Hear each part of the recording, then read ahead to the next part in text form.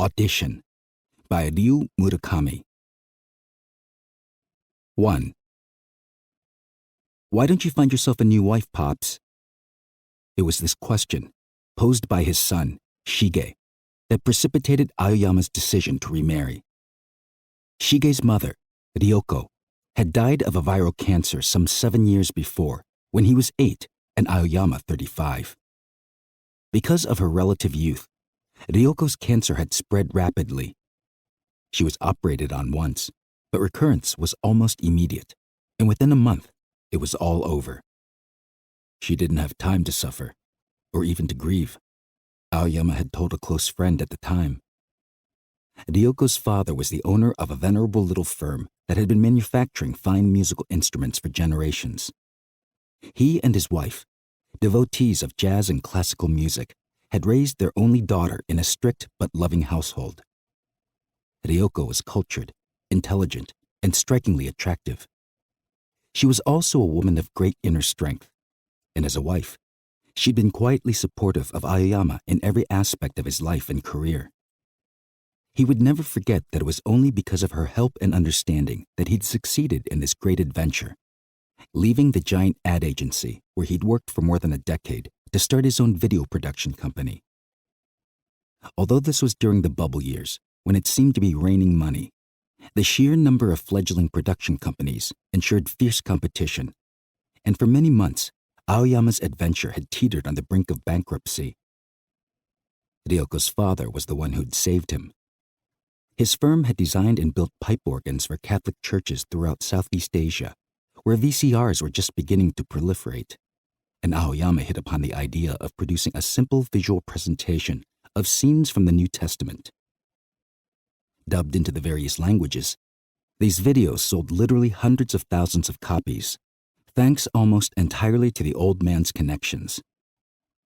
Many wives might have made a point of dangling something like that over their husbands' heads, but not the ever-modest and self-effacing Ryoko. Naturally, Aoyama had nothing but love, respect, and gratitude for this remarkable wife of his. And yet, it is also true that ever since his days at the agency, he'd been rather extravagantly unfaithful to her. The most critical instance had occurred just after the Jesus video took off, when he got entangled with a nightclub hostess to the tune of millions of yen. But even then, Ryoko had maintained her cool and her quiet dignity, and no serious fights ever occurred in the home. Her main priorities, first, last, and always, were Shige's well-being and education. What husband has never speculated how free he might feel if his wife were suddenly out of the picture? And how many count the days till she takes the kids off for a week with her folks? Let these men actually lose their wives, however, and few can even summon the will or energy to run wild. It's only then that they recognize the support system they've been taking for granted. When Aoyama lost Ryoko, he became mired in feelings of utter powerlessness. Eventually, he'd consulted with a physician friend, who warned him he was just a step shy of clinical depression. "You really will get ill if you don't set some positive goals for yourself," this friend had said, and Aoyama set himself too. One was to spend as much time as possible with his son. Shige was in a similar state of shock, devastated by his mother's death, and Aoyama conscientiously went about finding things the two of them could do together. He bought a baseball and gloves, honed his skills at video games, and watched more movies than he had in years. But because he'd always entrusted the business of raising the boy to Ryoko, it took weeks before he really felt they were getting to know each other. Swimming was one activity that provided them with a lot of quality time. Aoyama took out a membership at a local sports club, and the two of them swam in the pool almost every evening. Shige had been intimidated by the water, but his father patiently helped him overcome his fear, teaching him first the breaststroke and then the crawl. It was some 6 months after Ryoko's death, when Shige had gotten to the point where he could swim a 100-meter crawl, that Aoyama realized they were both finally on the road to recovery. Ryoko had died in midwinter, and now it was the rainy season. Walking through the car park of the sports club, Shige pointed at a cluster of hydrangeas and said, "Pretty, aren't they, Daddy?" They really were pretty, Aoyama thought. The vivid purple of the blossoms was something he could almost feel in the pleasant after-swim fatigue of his body. It had been a long time since he or Shige had been able to appreciate things like flowers. His second goal was to bring a certain legendary pipe organist to Japan.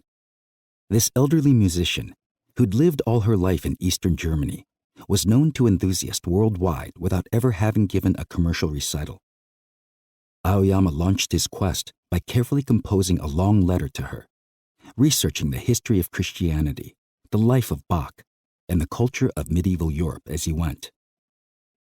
He had the letter translated into German, began studying the language himself, and even started investigating possible venues for her to perform in. Promoters tended to laugh him out of the room the moment he mentioned the elderly virtuoso's name, but Aoyama was determined to succeed, and through his own efforts alone. He didn't enlist the help of Ryoko's father, or even let the old man know what he was up to. And when, after 2 years of sending letters without any indication that she was reading them, he finally received a reply, and although the reply was a simple, polite refusal to perform, Aoyama literally shed tears of joy. He continued writing to her, dozens of letters to the effect that it was our duty as believers to record and commemorate, with state-of-the-art technology, her performance on an instrument of the finest quality. Aoyama didn't actually believe in God, but his experience with the Jesus video had served him well, and 5 years after he'd sent the first letter, he was able to bring the legendary artist to Japan. She performed a free, one-time-only concert at the auditorium of a music school in Mejiro, and Aoyama recorded the event on both video and film. No one was more delighted about this triumph than Ryoko's father, who understood well what it symbolized to his son-in-law, a final requiem for Ryoko and the beginning of a new life. At 15, Shige was already taller than Aoyama's 174 centimeters and a much faster swimmer of both the crawl and breaststroke. They'd both begun playing tennis the year after Ryoko's death, but of course Shige, who took after his mother in both looks and character, had made much quicker progress. The two of them stayed on in the house in Suginami-ku, a substantial home on an 800-square-meter lot that Aoyama rented from an acquaintance of Ryoko's father. The owner was an ancient gentleman who'd once composed popular songs and who now lived at the foot of Mount Fuji in a retirement home with its own hot springs. The rent, roughly 500,000 yen a month, was easily affordable now that Aoyama's firm was well established. At his office, in a building on Meiji Boulevard in Shibuya, he employed a staff of 14. Shige had entered a private high school in western Tokyo. He excelled in English and biology in particular, and he had a lot of friends. It was on a Sunday afternoon in midsummer, as the two of them sat in the living room watching a women's marathon, that he posed the question that started it all. The living room took up most of the first floor. It contained a massive sectional sofa, a big square coffee table, a 27-inch TV, an audio rack, and a huge mahogany drinks cabinet. Aoyama was stretched out on the sofa, sipping at a can of beer.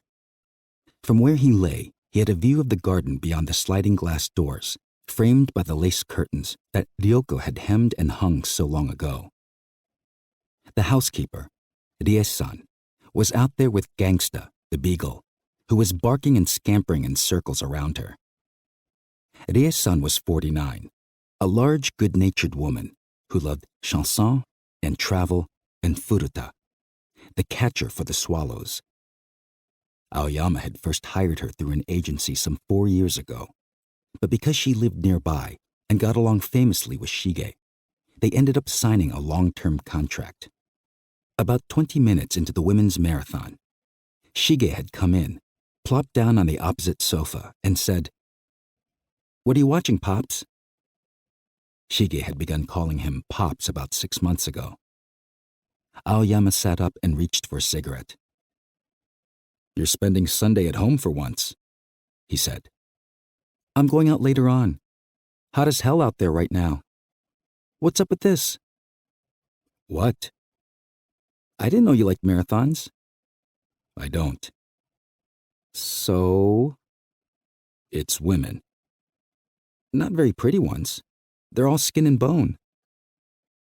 I predict, said Aoyama, that eventually women will outrun men in the marathon. Because?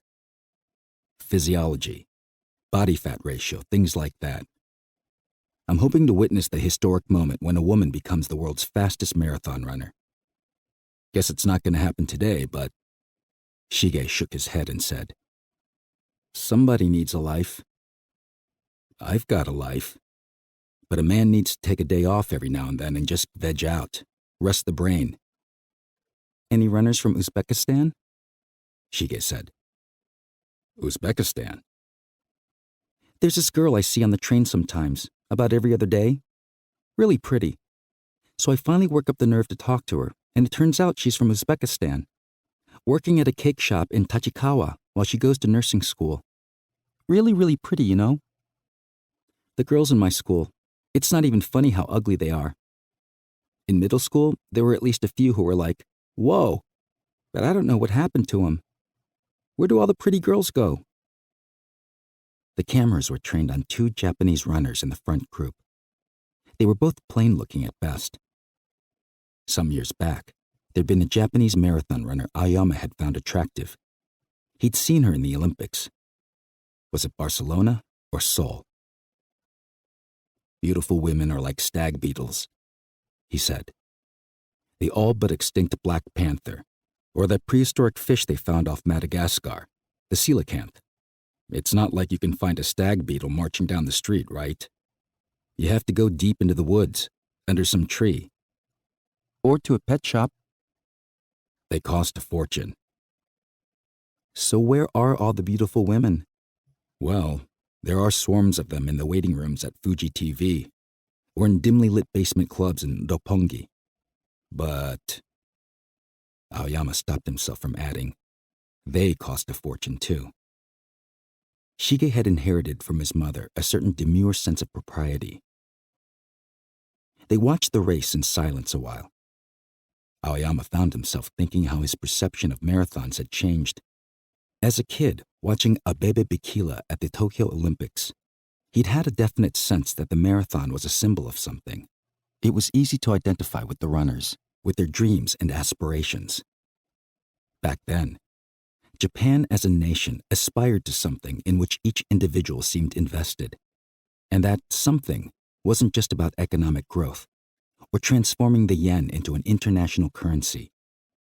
It had more to do with accessing information. Information was indispensable, and not only as a means of obtaining necessities like food and clothing and medicine. Within 2 or 3 years of World War II's end, starvation had been basically eliminated in Japan, and yet the Japanese had continued slaving away as if their lives depended on it. Why? To create a more abundant life? If so, where was the abundance? Where were the luxurious living spaces? Eyesores dominated the scenery wherever you went, and people still crammed themselves into packed commuter trains each morning, submitting to conditions that would be fatal for any other mammal. Apparently, what the Japanese wanted wasn't a better life, but more things. And things, of course, were a form of information. But as things became readily available and information began to flow smoothly, the original aspiration got lost in the shuffle. People were infected with the concept that happiness was something outside themselves, and a new and powerful form of loneliness was born. Mix loneliness with stress and enervation, and all sorts of madness can occur. Anxiety increases, and in order to obliterate the anxiety, people turn to extreme sex, violence, and even murder. Watching marathon runners on TV back in the day, you got the sense that everyone shared certain fundamental aspirations. But things were different now. It went without saying that each person was running for his or her own private reasons. For Japanese of Aoyama's generation, that might be a bitter pill to swallow, but Shige interrupted this train of thought. Why? He said. Don't you find yourself a new wife, Pops? Shige went to a friend's house that night, and Aoyama had dinner alone. Ryu-san had left a pot of steamed rice, and he walked to a delicatessen nearby, a place specializing in imported foods, and bought roast duck from France, along with some smoked salmon and mushrooms. He wasn't particularly fond of cooking, but neither did he consider it a chore to prepare a meal for himself. He boiled the mushrooms and placed them on a jinori plate, laid the salmon on top of them, sprinkled them with tinned capers, ground some fresh pepper on top, and added a squirt of lemon and a dash of soy sauce. There were more than a dozen different varieties of beer in the refrigerator, something that would have been unthinkable in the old days, Aoyama was thinking as he selected a Belgian brew and popped it open. When he'd gone to meet the pipe organist, he'd spent 3 weeks in a little town called Wittenberg, in the former East Germany, about halfway between Leipzig and Berlin. Food and goods were scarce there, but it was on the river Elbe, and the scenery was dumbfoundingly beautiful. Unlike bigger cities, the town had no food markets that catered to foreigners, and every morning he'd line up with the townsfolk to buy bread and to bargain with farmers for vegetables and meat and homemade beer. It was 3 weeks of an unwanted sort of monotony, devoid of any flash or dazzle whatsoever, and yet he'd never felt bored for a moment. Each afternoon at the same time, he'd call on the elderly pipe organist, who lived in a simple stone house on top of a hill at the edge of town, and chat with her in his broken German about things that had nothing to do with the proposed concert. The rest of the time, he'd walk stone-paved streets along the swollen, slow-moving Elbe, or gather shell casings left behind by Russian soldiers in World War II. And every evening, he made dinner for himself. The gas burner in the little house he rented was a relic, and just getting it lit was a major undertaking. But it produced a mysterious pale blue flame at which he never tired of gazing. Aoyama had experienced a real sense of fulfillment in those days, and that sense of fulfillment had truly changed him.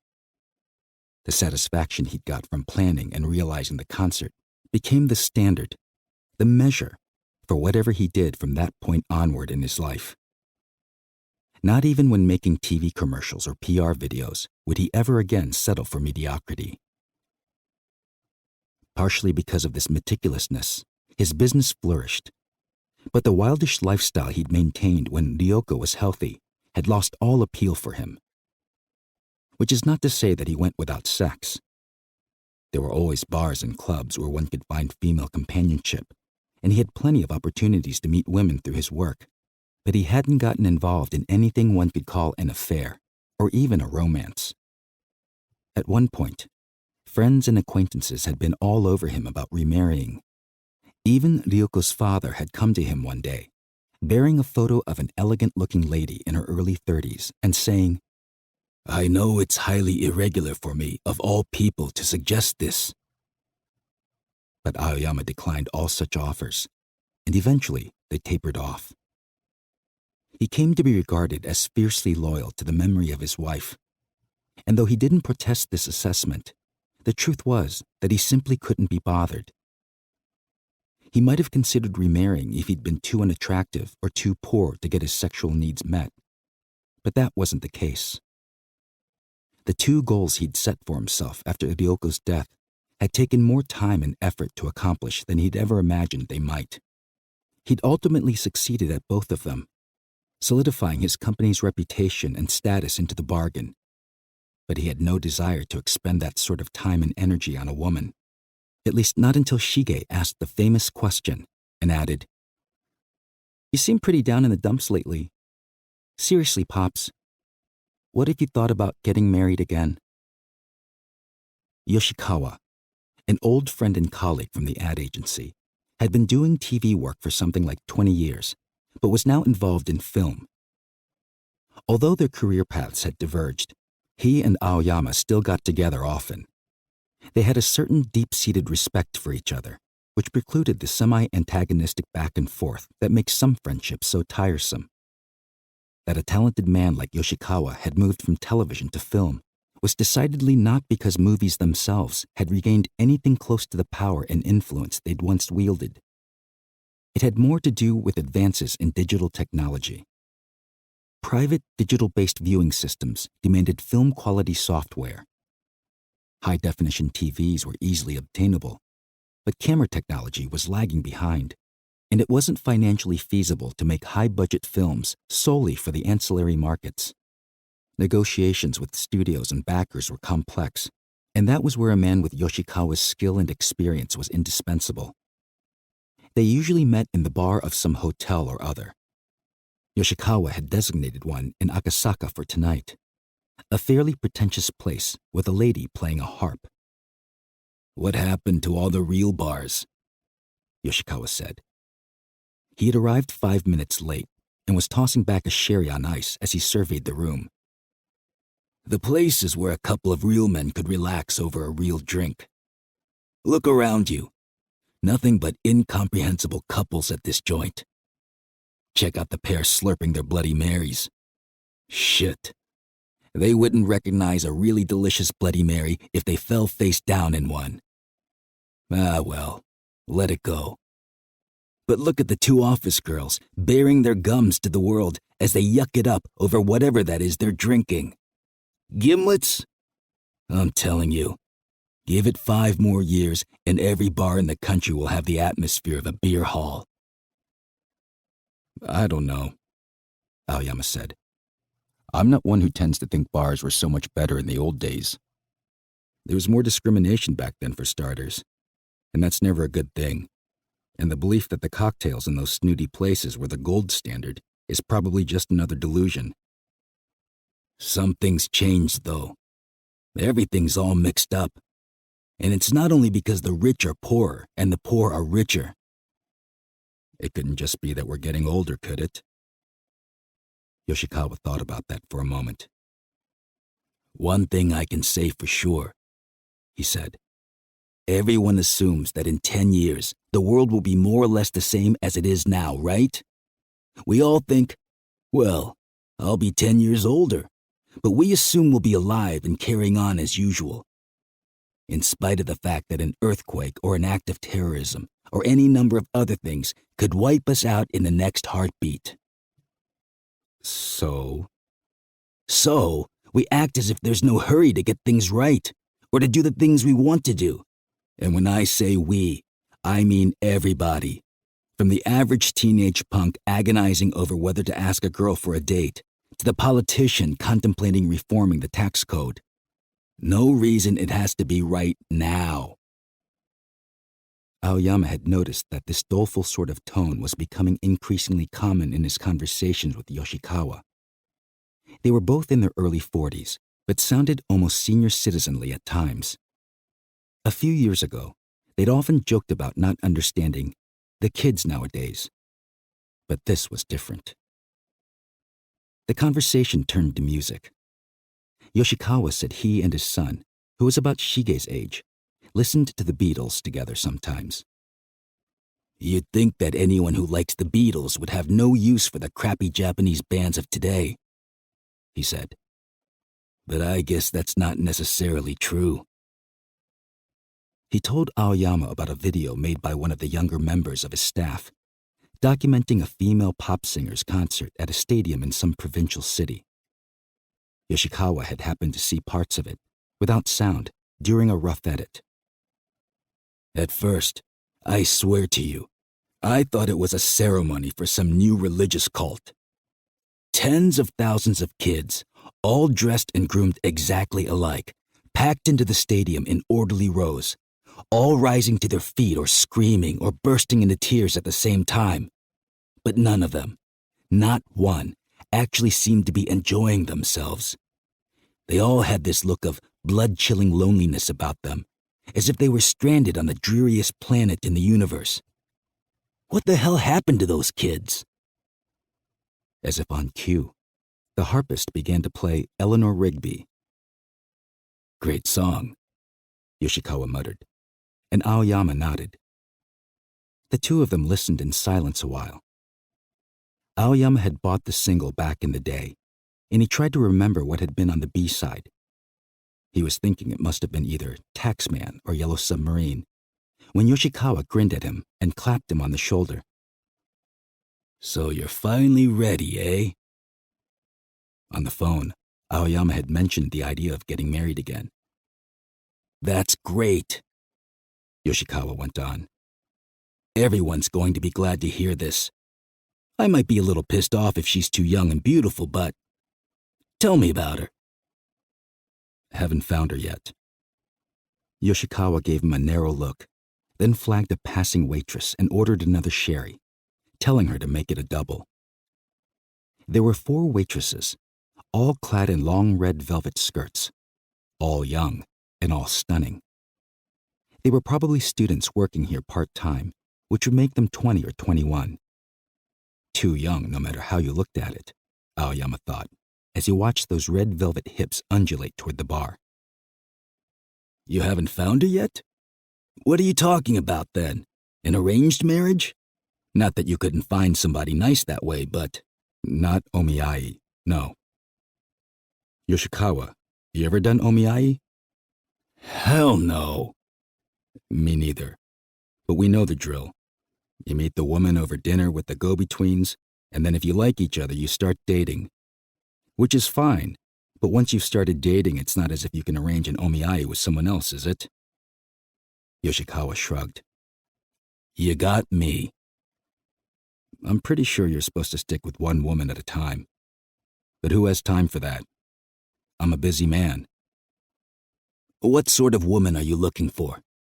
Younger, I suppose?" "I'm not that particular about age, but nobody too young. Preferably someone who has a career and who's been trained in some discipline or other." "Discipline? You mean like bondage and shit?" Aoyama laughed. "Idiot. I'm talking about, classical music or ballet, something of that sort." "Ah, shades of Ryoko." "Not necessarily. I just happen to think that nothing gives a person self-confidence like being classically trained. A person without self-confidence is incapable of being independent, and people who are dependent on their partners always create unhappiness. Always." "Aren't you being a little too picky?" "You think?" "A classical musician or a ballerina? I don't care how good a cat you are, that's asking a lot.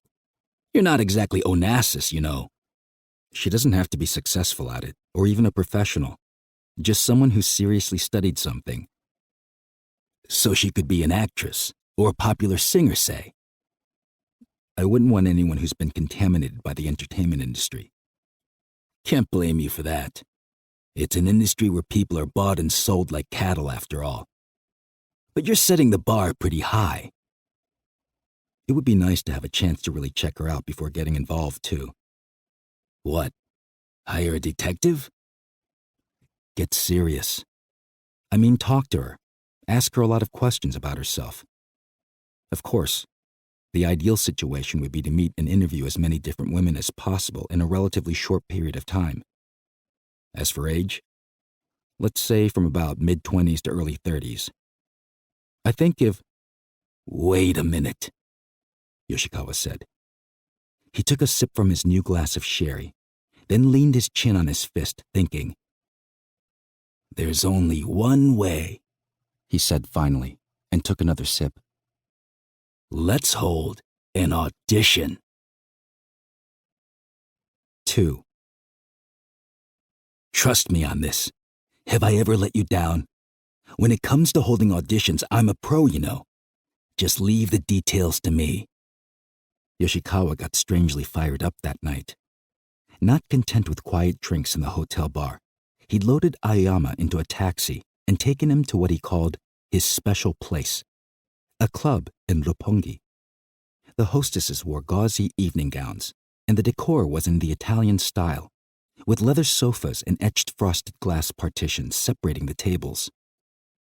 Curious, temperamental-looking potted plants were strategically placed throughout the room, and inorganic Eurojazz played over the sound system. Though Aoyama knew that a place like this might be shockingly expensive, he couldn't see what was so unique about it. It was crowded, with men sitting even at the bar, but Yoshikawa was greeted by the staff as if he were some sort of celebrity. They were shown to an L-shaped sofa set in the corner by a waiter who was of a type no one ever used to see in upscale watering holes like this. A dude in his late 20s with chiseled features, piercings in his ears and nose and lip, and a greenish-brown suit. He set a bottle of 30-year-old Ballantines on the round table, along with an ice bucket, a siphon of soda water, and glasses, and expressed a hope that they wouldn't mind waiting 10 or 15 minutes, meaning, of course, that all the hostesses were occupied at the moment. "Definitely a nice relaxed atmosphere," Aoyama said when the waiter receded. "And certainly posh enough. But what's so special exactly?"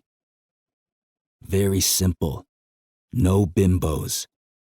Ever since the bubble burst, the only women in the ruined clubs of Ginza are the sorts of nitwits who look like they just climbed down from the pole in some disco, right? It's like you were saying earlier. Women who are serious about doing something with their lives avoid becoming airheads. The girls here are not only knockouts, they're all trying to make it as singers or dancers or actors. Hostessing in a place like this is actually a relatively wholesome way for a struggling artiste to support herself. You'd be surprised how hard it is to pursue a career in the performing arts without ending up in porn or nude modeling. I mean, do you have any idea how many women are calling themselves actresses these days? It's an epidemic. Actresses everywhere you turn, and scarcely a face among them you recognize. It's not as if we're making more movies than we used to, but the number of actresses has increased about 1,000-fold. Truly a bizarre phenomenon if you ask me. But it's going to work to your advantage." He was referring again to the audition idea. Aoyama was no stranger to auditions, having supervised a number of them for TV commercials and PR videos. Sitting in a studio, sizing up a row of 15 or 20 swimsuit-clad hopefuls, he'd always found words like slave trade and auction block popping into his mind. Of course, they weren't slaves, but there was no denying that the women lined up on that platform, posing in their bikinis, were trying to sell themselves. Buying and selling was the basis of all social intercourse, and the commodity an actor or model offered for sale was nothing less than her own being. Was it really all right, Aoyama wondered, to take advantage of such a system in search for a wife? "What's the matter?" Yoshikawa said. "You're not even drinking. What, you don't like my sublime and brilliant idea?" "I'm not saying I don't like it." Aoyama lifted his glass and took a sip. "I do have some reservations, though." "But it's the only conceivable way to meet your requirements. You worried about the money?" "The money's one thing. What about the conflict of interest?" Yoshikawa nodded. "Point taken. But I'm not quite stupid enough to hold an audition just for you. That'd be fraud after all." "Fraud?" "Look, you could always take out an ad saying, 'Wanted, second wife for successful 42-year-old widower.' But do you think you'd get to choose from dozens of lovely and talented young ladies?" "No." "On the other hand, we can't audition women for some film we have no intention of making. That would be fraud by anyone's standards. What I'm thinking is, we come up with an actual movie project. A love story, naturally. We need a leading lady, and she has to be a new face, an unknown. Early 20s to early 30s, say. Only aspirants with a solid background in some sort of classical training need apply. That'll be an integral part of the story we come up with, that the protagonist is devoted to her art. So all your requirements are right there in the casting call." "We're actually going to make a film?" "I didn't say that. There are dozens of film projects that fall through every year for lack of backers." "But doesn't that make it fraud after all?" "Hell no. There's a big difference between holding an audition for a film you never intend to make and holding one for a properly proposed project for which you're actively trying to come up with investors and a leading lady and a script."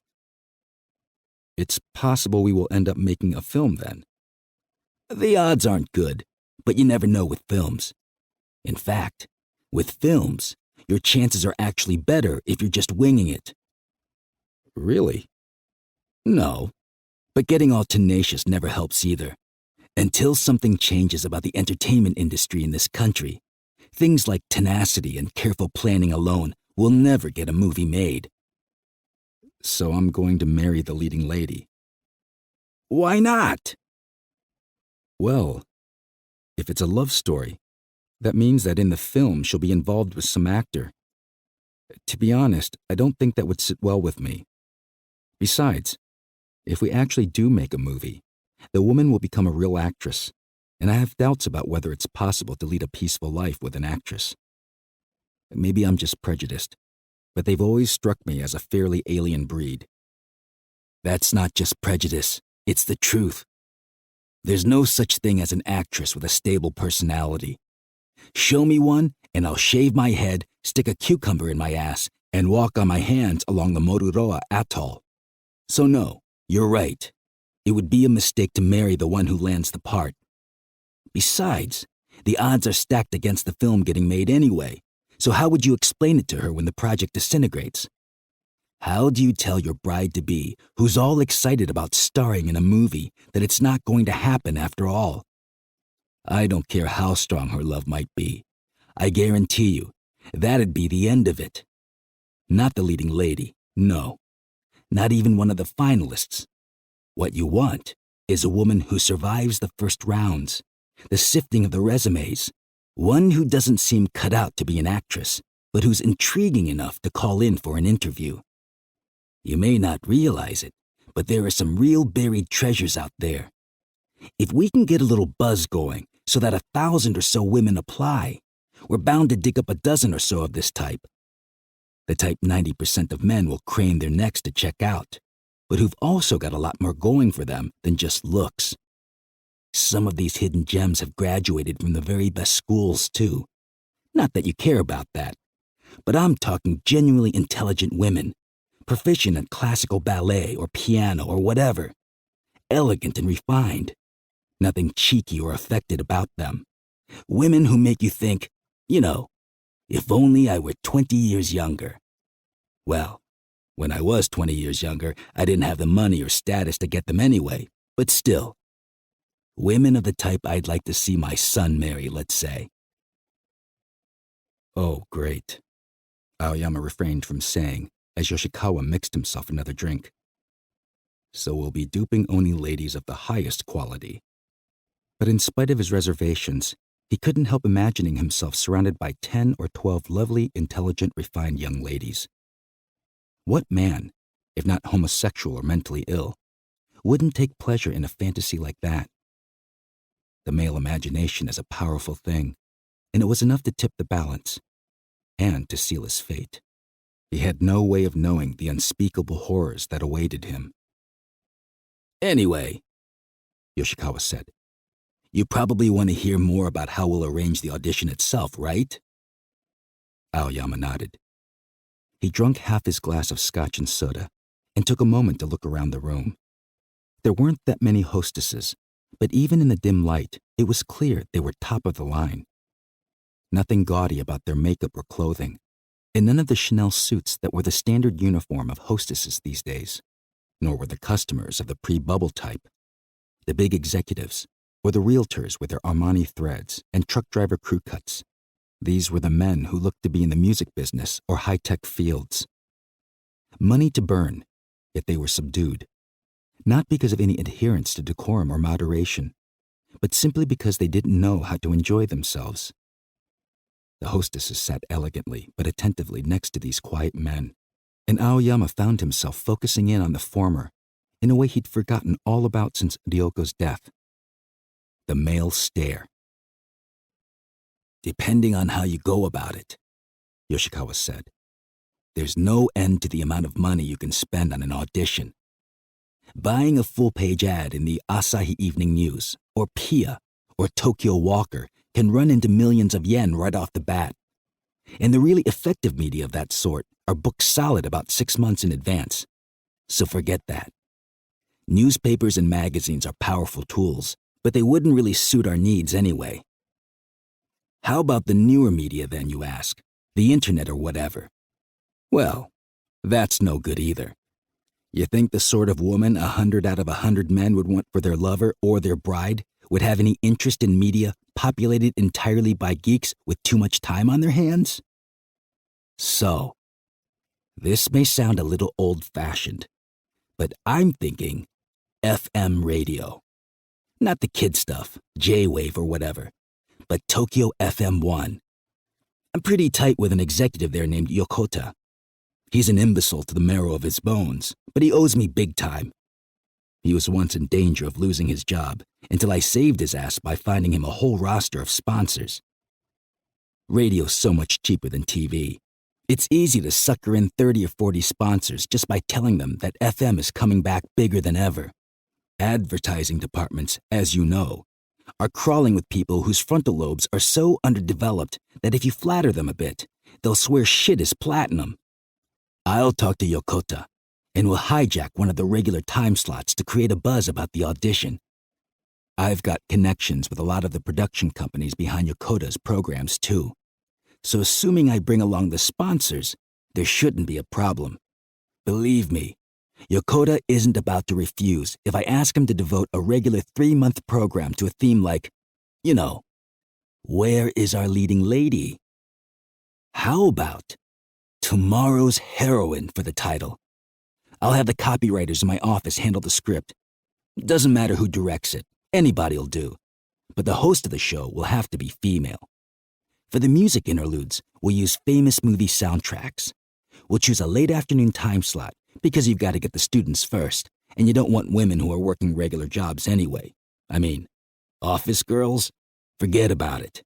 It's not that there aren't any beautiful office girls, but get a well-adjusted woman with a regular job, and it's just not that easy to pull the wool over her eyes. Wait, I don't mean it like that. We're not going to be deceiving anyone.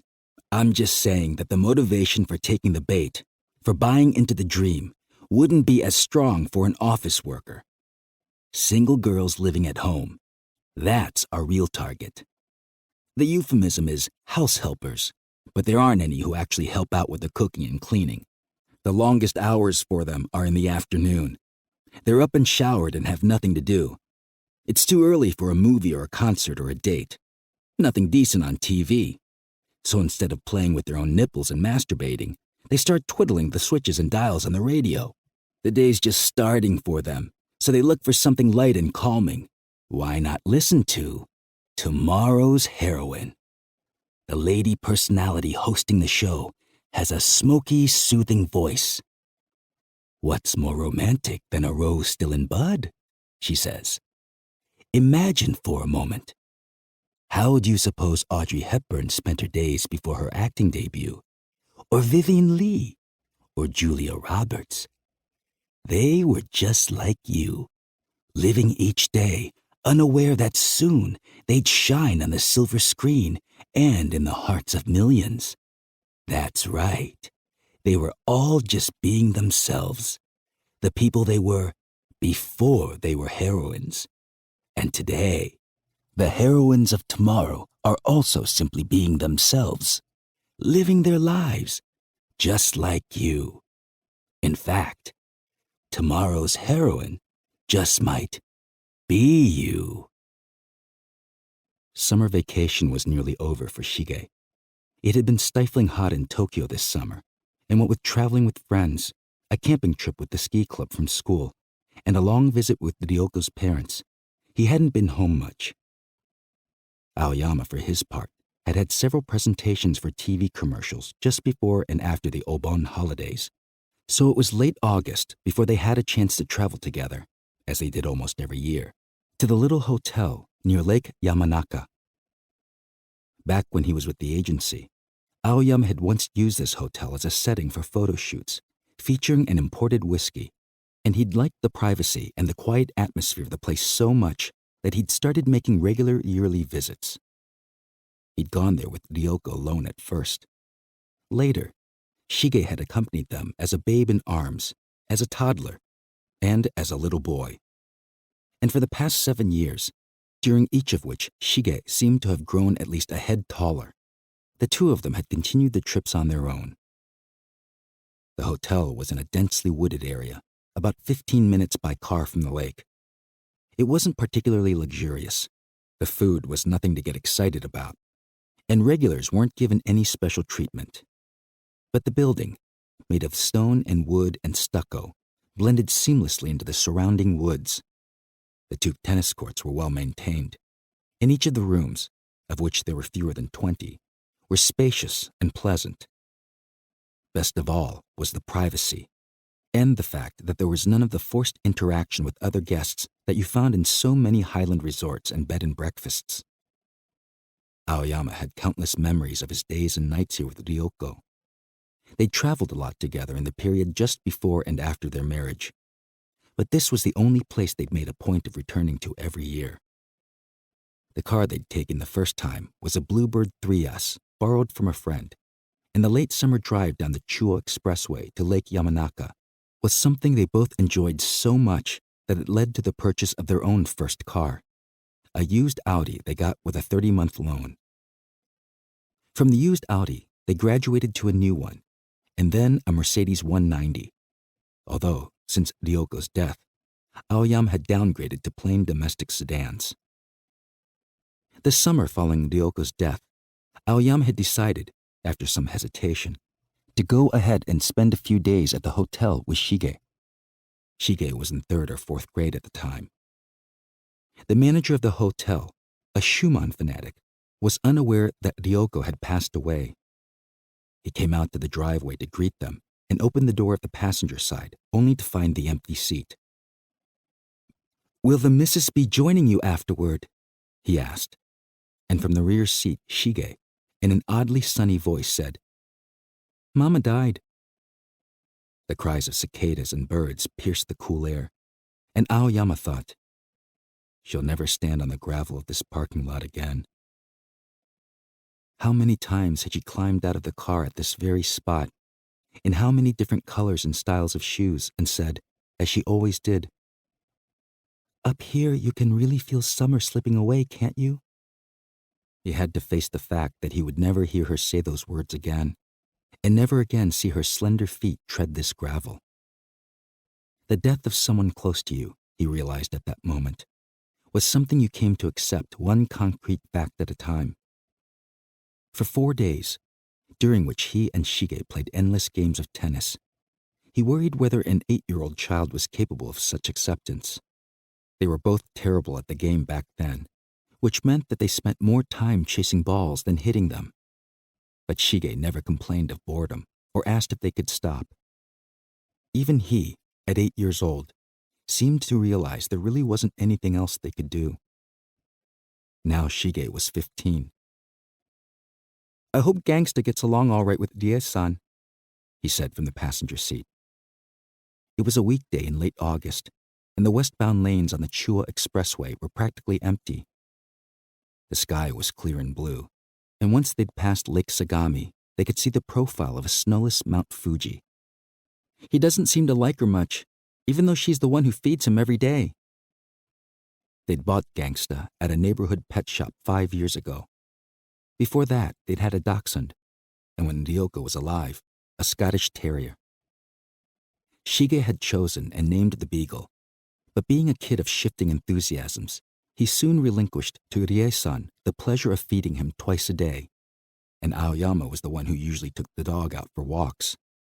But Shige still thought of Gangsta as his. "What do you mean?" Aoyama said. "They're always playing together in the yard." He was in a complex but elated mood. Yoshikawa had laid the groundwork for the audition with dazzling speed and an almost baffling fervor. He told Aoyama that the radio program had been approved in no time, and now it was already on the air.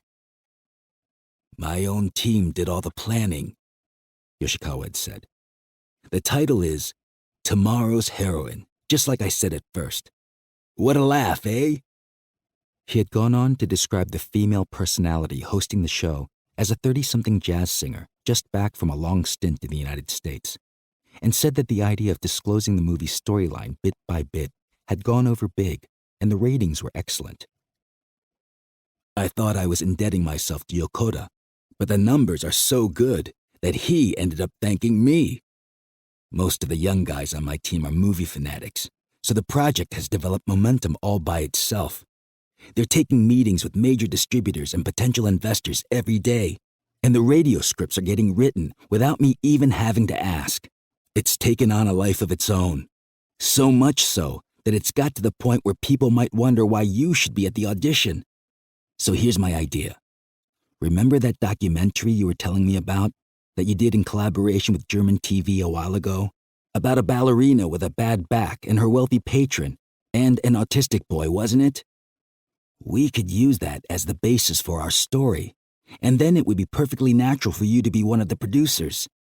Besides, it's a story with a lot of potential. In addition to finding the perfect bride for you, it's possible we could actually end up making a movie and pocketing a good chunk of change. Of course, if everything went that well, the gods would probably have to compensate us by frying us all. But anyway, the program's only aired 3 times so far. But get this, we've already received over 2,000 applications. 2,000 women to choose your bride from. The wide age range doesn't hurt, but you know something? Maybe having an ulterior motive is the way to go when you want to get a film made. Gangsta may not look it, Shige said, but he's pretty delicate and sensitive. Kind of like bashful. He doesn't warm up to just anybody. And Dia-san can be fairly rough around the edges, right? Like the way she's always breaking those expensive dishes Mom bought. It's just 3 days. I'm sure they'll both survive. Before setting out, Shige had rented videos of 10 or 12 war films and packed them, along with an 18-inch TV with a built-in VCR, in the trunk of the car. He was saying something about the Viet Cong now, but Aoyama wasn't doing a very good job of listening. All he could really think about were the 2,000 applicants. 2,000 was a figure he couldn't even get his mind around, but it lent him a euphoric sense of unlimited possibility. How different this was from his mood that summer after Ryoko's death. All he'd been thinking as he made the drive that summer was that he mustn't let his 8-year-old son see him cry. Eventually, even the deepest wounds can heal, and new possibilities can manifest all around you. It was an obvious truth, perhaps, but it struck him now as something profound and liberating. After checking in, he and Shige would play 3 sets of singles, take turns soaking in the big cypress bathtub, go out to the Chinese restaurant overlooking the lake, where the shark fin soup and abalone were outstanding, then come back to watch Hamburger Hill or Platoon or Rambo. It was all very simple and healthy and gratifying. Not that I know that much about the Viet Cong, Shige was saying, but were they really that strong? In the jungle? Aoyama said. Unbeatable. Not even the Green Berets were any match for them, right? How about Spetsnaz? Spetsnaz never fought the Viet Cong. But I mean, if they did fight, Spetsnaz would probably lose too. I don't think anybody could have defeated the Cong in their own jungle. Incredible booby traps and things, right? Shallow pits with sharpened bamboo poles planted under a layer of leaves. Smaller holes to shred your leg. Boards with spikes sticking out that would fly up and stab you in the chest. And I heard they'd smear the spikes with poison or with human poop. Shit is free after all, unlike bullets and helicopters. Pretty scary. I bet they used the filthiest poop they could find, too. Get everyone to present a sample and choose the one with the most bacteria and stuff. They were listening to middle-period Beatles as they drove. This was the result of a compromise. Aoyama would have preferred classical, but Shige had lobbied for early Komuro Tetsuya. All You Need Is Love had just ended. Aoyama looked at his watch, then turned off the CD player and turned the radio to FM1. A soft female voice purred out of the speakers, and Shige said, "What's this? Why are we listening to the radio?" Tomorrow's heroine. Where is she right now? Dreams really do come true, you know. All it takes is a little courage. The first processing of the resumes would begin soon after they returned from Lake Yamanaka. 2,000 women. thought Aoyama. 3. That night, in the hotel room, they watched a triple bill of Rambo films. Midway through First Blood, Shige declared it a great movie, and he even shed a few tears at the ending. But with the second and third installments, he grew gradually disgruntled, and by the time they got to the final scene of Rambo 3, he was downright indignant. "What the hell is this? It's ridiculous. How's a guy on horseback gonna take down an attack helicopter with a bow and arrow? They must think we're all morons watching this crap. What's he supposed to be, Genghis Khan?" It was past 2 a.m. when the third film ended. Shige said he was going to go online and wanted the room to himself because he couldn't relax with a computer illiterate looking over his shoulder. "Go have a drink somewhere, why don't you?" he told his father. Aoyama obediently left the room with a glass and a bottle of cognac. The hotel was utterly quiet, but the lights were on in the lounge next to the lobby, a cozy space with comfortable sofas and reading lamps. He sat in the soft light, thinking about the audition and about Ryoko, and enjoying the liquid heat of the cognac sliding down his throat. Ryoko's death, as he'd reflected many times before, had been a turning point for him. It certainly wasn't anything he'd hoped for, and he wasn't in any sense glad it had happened. But sometimes, things happen that no one hopes for. Events that cause everything you've worked toward, the life you've carefully constructed piece by piece, to come tumbling down all around you. No one is to blame, but you're left with a wound you can't heal on your own and can't believe you'll ever learn to accept, so you struggle to escape the pain. Only time can heal wounds as deep as that. A lot of time. And all you can really do is place yourself in its hands and try to consider the passing of each day a victory. You tough it out moment by moment, hour by hour, and after some weeks or months, you begin to see signs of recovery. Slowly, the wound heals into a scar. But you can't expect children to understand that. For months after Ryoko's death, Shige had behaved as if he were on a sort of manic mission. He took lessons at 2 different tennis clubs, played video games and messed about on the computer all night long, and even began getting into fights at school, sometimes coming home with a bloodied face. It was as if he'd abandoned himself to his despair. But in fact, Aoyama knew. He was fervently searching for something that, once found, would keep him from having to feel the pain of his wound. To just entrust oneself to time was to exterminate oneself, to temporarily accept a kind of death. Children aren't capable of that sort of detachment. For Shige, it wasn't a question of whether he could find what he was searching for or not. The very act of searching served to create distance from the wound. Obviously, Aoyama's own quest to bring the legendary pipe organist to Japan had served a similar purpose. If Ryoko's death hadn't occurred, he would never have undertaken the project. And if it weren't for that project, the person he was now would never have come into existence. On the polished teak side table was a copy of Newsweek, and he picked it up and leafed through the pages. It must have been left behind by some American guest, he thought. The manager here wasn't the sort to scatter foreign weeklies around for atmosphere. One of the photographs in the magazine caught his eye. A homeless youth in New York City. At 16, the caption read, "This boy has never been hugged." Aoyama gazed for some time at the kid's face. It was the face of a human being who'd been constructed exclusively of wounds. Not time, or history, or ambition. Nothing but wounds. The face of a person who could probably kill someone without feeling anything whatsoever. When my father's business failed, our family moved from the big house we'd been living in to a one-room apartment.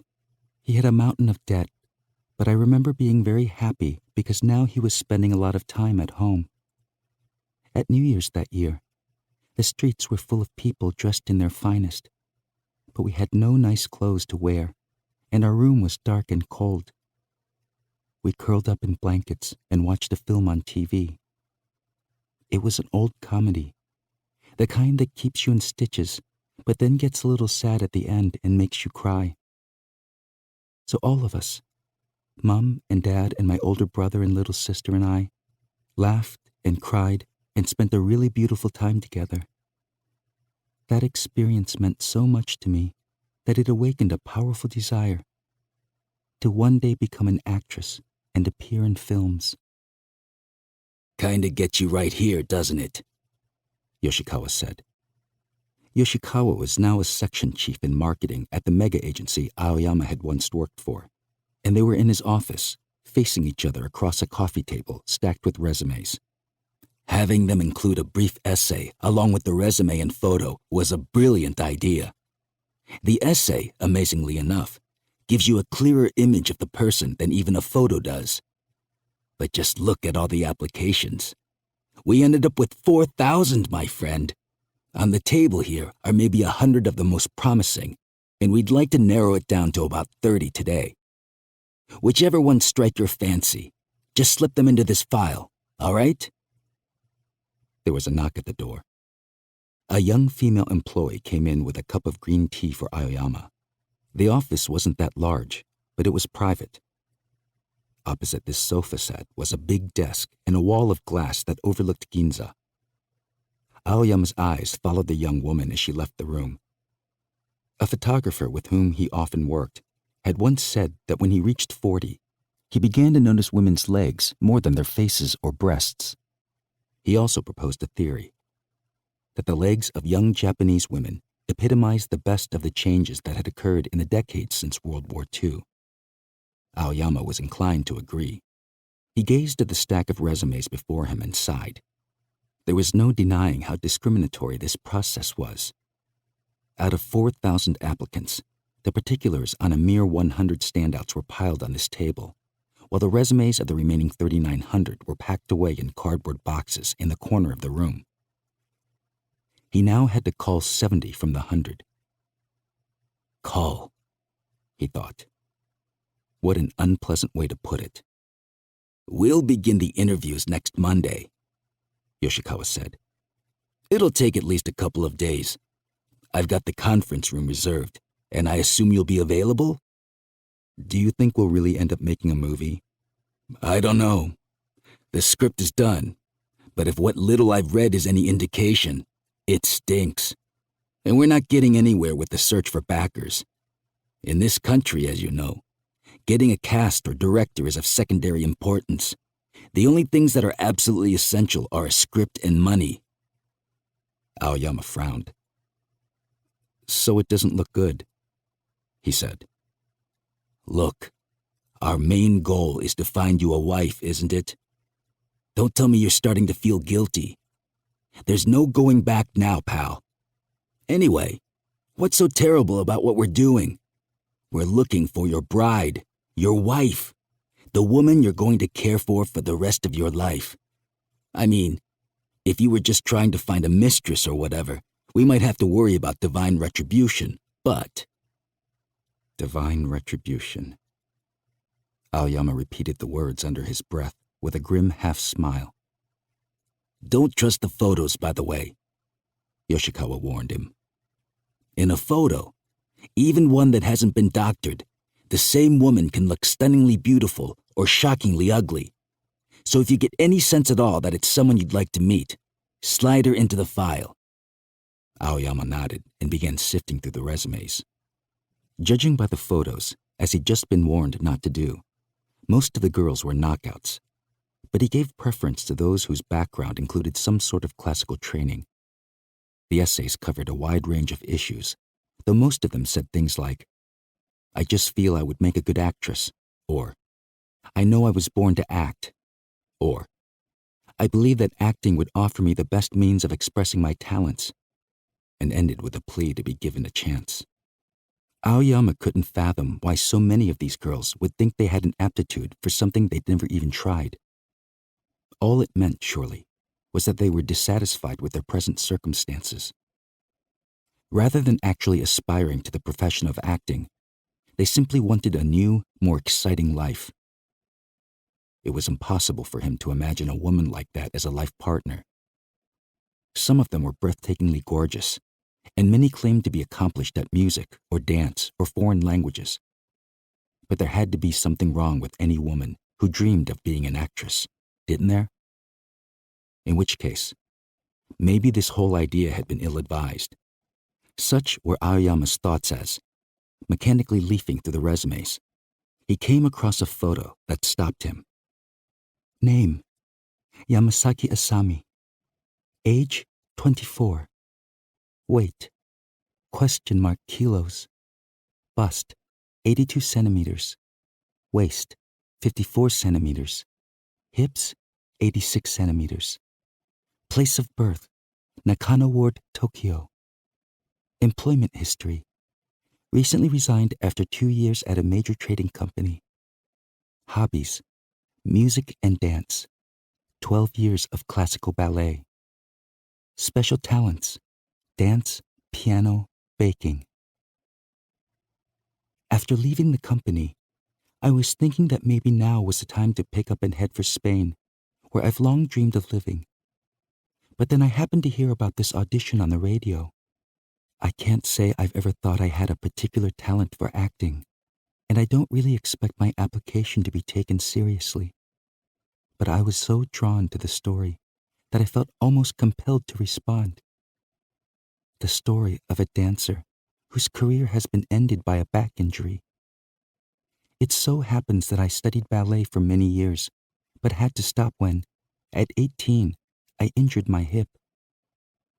I don't suppose I really had what it takes to become a prima in any case. But the injury occurred just as I was making preparations to enroll at a ballet school in London, and it felt like the end of the world. It took me years to recover from this disappointment. At the risk of sounding overly dramatic, it was a process not unlike learning to accept death. That's how powerfully the injury affected my life, and why I felt so much empathy for the main character. Aoyama stopped to peer at Yamasaki Asami's photo a number of times as he read and reread the essay. It was just a snapshot, but her direct, up-from-under gaze was riveting. There was something powerful in those eyes, and her strong nose and sensuous lips made him think of Ryoko. In the end, he selected 31 candidates for interviews, though Yamasaki Asami was the only one who really interested him. When he returned to his office that day, he told some of his staff about the audition, naturally omitting the bride search angle. He explained that a friend and colleague from his agency days had asked permission to base a movie script on one of their documentaries. I myself might end up with the producer credit, he told them, but at absolutely no risk to our firm. If the film does get made, however, we'll receive payment for the story idea, and I'll try to get video rights as well. He didn't expect anyone to object, and no one did. Even as he was speaking with his staff, Yamasaki Asami was much in his thoughts, as she was when he returned home that evening and took Gangsta out for a walk. He could scarcely believe it himself, but he'd already decided that she was the one. The decisive factor wasn't her beauty, or the fire in her eyes, or her background in ballet, but rather those words in her essay. It was a process not unlike learning to accept death. Being a beagle, Gangsta had one great passion in life: exploring smells. On their walks, he tended to spend more time sniffing at things than ambulating. Normally, Aoyama would be tugging on the leash, urging the dog to move on. But tonight, his head was full of Yamasaki Asami, and it was Gangsta who did most of the tugging. Aoyama was imagining an entire scenario. Shige has eaten supper and is upstairs in his room on the computer. Down in the living room, where he sits sipping cognac, Aoyama can hear a faint tapping of the keyboard and soft electronic bleeps. Asami walks in from the kitchen, carrying a glass. She's finished washing the dishes, and now they have a chance to spend a little time relaxing together. She puts ice in her glass and sits down next to him on the sofa, smiling. I think I'll try a little bit of that, she says. Is it all right to have it on ice? I suppose it's hopelessly gauche to drink such expensive brandy any way but straight. Not at all. Good spirits are good no matter how you drink them. Mix it with cola and it would still be delicious. I'm glad Shige seems to be accepting me. When I think about how I felt at 15, I know he must be going through a lot of conflicting emotions, but he doesn't even seem shy about calling me Mum. The truth is, he's the one who suggested I remarry. You're teasing me. No, it's true. You know, I'm pretty proud of that kid. For all he's suffered as a child, he's maturing into an incredibly thoughtful and compassionate young man. Do you remember what you wrote in that essay? The part about learning to accept death? Well, all three of us have been through something very similar, which I think is why you and I were able to understand each other so completely right from the start. Asami nods and smiles and lifts the glass of cognac to her lips. A yank on the leash brought Aoyama back to earth. They'd crossed paths with a female poodle, and Gangsta had made an aborted dash for her. Now he looked up at Aoyama as if to ask what in the world was wrong with him tonight. It wasn't until he noticed Gangsta goggling at him that Aoyama began aware of the goofy smile on his own face. Just thinking about Yamasaki Asami had caused the muscles to relax into a grin. And yet, he still knew nothing about her, really. Sorry, Yoshikawa said to the girl he'd chosen to receive the applicants. But would you ask the next person to wait just a bit? We'll take a 5-minute break.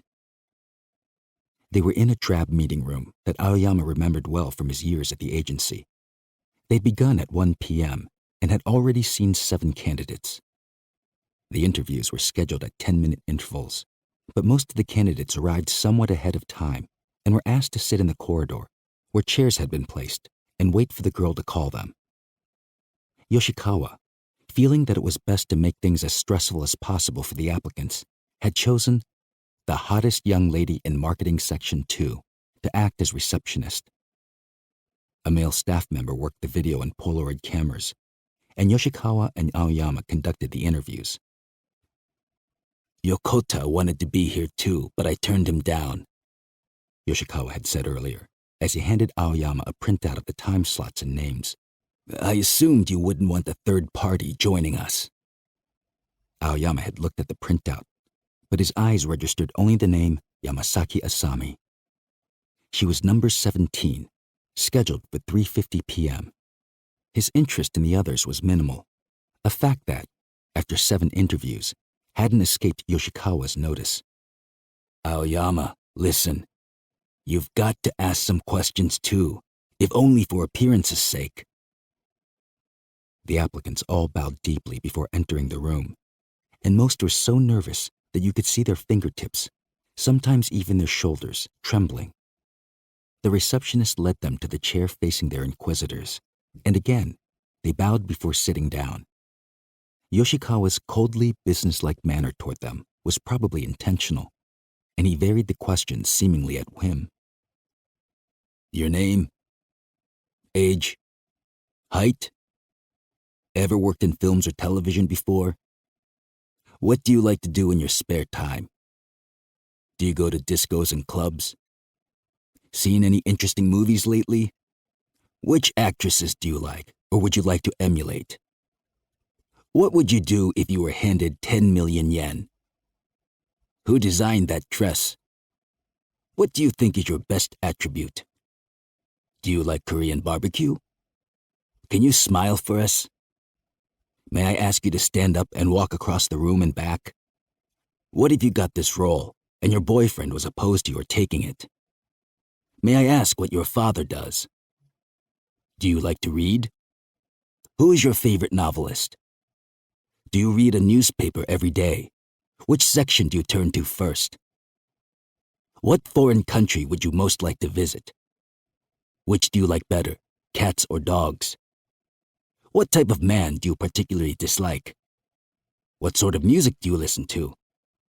Do you like classic rock? Which do you prefer, the Eagles or the Stones? Do you listen to classical music as well? Do you know who the 3 tenors are? Which is your favorite, Carreras, Domingo, or Pavarotti? Can you describe a vivid dream you've had recently? Do you ever experience sleep paralysis? Are you interested in UFOs? Do you consider yourself beautiful? As a child, what did you want to be when you grew up? What are your views on marriage and adultery? What is the first thing you order at a sushi bar? Have you ever considered working in the sex industry or as a bar hostess? Have you ever been tempted to experiment with drugs? Why are you making me ask all the questions? Yoshikawa was saying. Don't tell me you've lost interest now that we've reached the moment of truth. Yoshikawa seemed genuinely pissed off, and Aoyama decided it would be best to tell all. He asked the photographer to step outside for a moment so they could confer in private. Good Lord, Yoshikawa said, with a wry chuckle after hearing about Yamasaki Asami. He found her resume and essay and read through them, then peered at the photo. You can't tell anything from this, though, he said. It's dangerous to base your decision on the application alone. I know that, but I just have this feeling about her. Besides, all the others leave me flat. What can I do? Intuition, eh? Is that what you're telling me? Trust your intuition and the universe will guide you? What's that? An old saying, isn't it? Whose old saying? How should I know? Yoshikawa sighed. Look, you need more information. You have to talk to the other women too, if only for comparison's sake. Isn't that what we're here for? I'll admit, there's something strangely attractive about this Asami-chan of yours, but... His flippant use of the diminutive chan was all it took to stir Aoyama's own anger. Yoshikawa, I think you know damn well how serious I am about this. I'm serious too, you ass. So don't expect me to be thrilled that you've made up your mind on the basis of a photo and an essay. You're the one who said the essays give you the best sense of who a person is. The written word doesn't lie. You can always tell if it's coming from the heart or not. Yoshikawa was silent for a moment. That's bullshit, he said softly. But all right. I'll pay special attention to her too. Just please, ask a few questions of the others as well. I called in a lot of favors to get that program on the air, and even to secure this room. Fair enough. The candidates represented a variety of types. One was a 28-year-old who'd graduated in French studies from a national university, spent 3 years in Paris as a member of a project team for a major trading company, become a clothing designer on her return to Japan, opened a boutique in Los Angeles and lived another 3 years in Malibu, then got bored with it all and began drawing illustrations for children's books. She was built like a fashion model and was wearing an outfit of woven hemp dyed in primary colors that she attributed to some Moroccan designer. She was also trained in classical ballet and said she felt that she alone was capable of undertaking such a sensitive and nuanced role. Aoyama was sure there was no way he could keep up with a woman like that. Another applicant had appeared in more than 30 adult films, had twice tried to commit suicide, had been institutionalized 3 times, and was now, at 33, a yoga instructor. She showed them the scars on her left wrist, as if displaying her most valued treasure. Several of the women came with their managers in tow. One of the managers literally got down on his hands and knees, prostrating himself. "Please favor us with your consideration," he screeched, as if begging for his life. One of the women claimed to be psychic and offered to describe the guardian spirits attached to both of them. Aoyama's turned out to be a painter who died young, and Yoshikawa's was a flying squirrel. A number of the women insisted on dancing for them, and one began shedding clothes as she did so. Aoyama wanted to stop her, but Yoshikawa overruled. She ended up completely nude, right there in the drab meeting room, and left, saying she felt like a new woman. A girl, still in her teens, spoke at great length about her tumultuous sexual history. There were several women in their 30s. One had taken an airplane all the way from Hokkaido just for this audition, and proudly told them she was known as the Queen of the Discos in Sapporo. "Men have made a fuss over me ever since I was a little girl," she said. "So it seems only natural to have them flocking around me at discos. But I make a point of never giving my heart, or my body, to anyone. When people ask why that is, I tell them it's because I'm an actress. Not that I've ever done any actual acting per se, but I know in my heart that I was born to be a star." One explained that she was eager to start an acting career because her husband had caught her cheating and was threatening divorce. Another, who'd shrugged off her trench coat to sit before them in a string bikini and high heels, said she'd appeared nude in a number of magazines, but never got a true sense of fulfillment from that, and realized when she heard about the audition that destiny was calling. A few brought portable karaoke sets and sang for them. They saw a nurse, a poet, and a vocalist in a band, a woman with a 70-year-old sugar daddy, a nursery school teacher, a very tall African Japanese, a baton twirler, and a rhythmic gymnast. And then, at exactly 3:50 p.m., she made her appearance. 4. "Next, please," came the voice of the hottest girl in Section 2, and Yamasaki Asami materialized in the doorway. Silhouetted against the off-white walls, she walked to the chair, bowed with modest grace, and sat down. That was all, but Aoyama had a very distinct sensation that something extraordinary was happening all around him. It was like being the millionth visitor to an amusement park, suddenly bathed in spotlights and a rain of balloons and surrounded with microphones and flashing cameras. As if luck, normally dispersed in billions of tiny free-floating gem-like particles, had suddenly coalesced in a single beatific vision, a vision that had changed everything forever. He was aware of an indescribable, fizzy sort of feeling in the pit of his stomach, and of the voice of reason in his own head chanting the refrain, "This can't be right. It doesn't make sense. Things like this aren't supposed to happen." But the voice grew weaker as a fizziness seeped into his bloodstream and spread through his system. She was even more beautiful than her snapshot had led him to believe, and when she smiled, as if to herself, and shyly looked down at the floor, all his worries seemed to dissolve and leave him afloat in a warm bubble of bliss. He felt like a deaf man, whose ears had been healed with exquisite music, and it almost struck him as odd that music didn't begin playing. In a movie, this is where the poignant love theme would have swelled. He glanced at the hottest young lady in Section 2 and wondered how she was managing to maintain her composure. Faced with such beauty, she should have swooned with shame and slumped to the floor. Yoshikawa began the questioning. Let's see, Yamasaki Asami-san?" "Yes, Yamasaki Asami."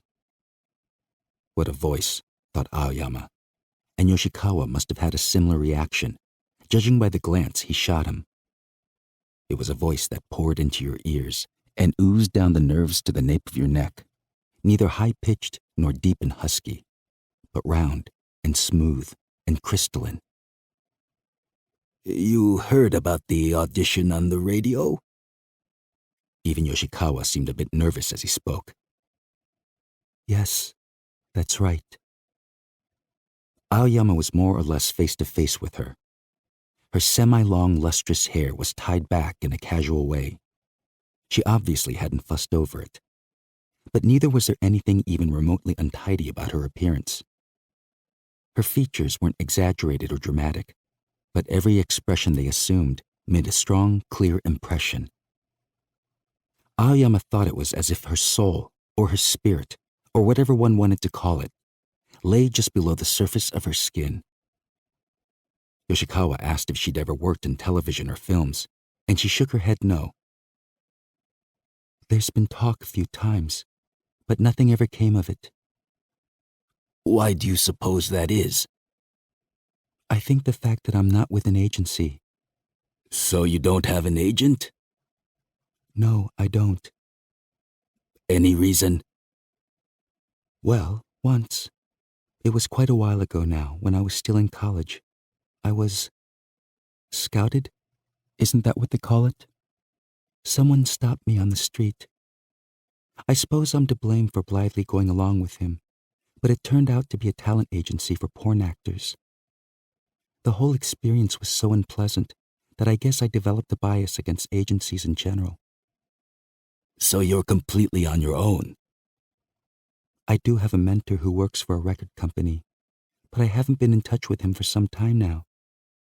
Which record company? Victor. May I ask his name?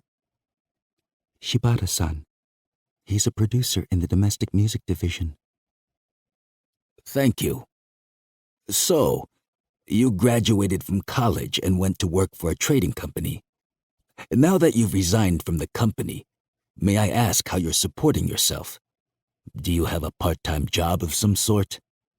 I help out at a friend's place 3 times a week. A restaurant or something? It's a little neighborhood bar. A tiny place with just one small counter. The mama-san is a lady I met a long time ago at voice training classes. Do you like to drink? Only moderately. Socially. And is 3 nights a week enough to get by? I also do some modeling now and then. Modeling? I have a friend who's a stylist, and she helps me get work occasionally. Not for major magazines, of course, but catalogs and newspaper ads and so on. I see. And you live in Suginami. Casa Prima. I guess that's an apartment complex of some sort?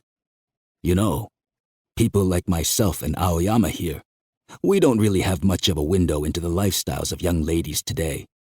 Please feel free not to answer this if it's too personal, but I wonder how much monthly income someone like yourself requires. A lot of young women seem to be living so extravagantly these days, carrying designer bags that cost tens of thousands of yen, for example, and I can't help but wonder how they manage that. Yoshikawa looked at Aoyama as if to say, I'm asking this for your benefit, you know. To be honest, she said, it's a mystery to me too. She spoke clearly and unfalteringly, looking at each of them in turn, and she didn't stretch out the vowels at the ends of words like so many young women, or fill her sentences with meaningless interjections. Aoyama could tell she was a little nervous, though he couldn't have said how he knew that. Somehow, he just felt completely in tune with her feelings.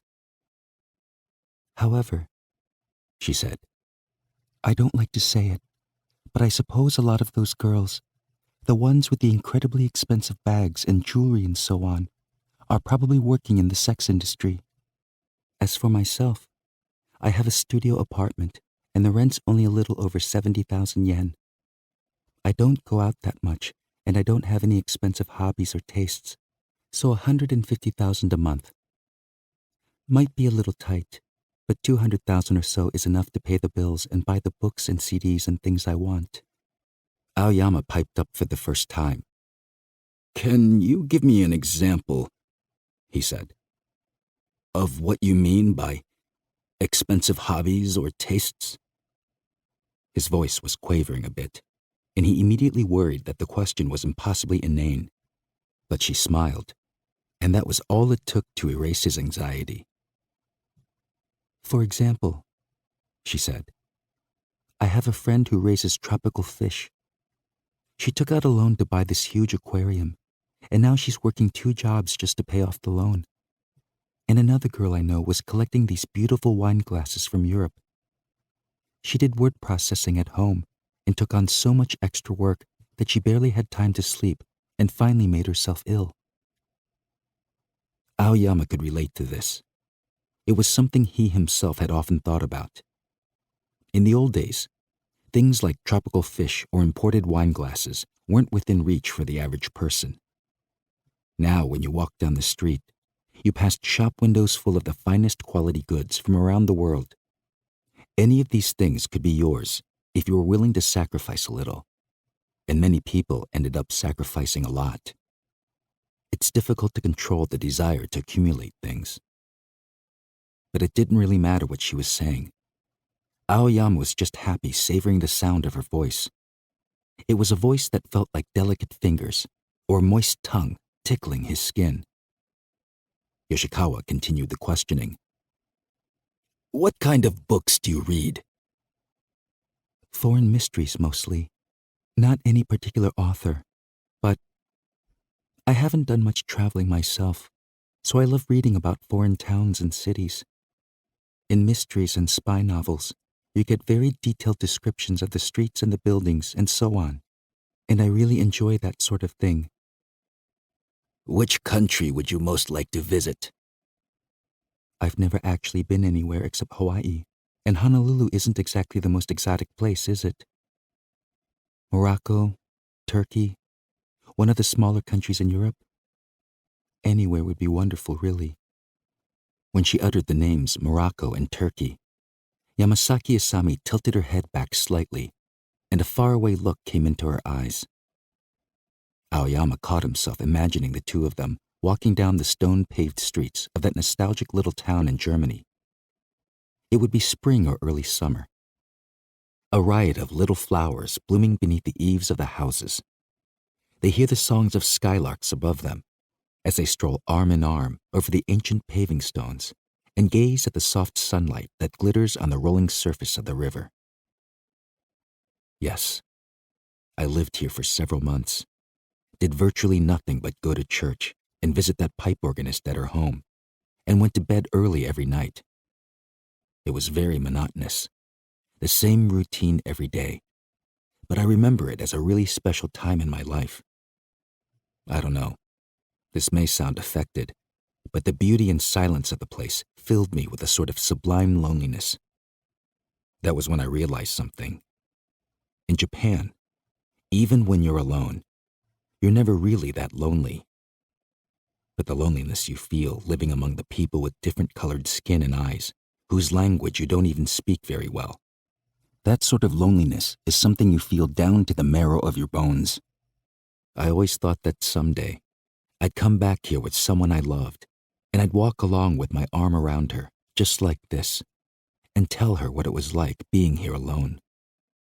Of course, I never thought it would turn out this perfectly. This is a dream come true for me. It really is. He couldn't believe how sweet this sudden vision tasted. His heart was pounding, and he silently took a few deep breaths to calm himself down. He'd better ask another question, he thought, or he might just sit there mooning at her, losing himself in daydreams. Besides, he wanted to raise certain core issues that Yoshikawa might not touch upon. You, he croaked, and cleared his throat. Excuse me, you wrote that you were thinking about going to Spain after leaving the company. Yes. Are you planning to live there long term?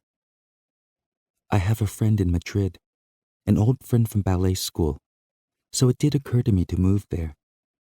But I haven't made any actual preparations or anything, which makes me wonder how serious I really am about it all. She lowered her gaze in a melancholy way.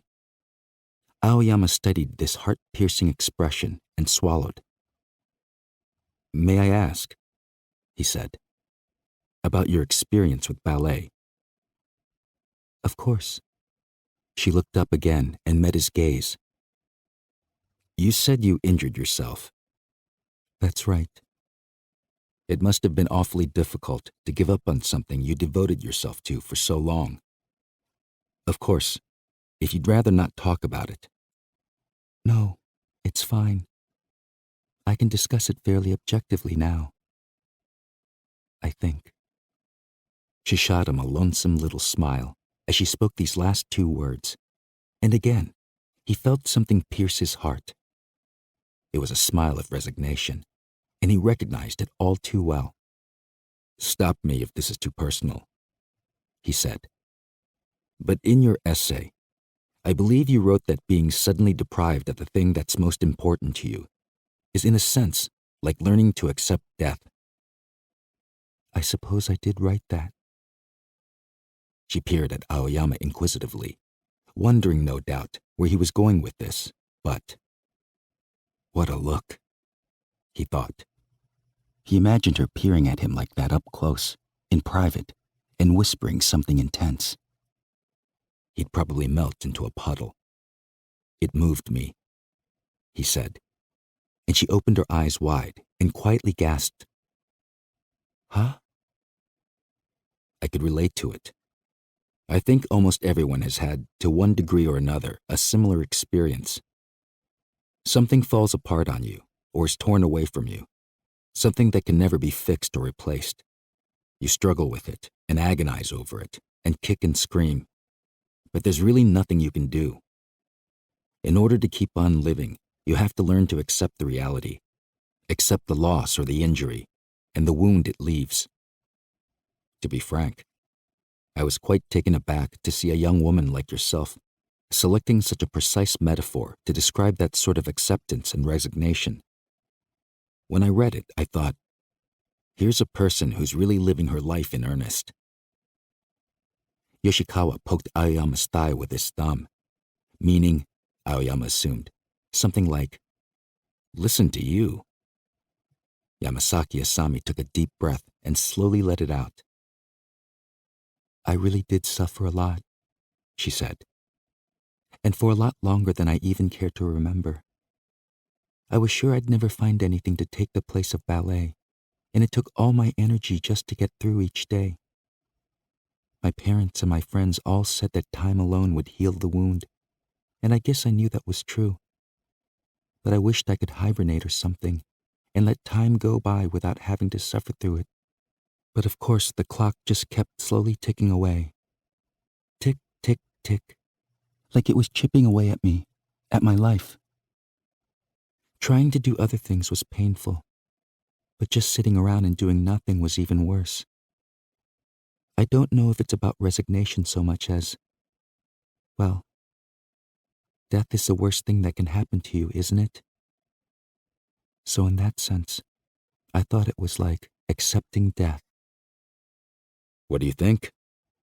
Aoyama said after she'd left the meeting room, and Yoshikawa had sent the photographer out again and told the receptionist they'd take a 15-minute break. What do I think? Yoshikawa said, reaching in his pocket and pulling out a new pack of Lark Milds. He took his time opening the packet, extracting a cigarette and lighting it. I'm not sure how to answer that, he said.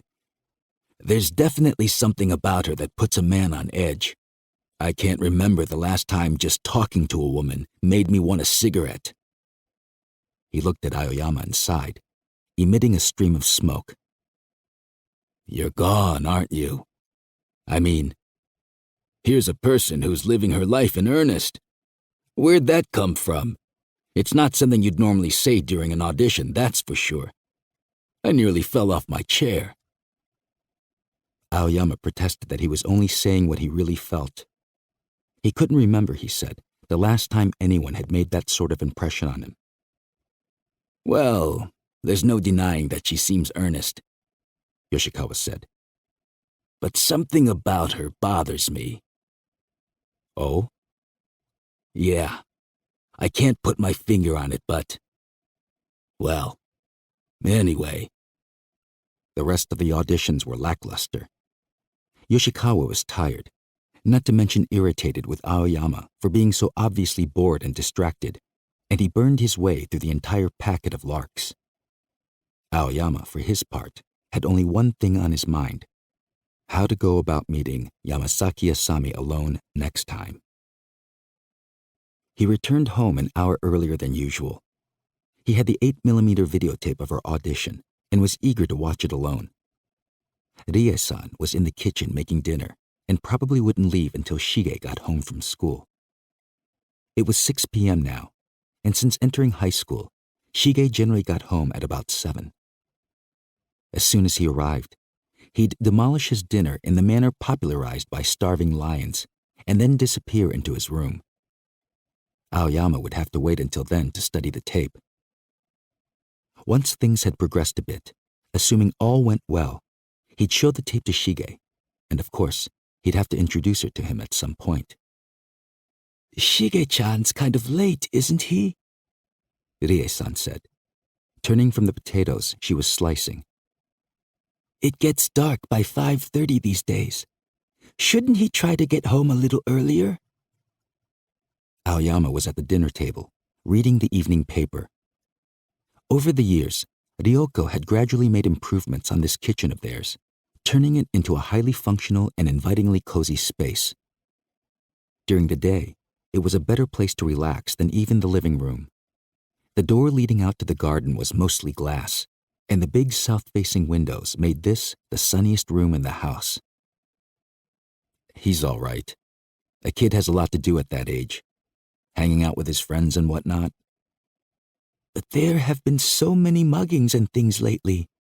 When I walk home at night, I'm very careful to stick to the streets that are well lit, believe me. If you cross through the park where the light isn't so good, you see these kids, teenagers, loitering around in big groups. And I'll tell you, it's very frightening. Don't worry.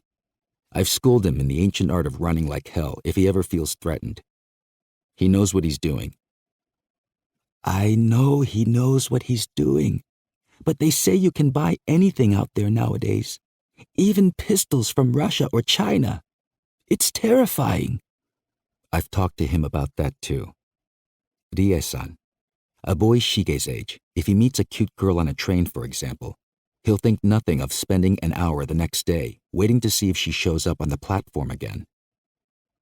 As long as it's something fun and innocent like that, fine, but... Rie-san was preparing a creamy stew. She made a lot of stews and soups for them, dishes that could be reheated and eaten right away. Occasionally, Aoyama cooked dinner himself, but he made a point of sharing the evening meal with Shige whenever possible. Gangsta was right outside the glass door, and each time Rie-san walked from the counter to the refrigerator, he'd bark, "Give me food!" Aoyama imagined Gangsta barking at Yamasaki Asami as she prepared dinner in this kitchen. He even pictured the design and color of the apron she'd be wearing. Gangsta would be wary of her at first, as he always was with strangers, but after 2 or 3 months, his bark would change from one of distrust to one like this, imploring her to feed him.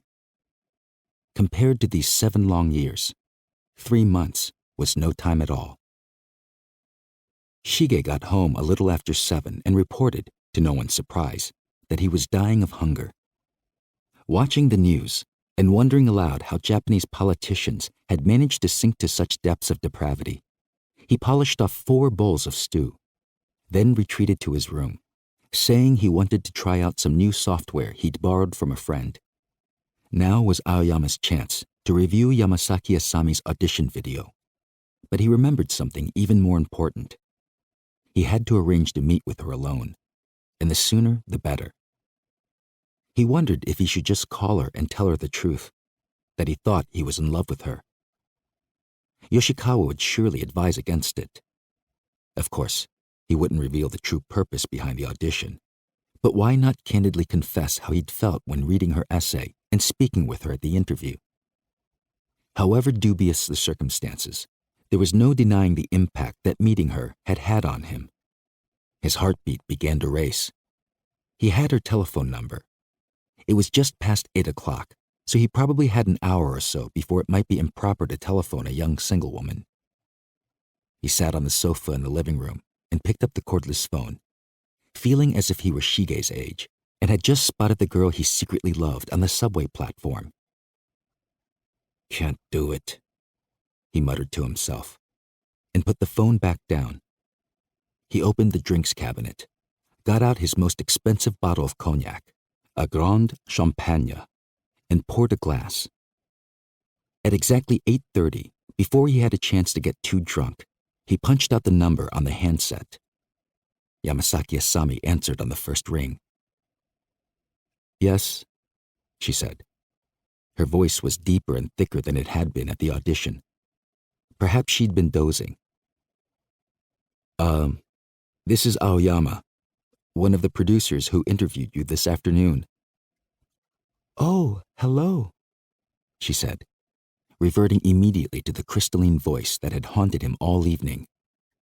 The change was so abrupt that, had he been in a less agitated state of mind, it might have struck him as odd. "Thank you again for your time today." He tried to disguise his nervousness by getting right to the point and keeping things as businesslike as possible. "I was hoping to talk with you a little more and was wondering if you could find the time. Yoshikawa, the other producer, won't be joining us, so perhaps it might be best to meet during the day. I wouldn't want you to get the wrong idea." "I'd be delighted." "When would be good for you?" "Whenever you like. I'm not working daytimes now, so—" "How about the day after tomorrow then? Thursday, about 1 p.m.? "Perfect." He specified a cafe in one of the high-rise hotels in Akasaka. After hanging up the phone, Aoyama sank back on the sofa, feeling like a balloon in a warm blue sky. Minutes later, as he was blissfully absorbing his fourth glass of cognac, Yoshikawa called. "Sorry to disturb you this late in the evening, but something's happened that's kind of weighing on my mind." "No problem," Aoyama said. His own voice sounded embarrassingly giddy, as if he'd been inhaling helium. "Look, it's not that I was suspicious or anything, but after you left, I telephoned Victor. Maybe it's no big deal, just some sort of mistake probably. But there's no producer named Shibata in the domestic music division." Aoyama's brandy-soaked brain couldn't make any sense of this at first. "Victor? Shibata?" "Or rather," said Yoshikawa, "not anymore there isn't. A producer named Shibata Hiroshi used to work there, but he died a year and a half ago." 5. Aoyama arrived at the hotel a full 40 minutes early. The cafe was on the first floor, off the lobby. He'd phoned the day before to reserve a table for 1 o'clock, as well as a window-side table in a restaurant on the top floor at 1:30. He had agonized a bit, wondering if a restaurant on the top floor of a high-rise hotel wasn't a bit tacky, if it wouldn't be in better taste to take her for sushi or sukiyaki in the Japanese restaurant in the basement, or to go out to a chic bistro in the town, for example, or a trattoria, or a French restaurant. All day yesterday, and all this morning in the office, he'd got exactly 0 work done. He'd seemed so dazed and distracted, in fact, that several members of his staff had showed concern, asking if he was feeling all right, or if he hadn't better see a doctor. The cafe was jammed with the lunch crowd, and he had to stand with the mob near the entrance and wait for his table. He surveyed the lobby to make sure Yamasaki Asami hadn't arrived already, or, more precisely, to make sure she wasn't watching him stand there like an idiot, fidgeting nervously and checking his watch every few seconds. "Listen," Yoshikawa had said on the phone the night before last. "I know you're pretty far gone, but try to keep your feet on the ground. Don't let her set the pace, whatever you do. We don't know anything for certain about this girl, but I can't shake the feeling that something's wrong here. I'm not saying she was intentionally lying, but come on. There's something strange about naming a guy who died a year and a half ago as your mentor. He died of a heart problem, apparently, but if he really was her mentor, how could she not know that?" Aoyama couldn't fathom why Yoshikawa would be suspicious of someone simply because her mentor at a record company had died. What would make him pounce on some trivial detail like that? Why was he being so closed-minded? An impartial observer might have seen that, in fact, Aoyama was the one whose mind was closed. But he himself was already incapable of being impartial, and it hadn't been only because of the cognac. He'd replied to Yoshikawa's concerns rather testily, insisting that she'd simply mistaken the man's name, and that in any case, the question of whether or not she had a mentor or manager or whatever simply wasn't of any importance. "Yeah, well, anyway," Yoshikawa had said before hanging up. "Just watch what you're doing, all right?"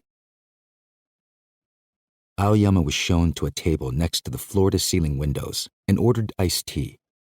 The cafe was well heated, and the sunlight through the windows was intense. What with that and the anticipation, he was soon perspiring beneath his shirt and jacket, and his throat was chalk dry.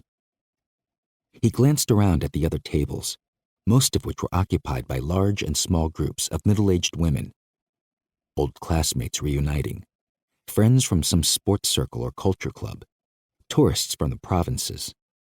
Every last one of these women seemed to be gabbling at the same time, and the clamor was astonishing. A few scattered tables were occupied by sales rep types, salarymen out making the rounds of their corporate clients.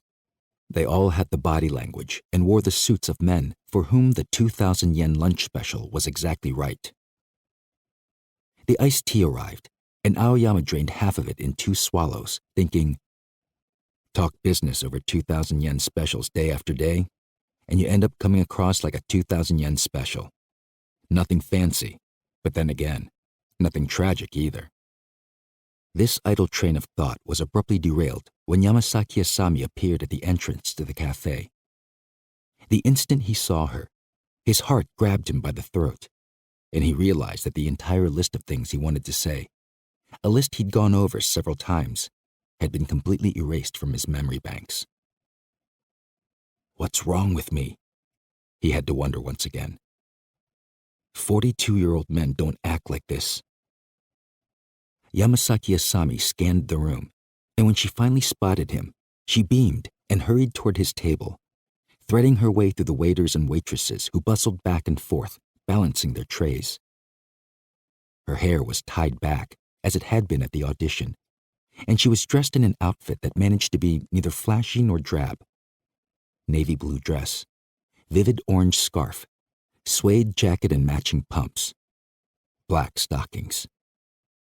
This, he thought, was one woman who really understood how best to compliment her own beauty. And of course it was clear from her sense of fashion that she knew very well how extraordinary her own beauty was. Sorry, I'm afraid I'm a little late. She sat down across the table from him. The sunlight through the lace curtains both illuminated and veiled her profile. She'd been gorgeous under the bleak fluorescent lights in that meeting room. But in this light, thought Aoyama, she was 10 times as beautiful. Not at all. I got here much too early. My office is nearby. He found, to his chagrin, that he couldn't look directly at her and didn't know what to do with his eyes. He felt like a high school kid and thought how embarrassed he'd be if Shige were to see him like this. When he tried to focus on that lovely and vaguely melancholy face of hers, it felt as if his heart and stomach were getting all tangled up together. At last, he resigned himself to the occasional fleeting glance. If he completely avoided meeting her gaze, she might wonder about his character, or even take him for some sort of pervert. After ordering a lemonade, she tilted her head to one side and smiled. I'm really glad to see you again, she said. Possibly because she'd hurried for fear of being late, her cheeks were somewhat flushed, and he remembered thinking at the audition that her soul seemed to lie just below the surface of her skin. When she smiled, it was as if he were looking directly at a happy soul.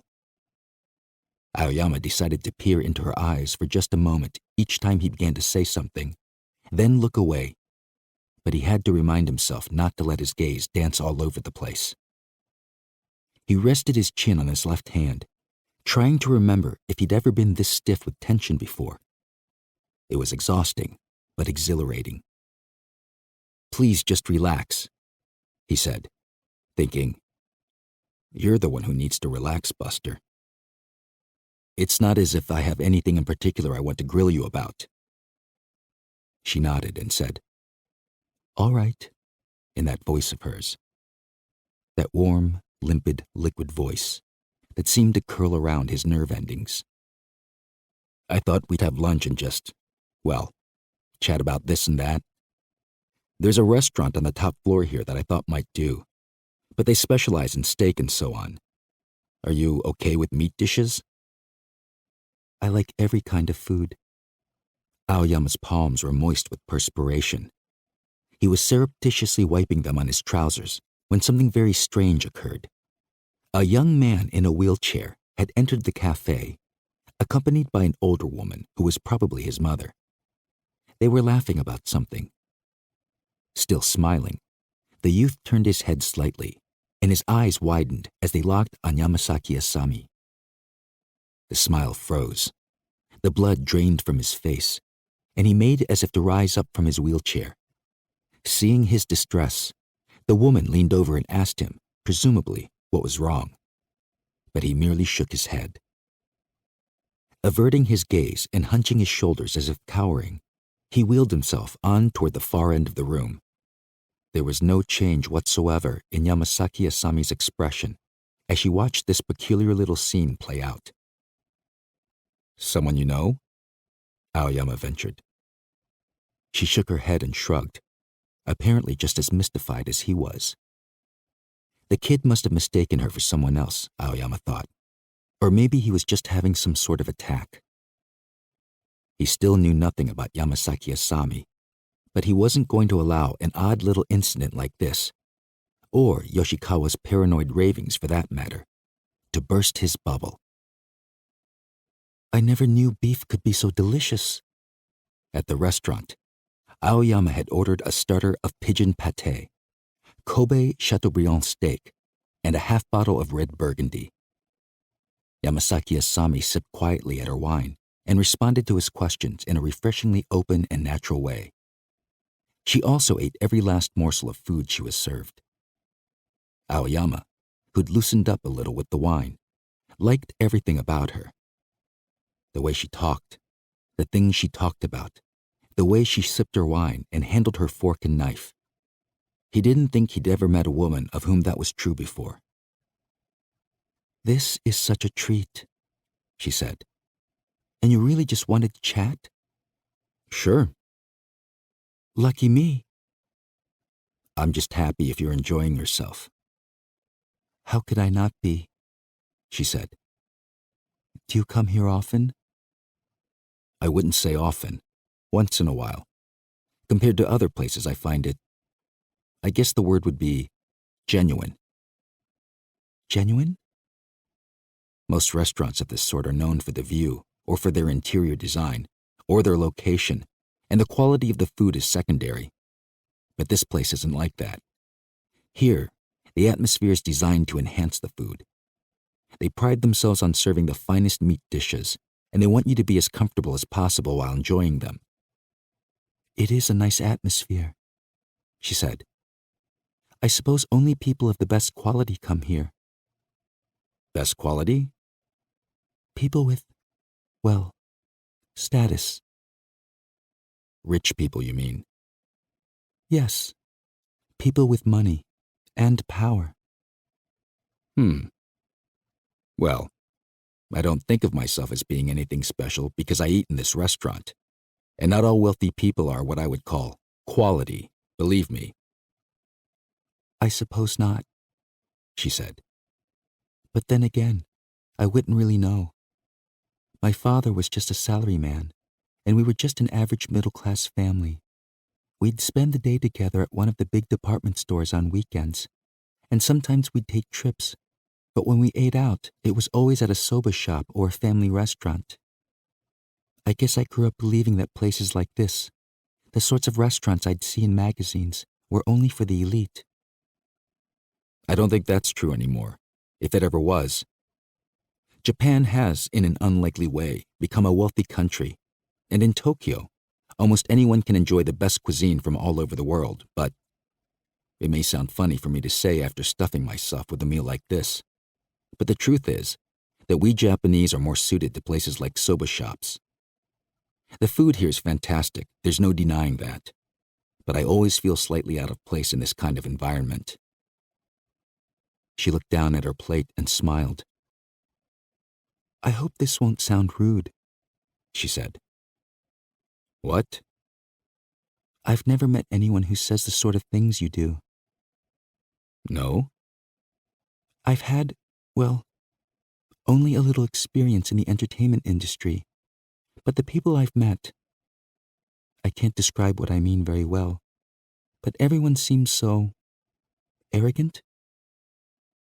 "I don't know. Maybe I'm the one who's got it all wrong." Let me just say, though, that I've never met anyone like you either, Yamasaki-san. Really? In what sense? Most young women who aspire to the entertainment industry are fairly blasé about eating in places like this, for example. Once they've spent a few years with the title aspiring actress, a lot of these women get pretty hardened without even realizing it. They acquire a certain, I don't know, sordidness about them. They seem to take it for granted that men will line up to lavish gifts upon them and treat them to expensive meals. My work is mainly documentaries and PR films, but even I see plenty of that hardened, grasping type of young woman. I see. Human nature is frightening, isn't it? But you're not like that at all, he said. You're very, very real. She smiled shyly and looked down at the table. Thank you, she said. It was the first time in ages that Aoyama had shared a deeply satisfying meal with a lady. Yamasaki Asami was even freer of affection than he dared to imagine. And what she said to him as they were leaving the restaurant left him feeling ecstatic. I'd like to ask a favor of you, she said. It may seem awfully brazen, but I've been struggling on my own for so long, and I don't really have anyone to talk to and ask for advice. No one mature and trustworthy, at least. I have that mentor at Victor, but the truth is, I've never even had direct contact with him, only through a friend of mine. I can't help thinking how wonderful it would be if I could talk things over with someone like you from time to time. I know how busy you must be, and of course, I mean only when you have time to spare. And naturally, a soba shop or a family restaurant. Anywhere at all would be fine, or even over the telephone.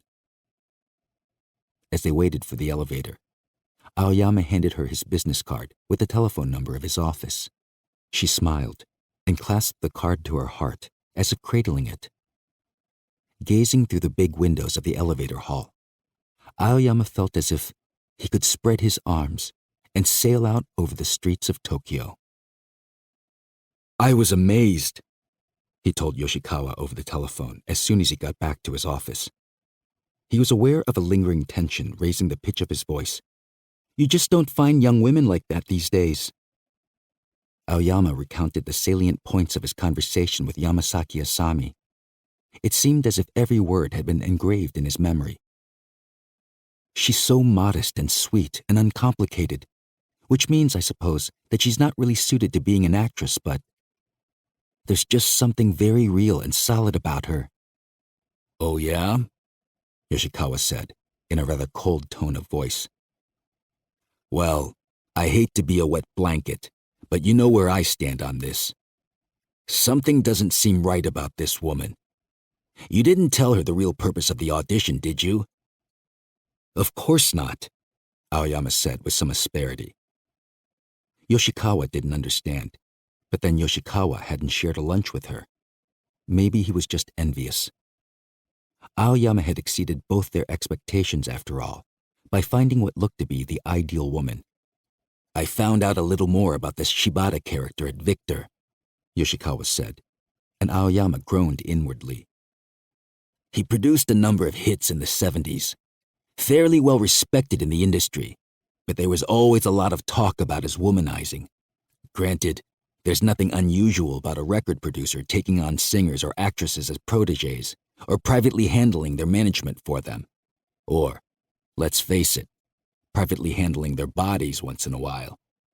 But it seems that once Shibata lost most of his power in the industry, especially during the last few years of his career.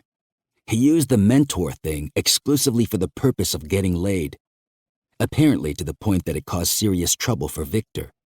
Of course, there are creeps like that at any record company, but did you ask her about this guy at all? Of course I did, Aoyama said angrily. Yoshikawa, listen. She only had contact with Shibata through an acquaintance of hers. She never even met him. Is that so? Look, if Shibata was such a womanizer, he probably had a little black book full of protégés and potential protégés, right? Good chance.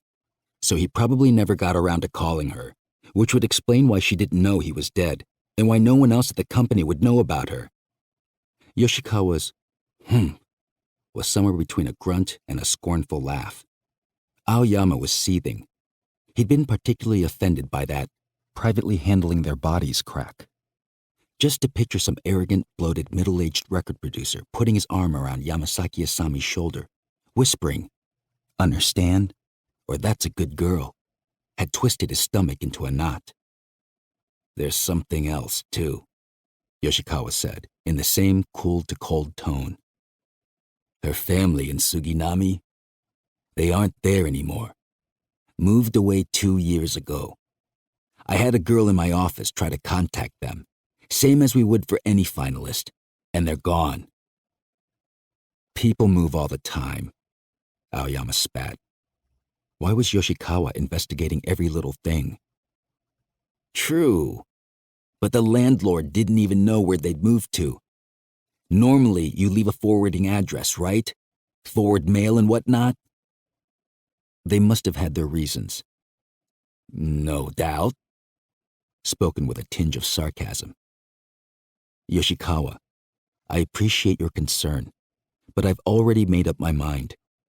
To tell you the truth, I'm not the least bit interested in any of the other women, and I couldn't care less about the film." "Now wait just a minute."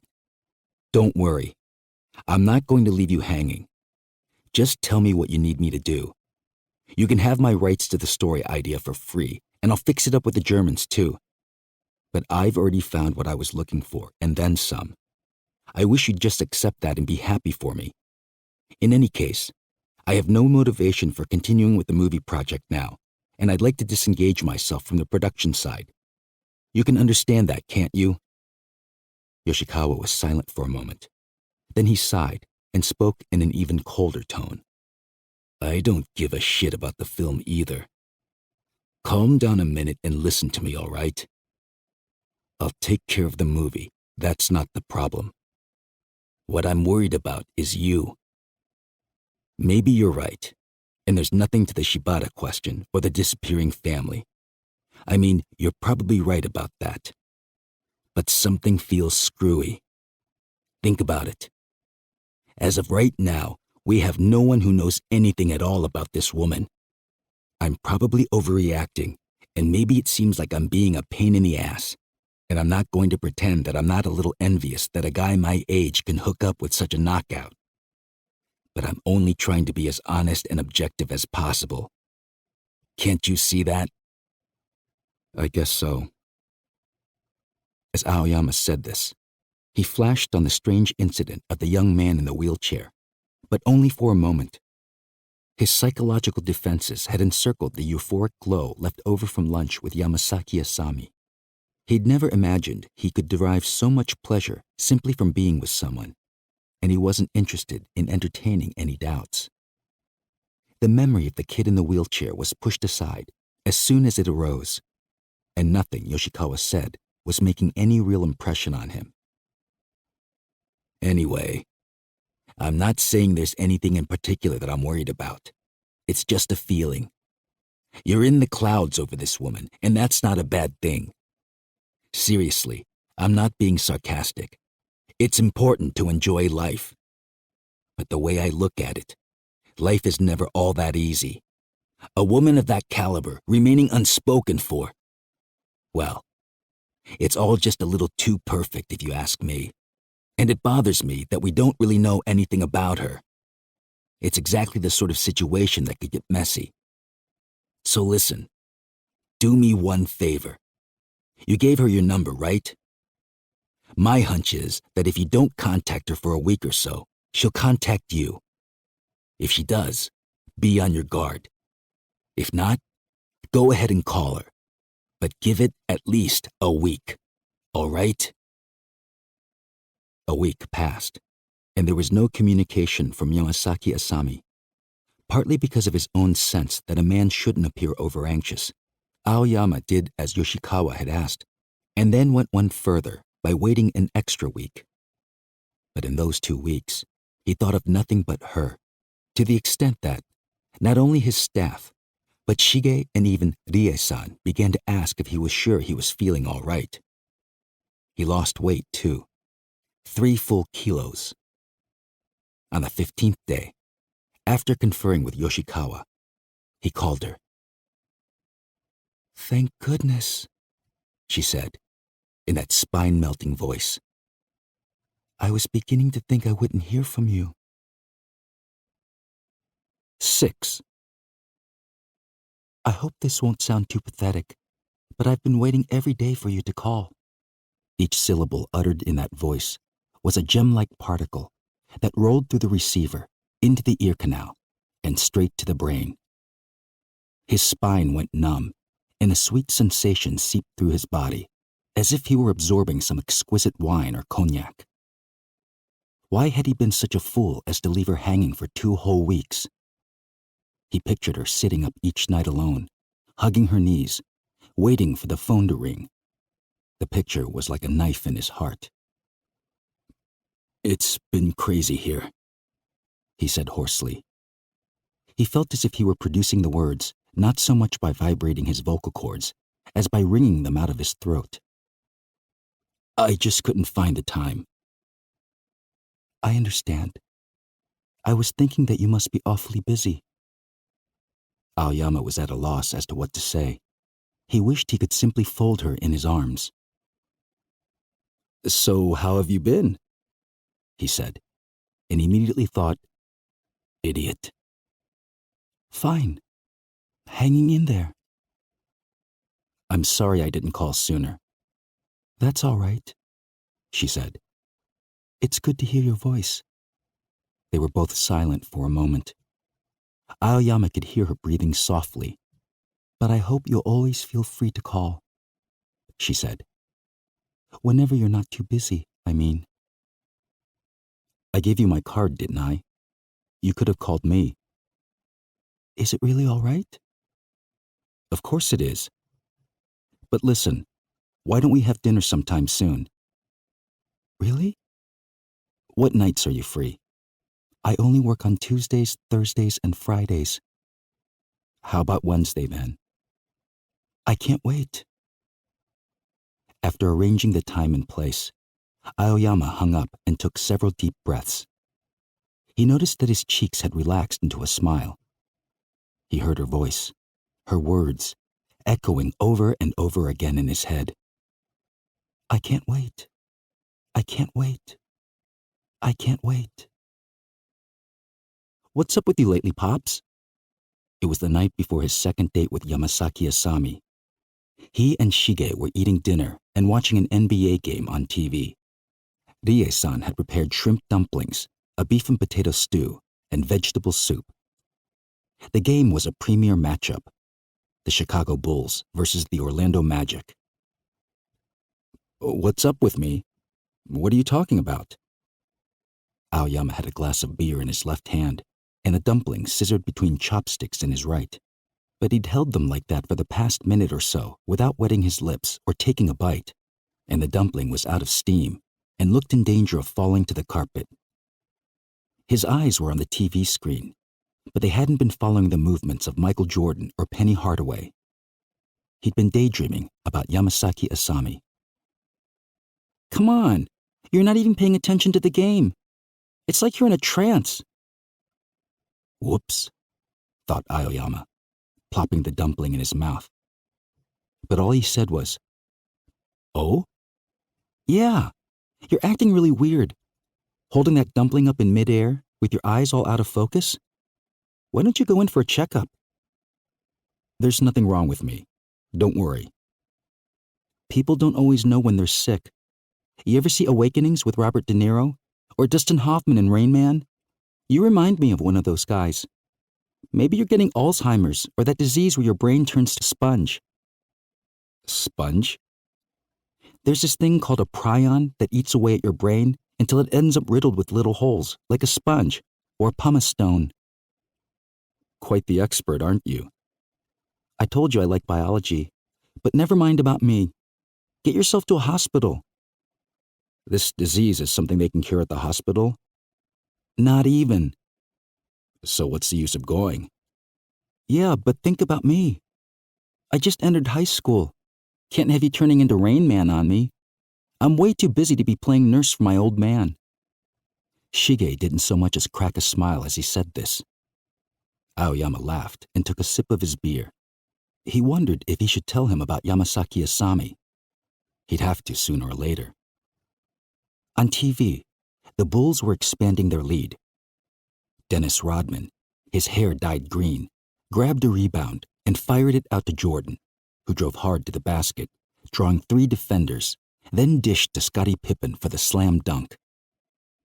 It was likely that before very long, Yamasaki Asami would be sharing these evening meals with them. Shige had a right to know that, Aoyama reminded himself, and maybe now was a good opportunity to discuss things.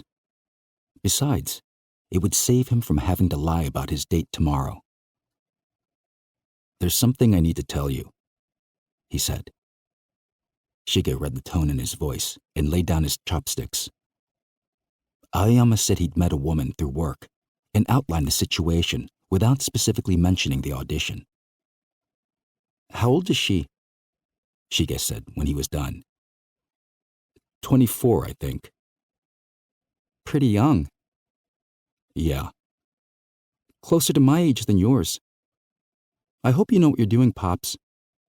Quite a babe, is she? You hope I know what I'm doing? You're sure she's not taking you for a ride? Look, I just met this woman. Tomorrow we're having dinner together, but that'll only be the 3rd time I've seen her. You have to watch your step with women these days, Pops. She could be involved with Yakuza or something. Even some of the girls in my class, you should hear the stuff they talk about.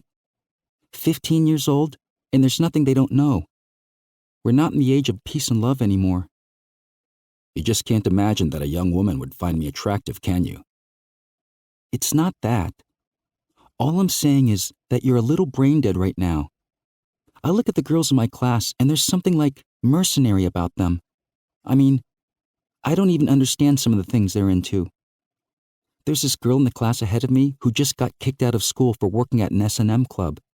Can you believe that? I've started to think I'll find myself a nice girl from Kazakhstan or somewhere. Language might be a problem, but... Kazakhstan? The women there are supposed to be beautiful, with really excellent personalities. Sounds like you've given this quite a bit of thought. We've talked about this before, remember? I said there were hardly any good-looking girls in my class, and you said beautiful women were as rare as stag beetles.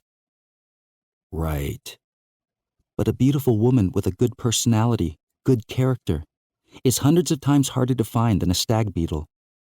More like the Japanese wildcat, or the giant salamander, or the crested ibis. On TV, the Magic had begun a rally. Hardaway made 3 consecutive 3-point shots. I'll introduce you to her eventually. Yeah, I'll check her out for you, Shige said, without losing the look of serious concern on his face. I think I'll be able to read her better than you can, Pops. Not just because she's near my age, but, like I said, you're basically brain dead right now. They'd arranged to meet at the same hotel cafe at 6 p.m. He got there 20 minutes early, and at 5 to 6, he saw her arrive. Her hair was pulled back in a tight knot, and she was wearing a soft turtleneck sweater and loose-fitting pants, with a leather jacket draped over her left arm. Impeccable fashion for the time and place. Aoyama could feel the excitement building inside him again, but he kept reminding himself of the decision he'd made after talking to Shige. He wanted to ask Yamasaki Asami about her private life, and he wanted to do so before dinner and the attendant accumulation of alcohol. He couldn't actually imagine that she was involved with Yakuza or anything of that sort, and even in the unlikely event that she was, he had plenty of acquaintances, beginning with Yoshikawa, who knew how to handle such situations.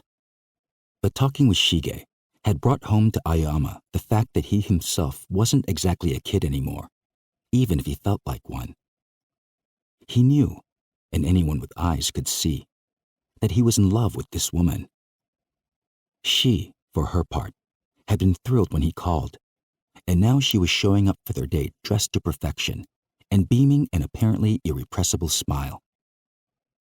It was unthinkable that she was faking all this, but it was possible that her intentions were different from his, that she was thinking of him not as a man, so much as simply a reliable, mature person to confide in.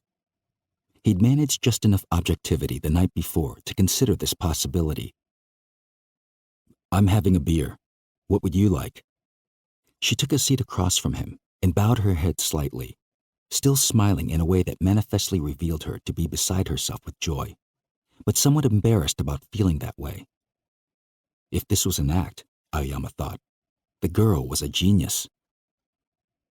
"I'll have a beer too," she said quietly, then shook her head and laughed. "What's so funny?" Aoyama asked, smiling in spite of himself. "I'm sorry. I really didn't think we'd meet again like this. So, I'm just happy." The waiter brought another beer and poured it for her. "I made a reservation at an Italian place I'm fond of," Aoyama said, "but I couldn't get a table until 7:30. Can you wait that long to eat?" "Of course." They touched glasses, and Aoyama decided to get straight to it. "Yamasaki-san," he said, "I haven't asked you anything about your family. Are they all well?" The smile vanished as if turned off with a switch. Her face went pale, and she pressed her lips tightly together. Yoshikawa's words reverberated in Aoyama's brain. "As of right now, we have no one who knows anything at all about this woman." Was he about to catch her in a lie? Before he'd ever kissed her or even held her hand? Maybe she was hiding something. Maybe it was all some sort of scam after all. "I don't want to keep anything from you," she said. "So I'm going to tell you the truth.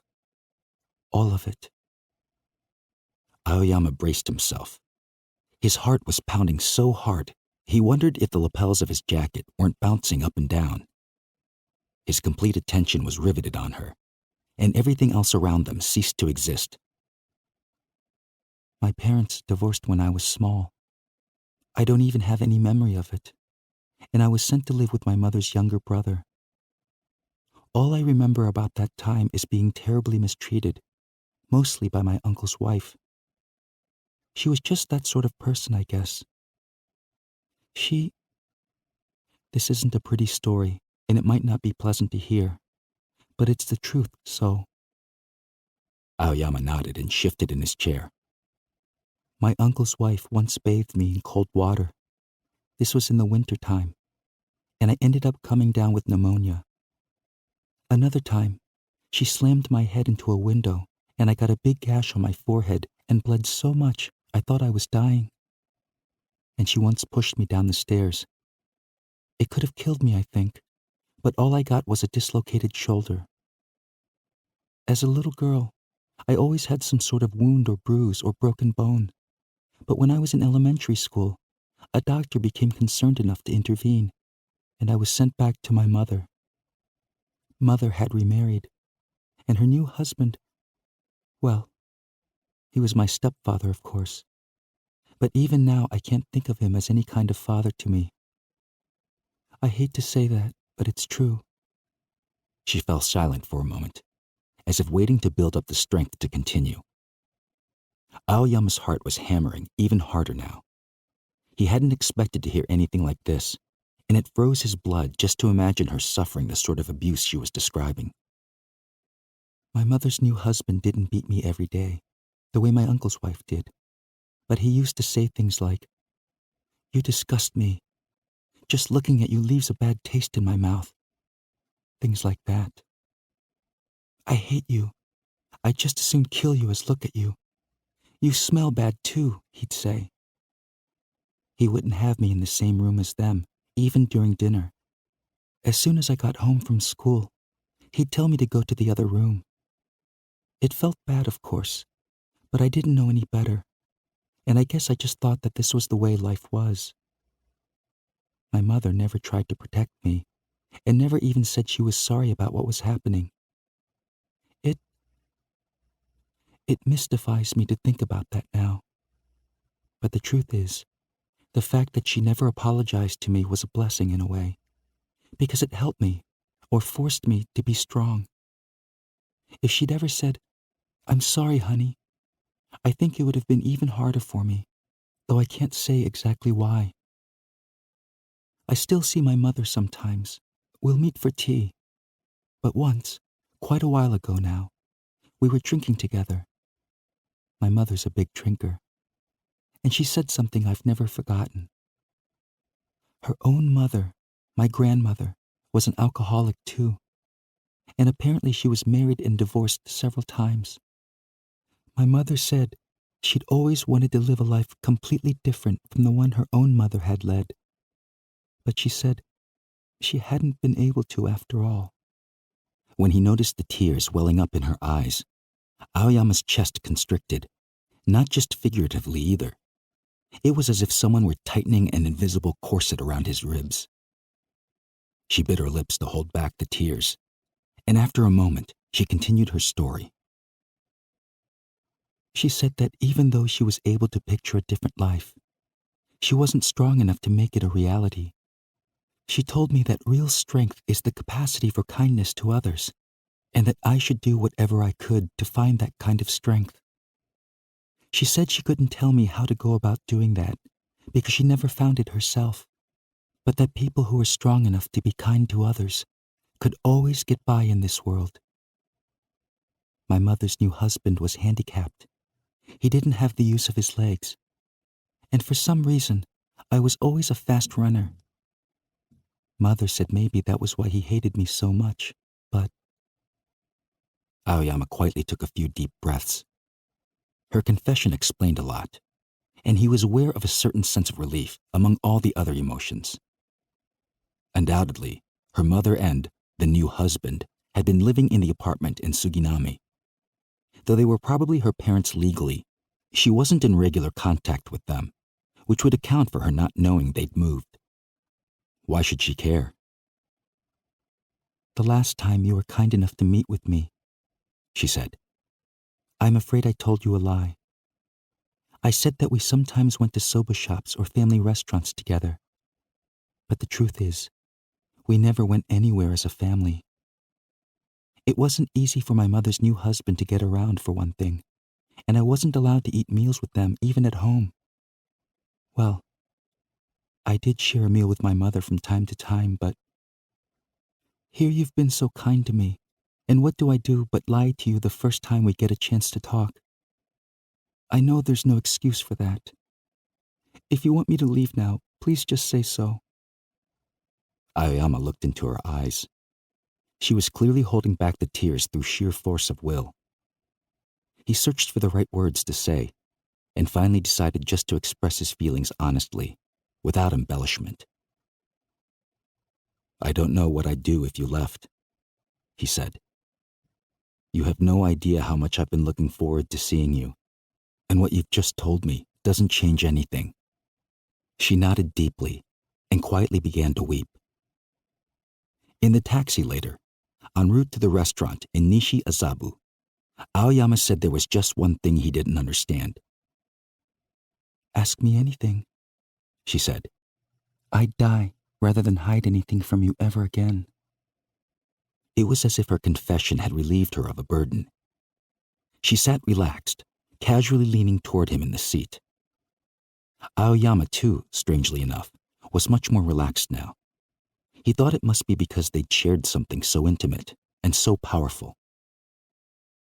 "I'm no expert," he said, "but obviously you've suffered severe abuse as a child, both physical and emotional. And to my knowledge, people with that sort of background generally have a difficult time relating to others. They tend to be riddled with complexes and basically unpleasant to be around.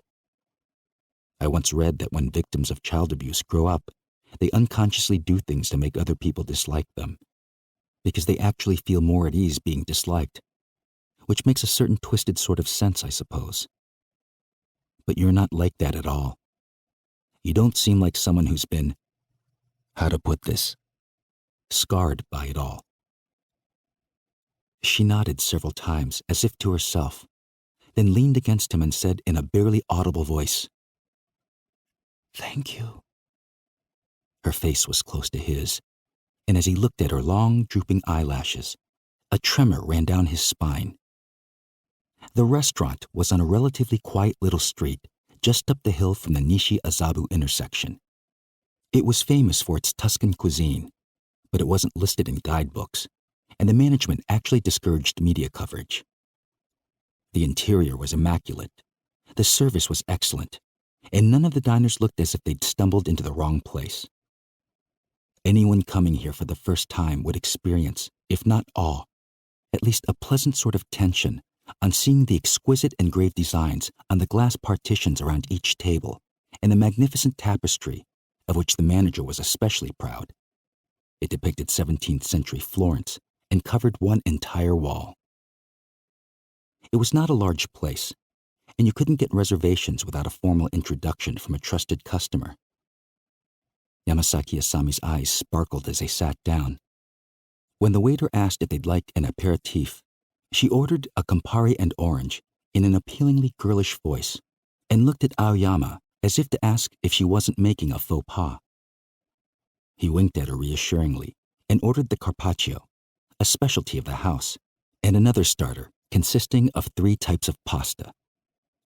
He chose Florentine T-bone steak for the main course and a bottle of 1989 Barbaresco. The aperitifs arrived, and Yamasaki Asami took a sip of her Campari. "I think it's because of ballet," she said. For a moment, Aoyama had no idea what she was talking about. "You mentioned that I don't seem scarred by the abuse. I was really glad to hear you say that, and I think it's true. But it made me wonder, why is it that I don't still carry the scars? I thought about it when we were in the taxi, but couldn't really come up with a good answer. And then, when we came in here, it's such a fantastic place." She paused and smiled. It was a perfect smile, Aoyama thought. Who wouldn't be enchanted by this smile? "I guess my attention span isn't all it might be," she said. "But maybe that's one reason I don't get too depressed about things. When we sat down here and I saw this tablecloth and these candlesticks and napkins, and especially the beautiful designs on this glass, these grapes and the little birds and these musical instruments, the curving lines. Do you think they're all handmade? The designs are different at each table." "I wonder. Maybe they are engraved by hand." "I'm sure of it. They're so warm and intimate. Anyway, as I was looking at all these things, forgetting all about my question, the answer popped into my mind. Ballet." "So you're saying that ballet helped you heal the scars?" "Yes. I was in the 4th grade, and we were living in that small apartment in Suginami. Just down the street was a little ballet school, run by an elderly woman and her daughter. The lessons were cheap, and my mother suggested I give it a try. Apparently, I have the right build for ballet. At least that's what I was told. And after a year, the teacher, the elderly one, told me I should switch to a bigger school. She wrote a letter of introduction for me, and I ended up getting a scholarship to a place in Minami Aoyama, one of the biggest ballet studios in Japan." She looked down at the tablecloth, and Aoyama waited for her to continue. "I don't know how to express this very well," she said. "But when you work up a sweat dancing, it's as if all the bad things, all the bad thoughts pour out of you. You can almost see them evaporating. You know the big mirrors they have in dance studios? When I'd watch myself in the mirror after mastering a new pas, a new step, I'd feel, well, purified. To see that I was able to some extent to become one with something beautiful, with this graceful image I had in my head was, well, I can't explain it, but it helped me forget my troubles, and I think that's how I managed to overcome it all." The sommelier uncorked the Barbaresco, freeing its distinctive bouquet, and poured some into Aoyama's glass. As he took a sip and rolled it over his tongue, he had to make an effort to stifle the tears. He nodded, and the sommelier retreated. A waiter placed the carpaccio on the table before them, and when they were left alone again, all Aoyama could manage to say was, "I see." A moment later, he added, "You're amazing." They clinked their glasses in a toast. "You really do understand, don't you?" she said. "That makes me so happy. I put everything I had into ballet for so long, but there was no one I could really talk to. And after I hurt my hip, it's not that I don't have friends or many opportunities to meet people, but there was no one really to comfort me. In fact, you're the first person I've ever talked to like this, about my mother's new husband and everything. I've never told anyone about these things. Ever." 7. Aoyama escorted her home in a taxi. They'd taken their time during the meal, following the wine with grappa and lingering over dessert, and now it was past 11. He was sure she'd gladly have gone along if he'd suggested they have another drink somewhere, but he felt that dinner was enough for tonight. The exhilarating sort of tension he'd experienced for the past 5 hours was taking its toll, and besides, he didn't want to press his luck. How much happiness, after all, would the gods allow one man? Mushy with wine and grappa, he wanted to hold her hand in the taxi, but decided after some mental wrestling to resist that impulse too. And thought, a 42-year-old man who frets over whether or not to hold hands. How ridiculous is that? "Let's have dinner again soon," he said when the taxi stopped to let her out near Nakameguro Station. "When?" she said immediately, then looked embarrassed at having let her eagerness show. Like a child caught in some harmless mischief. The subtle play of facial expressions, the momentary blush of embarrassment, followed immediately by a droop of the head and a smile that betrayed the joy bubbling up inside her, was more eloquent than any words, and Aoyama found it intoxicating. "I'll call you," he said, and she quietly replied, "I'll be waiting." "Sorry to bother you so late." He was using his mobile to telephone Yoshikawa on the way home. He could scarcely believe how well the date had gone. The back seat of the taxi might as well have been a cloud, and he felt as if the blood in his veins had turned to honey. Catching a whiff of her cologne on the headrest beside him, he remembered agonizing over whether or not to hold her hand, but his euphoria painted the memory in a romantic light and reassured him that love could make a man feel that way, even a man his age. He'd taken the phone from his briefcase, thinking he'd like to share these feelings with all the 40-something men of the world, but of course, Yoshikawa was the only one he could actually call. "Were you sleeping?" "What's up? It's nearly midnight." Yoshikawa sounded tired, or possibly drunk. Aoyama had been to his house a few times and imagined him sitting in his narrow den, drinking cordon bleu after the wife and kid had gone to bed. He would have taken the bottle and a glass from the shelves that also held his golf trophies, sliced himself a little cheese in the kitchen, and sat down to pass some quiet time with a magazine or a video. Poor bastard, thought Aoyama. Getting drunk all alone before bed. I have to let him know that being middle-aged doesn't mean all your opportunities are behind you, that you can't just give up. I had a date tonight. Aoyama tried to keep the elation out of his voice. Oh yeah? And? Learned all about her sublime past. Such as? I can't give you the details. It's very personal stuff. But I can tell you she had an incredibly difficult childhood and managed to rise above it, all on her own. Of course, that may not mean much to a cynic like you. He paused, but Yoshikawa didn't say anything. Hello? You there? I'm here. The irritation in Yoshikawa's voice dampened the euphoria somewhat. Why couldn't the bastard rejoice a little over his friend's good fortune?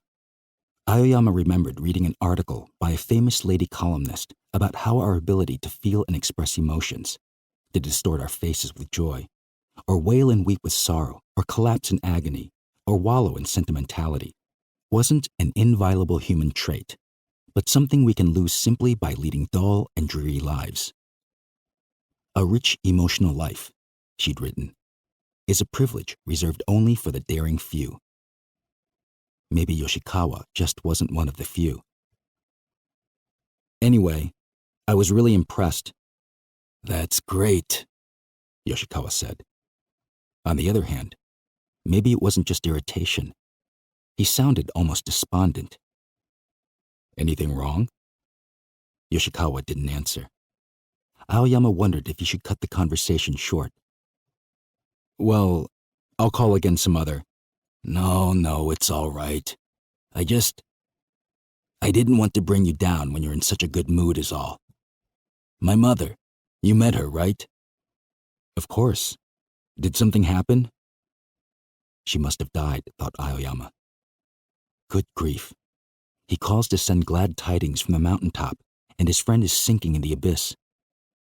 "Don't tell me." "No, it's not that. Just the old story. Getting a little senile, and now she falls down the stairs. I'm telling you, there are times you think we'd all be better off if she just... Sorry. Pretty grim stuff, I know. I'm the one who should apologize, calling you about something like this when... Hey, I'm happy for the distraction. It has been pretty depressing, though. I mean, you always hear that once the dementia starts, they can become like a completely different person. But when it's your mother... Of course, the one who's really suffering is my wife. I should have moved my mother into a home of some sort right from the beginning, but I kept procrastinating, and the next thing I know, 7 years have gone by. Terrible thing to do to her. My wife, I mean. She worries more about the old lady than I do even. Sometimes she bursts into tears and says it's her fault. Of course, she and my mother have a sort of bond that I don't even completely understand. She's all right, though, isn't she? Your mother? Yeah, it's just her leg. My wife's with her at the hospital right now. Her legs were shot anyway, but she broke an ankle. It's not like when you're young and it breaks cleanly, you know. Apparently, the doctor's colorful explanation was that it looked like someone had taken a hammer to a brick of charcoal. Just powdered, in other words. And no chance it'll ever be whole again. I was sitting here thinking, well, it looks like there's no choice now but to put her in a home. But then I had a drink or two and... What a loser, eh? Don't say shit like that. There are great places nowadays, you know, with round-the-clock care. Yeah, I've seen pamphlets. They're not cheap, but... Well, sorry to lay all this on you. I don't mind. I envy you, Aoyama. Same age as me, and look at the difference. Dating a 24-year-old. Aoyama didn't reply. His friend, the very one who'd created the opportunity for him to meet Yamasaki Asami, was suffering. He wanted to say something helpful, but was still under the influence of his euphoria, and it wasn't easy to empathize with someone else's depression. "Oh, by the way," Yoshikawa said, then fell silent a moment and sighed. "Nah, never mind. It doesn't matter." "What?" "Nothing. Forget it." "Just say it." "It's just a stupid rumor I heard. From a hostess in a bar, no less. Not exactly a reliable source." "Go on." "It's about that guy at the record company, Shibata. Speaking of legs." "Legs?" Hearing the name Shibata brought Aoyama crashing to earth.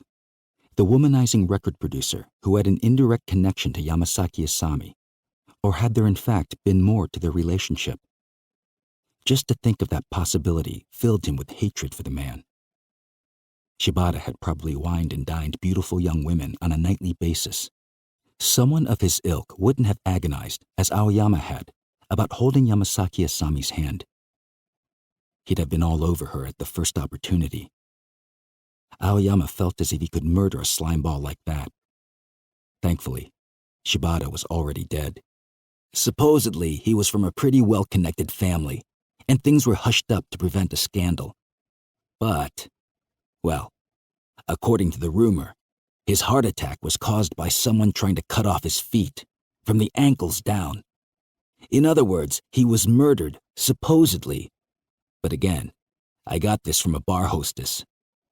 Sounds like something out of Friday the 13th. Probably not even worth checking out. Aoyama was relieved. At least the rumor had nothing to do with Yamasaki Asami. And if it was true, he thought, the bastard only got what was coming to him. Aoyama's euphoria and jealousy joined forces with the alcohol to banish the whole matter from his mind, and he didn't give it another thought. Nor, unfortunately, did he make any connection to the youth in the wheelchair from the hotel cafe. "Oh, it's you, Pops. The way Gangsta was carrying on, I thought it must be a burglar or something." Aoyama had opened the front door to find Shige standing there in his pajamas, with a combat knife in his hand. "Where the hell did you get that thing?" It was a big knife, with a blade about 30 centimeters long. "You don't remember? You bought it yourself, Pops, in Singapore or Hong Kong or somewhere." "I'll be damned," Aoyama said, walking through the living room to the kitchen. "You're right." About 10 years ago, he'd traveled in Southeast Asia. It was at an open-air market in Manila, if he remembered correctly, that he'd purchased the knife on a whim. Ryoko had confiscated the weapon, scolding him for bringing such a dangerous thing into the house, and he hadn't seen it or thought about it since. "Where was it?" He selected a cold Evian from the refrigerator, came back to the living room, plopped down on the sofa, and took a swig. "I just found it recently," Shige said, sliding the knife back into its hard plastic sheath. "Where?" "In the drinks cabinet." "I never noticed it." "In the bottom part, where the expensive wine is. It was behind all the bottles. That's Mum for you." The bottom compartment had double doors and a built-in lock, and it was there that Aoyama stored the Chateau d'Yquem and Romani Conti, and other famous wines he brought back each time he went to Europe on business. He had a collection of 14 or 15 bona fide monsters. "What do you mean?" "She never throws anything away," Shige said, keeping it in the present tense. "She might get mad and say she's going to toss something, but she can't do it." "That's true," Aoyama nodded, lowering his eyes and smiling. They were both silent for a moment. He was picturing Ryoko's face and imagined Shige was doing the same.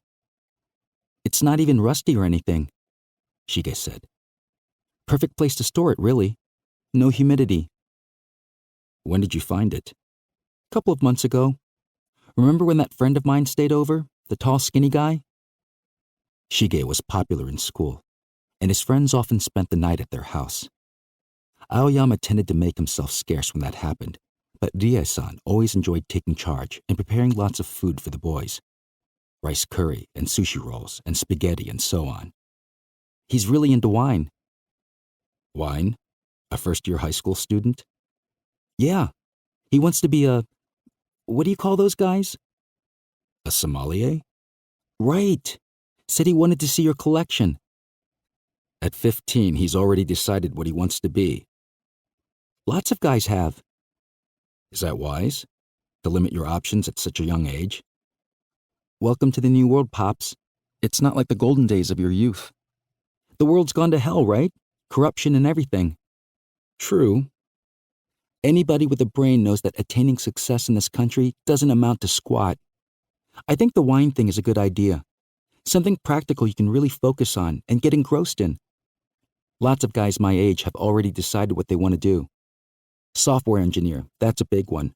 Graphic design, well, mostly computer-related stuff, I guess. But if you're going to specialize in something, it's best to get started early, right?" "And you?" "I've decided to hold off a while longer. I like biology and chemistry, but I haven't had any biochemistry or molecular biology or anything like that yet, so..." Shige put the knife back in the cabinet and returned the key to its hiding place beneath the bottle of Armagnac.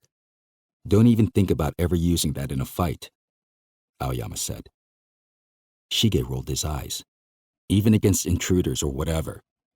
Sometimes having a weapon can put you in greater danger." "I know that.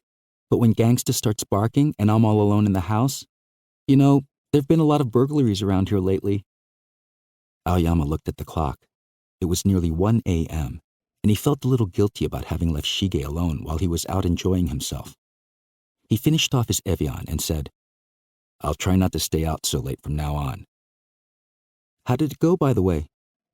Shige said, heading back upstairs. "What?" "Your date." "Oh, it was good. She had a pretty unfortunate childhood, and I heard a lot of the details tonight. Grew up in an abusive family with no one to turn to. But the thing is, she managed to overcome it all through ballet. Most beautiful women are pampered all their lives, but she had to learn to be strong and rely on herself." Shige stopped halfway up the stairs and looked down at him. "What?" Aoyama said. Shige shrugged. "I don't know anything about ballet," he said. "But from what I hear, it's not that easy to overcome being abused as a child." Aoyama marveled for the 1,000th time at how mature his son was becoming. He smiled and said goodnight, telling himself that Shige would understand when he met her. "Good night, Pops," Shige said from the top of the stairs. His voice was as gentle and assured as that of a grown man. Autumn was turning to winter. The FM program, Tomorrow's Heroine, was dying a quiet death. Yoshikawa said that, when it finally expired, all they had to do was announce that because of script considerations, all further auditions were being postponed. There wouldn't be any problem whatsoever, he said. Dozens of film projects got canceled each year. "Besides, we're not film producers, so it's not as if our reputations are on the line. Give it 2 weeks, and nobody will even remember the whole thing anyway."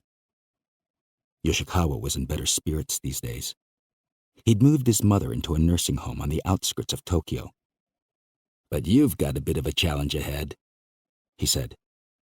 "Obviously, you'll have to tell the lovely Yamasaki-san that the film is officially kaput. You haven't slept with her yet, have you? I don't care how sweet she is. To sleep with her before confessing the truth would be asking for trouble." Aoyama still hadn't even held hands with her. They'd had 4 or 5 more dates over the past couple of months, and though they'd yet to go beyond dinner and drinks, he could tell she enjoyed being with him. Her voice was always vibrant and animated when he called, and she showed up for their dates in flawless fashion and makeup. He, for his part, grew more besotted with her each time they met. He took her to the best restaurants he knew of and introduced her to a series of serious wines. They'd spend hours over each meal, engaging in a regular feast of reason and flow of soul. She never tired of talking about ballet, and he often waxed poetic on his reminiscences of Germany. And yet, the conversation always seemed sparkling and new. But as the final episode of Tomorrow's Heroine neared, Aoyama began to feel the pressure. When should he break the news that the film project had fallen through?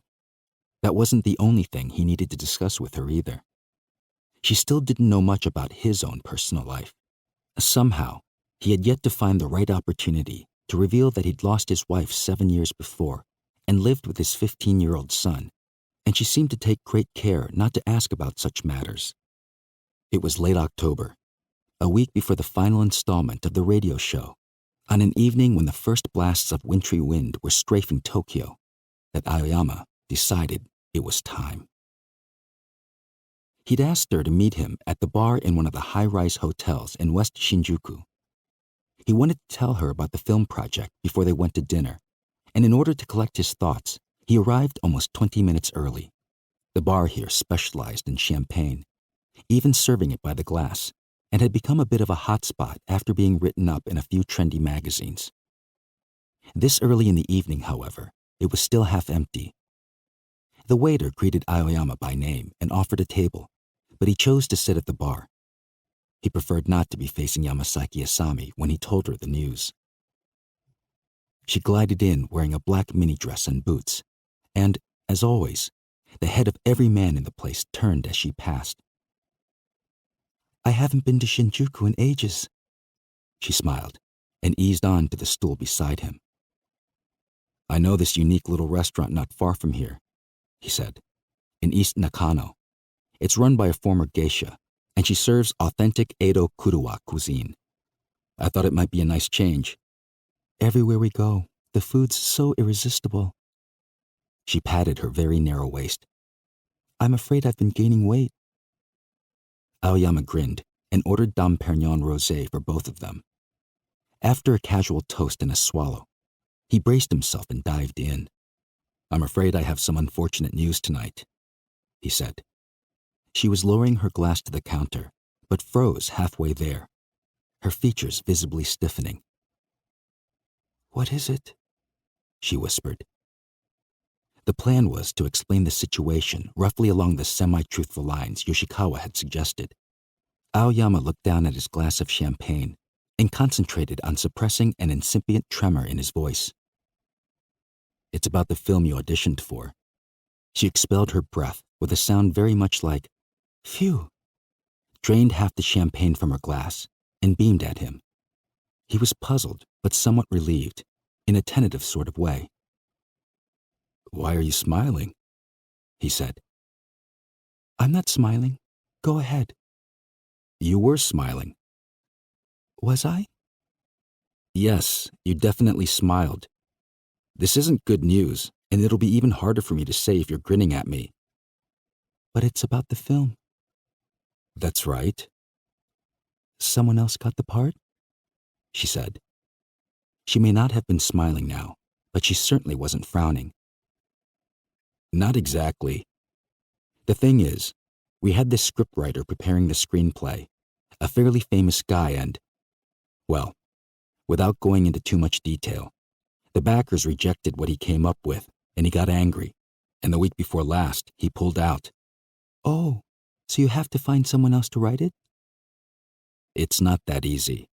The distributor agreed to the project on the condition that this particular writer be involved. There was a little nastiness between the backers and the distribution company as well. And, well, I'm no expert on the movie business, but I know there's no way a film can get made without backing and distribution. Next week, they'll announce that production has been temporarily suspended, but I'm afraid the truth is that this project will probably never see the light of day. Aoyama glanced at her. She was beaming again, and what she said took him completely by surprise.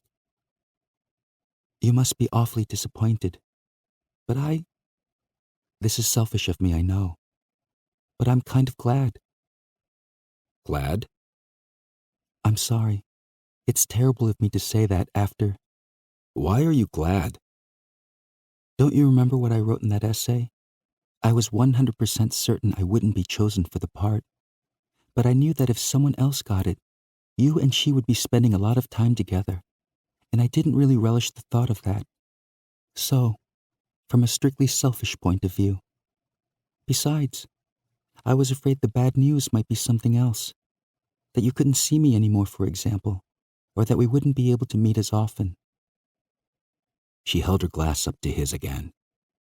The delicate rims rang like tiny, perfect bells, and Aoyama felt the tension drain from his shoulders. 8. The restaurant, on a back alley in the drinking and dining district of East Nakano, would have been all but invisible to the unsuspecting eye. There was no neon, not even a signboard announcing its existence. He and Ryoko had come here often, and the exterior hadn't changed at all since those days. But foreign streetwalkers and young male hookers with heavy makeup now milled about in the alley, hounding any drunks who stumbled by. They didn't even glance at Aoyama, however, as he passed with Yamasaki Asami on his arm. He noticed her studying a few of them on the walk from the main street, where the taxi had dropped them, but there was no indication of anything like scorn or fear in her expression. She looked at these people as she might look at anyone. As he led her down the alley, carving a path through the prostitutes, he was aware of a certain sense of superiority, not in relation to them personally, but to their fate. These were unfortunate men and women who were forced to sell their bodies and their pride. He, on the other hand, was with a beautiful young lady, and he was in love. He felt truly blessed. At the top of the handwritten menu, in brushed ink calligraphy, were the words, Edo Kurua Ryori. It was a small place, 7 seats at a counter and 2 tables. Seated together at one of the tables were the only other customers, 3 white-haired gentlemen who might have been presidents or directors of banks or trading companies. They were talking about things like golf and the stock market and health issues, and sipping in a refined way at their cups of cold sake. Kai, the owner, was dressed as always in a kimono. She brought steaming hand towels and a pair of cocktails in faceted satsuma glasses. "Hello, stranger," she said to Aoyama. Yamasaki Asami tasted her cocktail and gasped. "That's delicious," she said. Her voice reverberated in the small room, and all 3 of the white-haired gentlemen slowly turned in their elegant tailored suits to look at her. Each was old enough to have seen more than his share of beautiful women, but they must have been struck by something in that uncommon voice of hers. That soft but penetrating voice that caressed your ears and climbed through your brain like a vine. "I'm glad you like it," said Kai, with a welcoming smile. "Specialty of the house, iced sake and citron." Kai had been a geisha in Shimbashi. At least 10 years older than Aoyama, she'd retired in her mid-30s to marry a doctor, but soon divorced and opened this restaurant. She'd developed an incredible network of patrons over the course of her career, including VIPs in every field, from finance to mass media. He'd once asked her who her most memorable customer was, only to be mildly astonished by the answer: Khrushchev. Aoyama hadn't known her in her geisha days, of course, but he'd been coming here for nearly 20 years. Kai had always liked Ryoko, and Aoyama had never hesitated to talk to her about his private life. He'd been eager for her to meet Yamasaki Asami. After the introduction, Kai rejoined the gentlemen at their table. Her assistant, a woman on the verge of middle age who was slightly lame in one leg, brought out an appetizer of jellied blowfish. Though it was November, the room was well heated, and she shuffled over the tatami barefoot, as did Kai. There was something strangely alluring, Aoyama thought, as he watched her limp back to the kitchen, about a woman in bare feet and full traditional kimono. "What is kurua ryori exactly?" Yamasaki Asami asked him as she reached for a slice of blowfish with her chopsticks. "The most common theory," he said, "is that it originated with dishes served in the pleasure quarters back in the Edo era, but some say it's actually from the inns on the old Tokaido Road. In any case, it's the epitome of Edo chic, and in my opinion, it's much more inviting and likable than kaiseki, for example." Sitting with the white-haired old gentleman, Kai wasn't talking much, but keeping their cups full and listening closely to what they had to say. When they directed a question to her, "You don't play any golf, do you, Kai?" she kept her replies brief and genial. "I can't stand all that walking." Lending an ear was as much an art form for a woman in her position as it was for bartenders and hostesses, and Kai was a past master. "I don't even know very much about kaiseki," Yamasaki Asami said. She seemed somewhat more restrained than she'd been in the French or Italian restaurants they'd gone to. She was probably a bit intimidated by the insular atmosphere of the place, Aoyama thought, remembering that Ryoko too had felt that way at first. "It would be abnormal to know much about kaiseki at your age." "But they say it's delicious." "I've never really found it all that tasty." The assistant brought out yellowtail sashimi, lacquered bowls filled with clams in a broth, and warmed ginjoshu sake from Ishikawa Prefecture. Yamasaki Asami's nearly translucent cheeks took on a faint blush as she sipped from her cup. "Kaiseki," Aoyama said, glancing at the elderly gentleman and lowering his voice mischievously, "is essentially a cuisine designed for senior citizens." She laughed. That laugh, like medicine for the ears, and said, "How so?"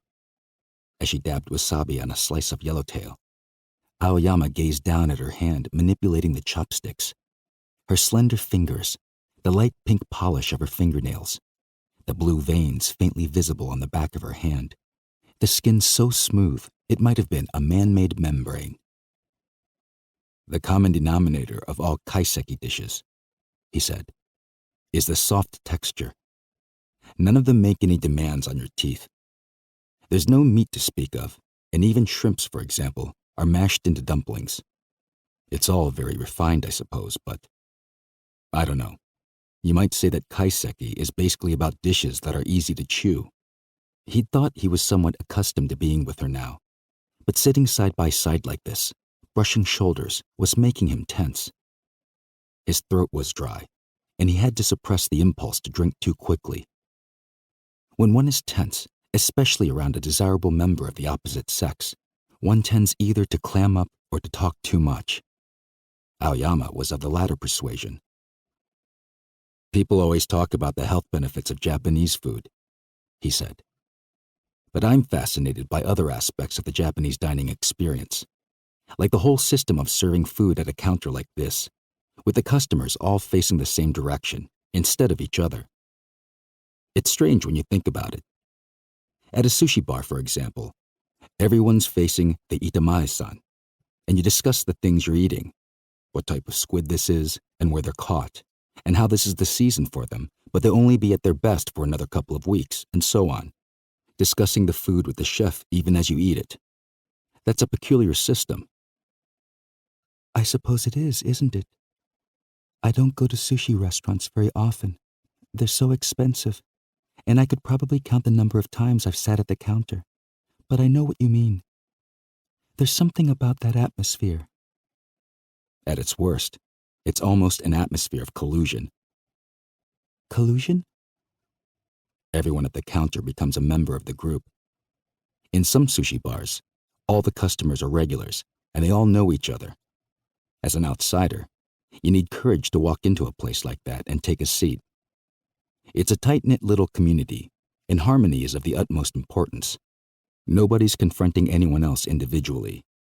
The conversation all proceeds through the chef, who's like a moderator or a master of ceremonies. You couldn't spend some quiet time with a lover, for example, in a place like that, because you'd be isolating yourselves from the others and spoiling the atmosphere for everyone. I guess that's true. And I'll tell you something else. Sushi and kaiseki are two foods I never crave when I'm really run down or stressed. No? When you're overseas, for example, and you're physically tired and your nerves are frazzled, the last thing you want are cold slices of sushi, or all the subtle little tastes of kaiseki. At least that's my experience, but I think it's a fairly common one. Different people crave different things, of course, but when I'm feeling exhausted, I prefer spicy food like Korean or Sichuan Chinese. Spices stimulate the appetite. I love spicy food. Indian food, for example. Indian food's great, isn't it?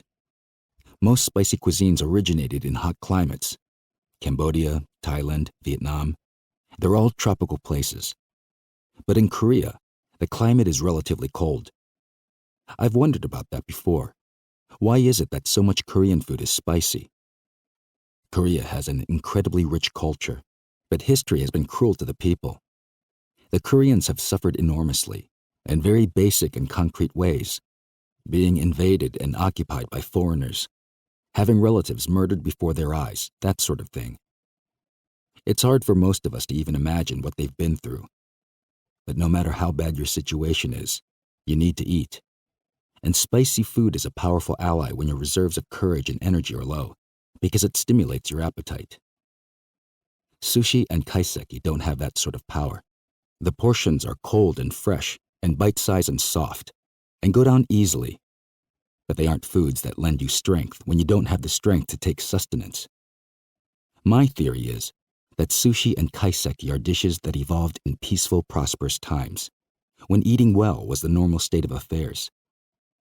In this country, we have the illusion that there's always this warm, loving community we belong to.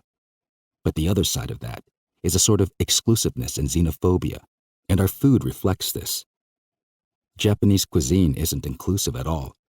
In fact, it's extremely inhospitable to outsiders, to people who don't fit into the community. As he talked, Aoyama emptied 5 of the little mikawachiyaki cups of warmed ginjoshu. Talking too much, he thought, and reminded himself that he'd better ease up. He would be ill-advised to discuss his personal life while drunk. Yamasaki Asami laid down her chopsticks and peered at him. What a beautiful face, he thought, and what a mysterious face. It seemed different from every angle. "Do you always think about things like this?" she said. "Like what?" "The things you were just talking about." "Not always, no. I guess it's just a matter of living a long time. The thoughts accumulate, especially the useless ones." She helped herself to the last piece of yellowtail sashimi. "I think you have the most original ideas," she said. "I could listen to you for hours." Aoyama hoped he wasn't blushing.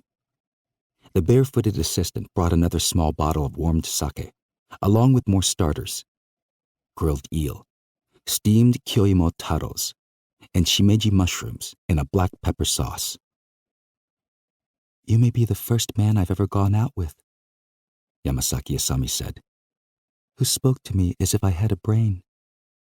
The 3 old gentlemen had finished their dessert of dried persimmons, and now Kai was helping them on with their coats. Their amiable conversation continued as they prepared to leave. "Shall we stop by Ginza?" "I can't. I'm off for Seattle early tomorrow morning." "Those long flights are hard on the immune system, they say, not to mention the lower back." Passing behind them on the way out, the gentleman murmured, "Excuse us," and "Good night," confirming what Aoyama already knew, that those with real power are unfailingly courteous. "Most men," Yamasaki Asami continued, "don't seem to take young women like me seriously." "Well, I'm afraid I've been babbling a bit."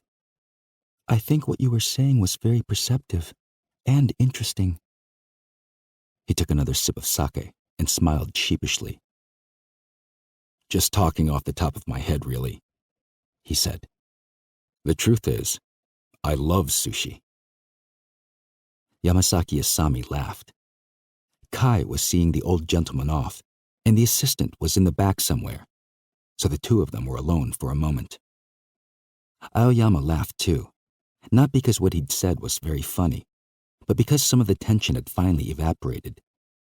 It was time to broach the subject foremost in his mind. Kai came back in, but sat in the far corner of the room and lit a cigarette. She smoked non-filter peace. "I wanted to discuss something else fairly serious tonight," Aoyama began. Yamasaki Asami glanced up at him, sensing his nervousness, and immediately set down her chopsticks. Her cheeks were faintly flushed.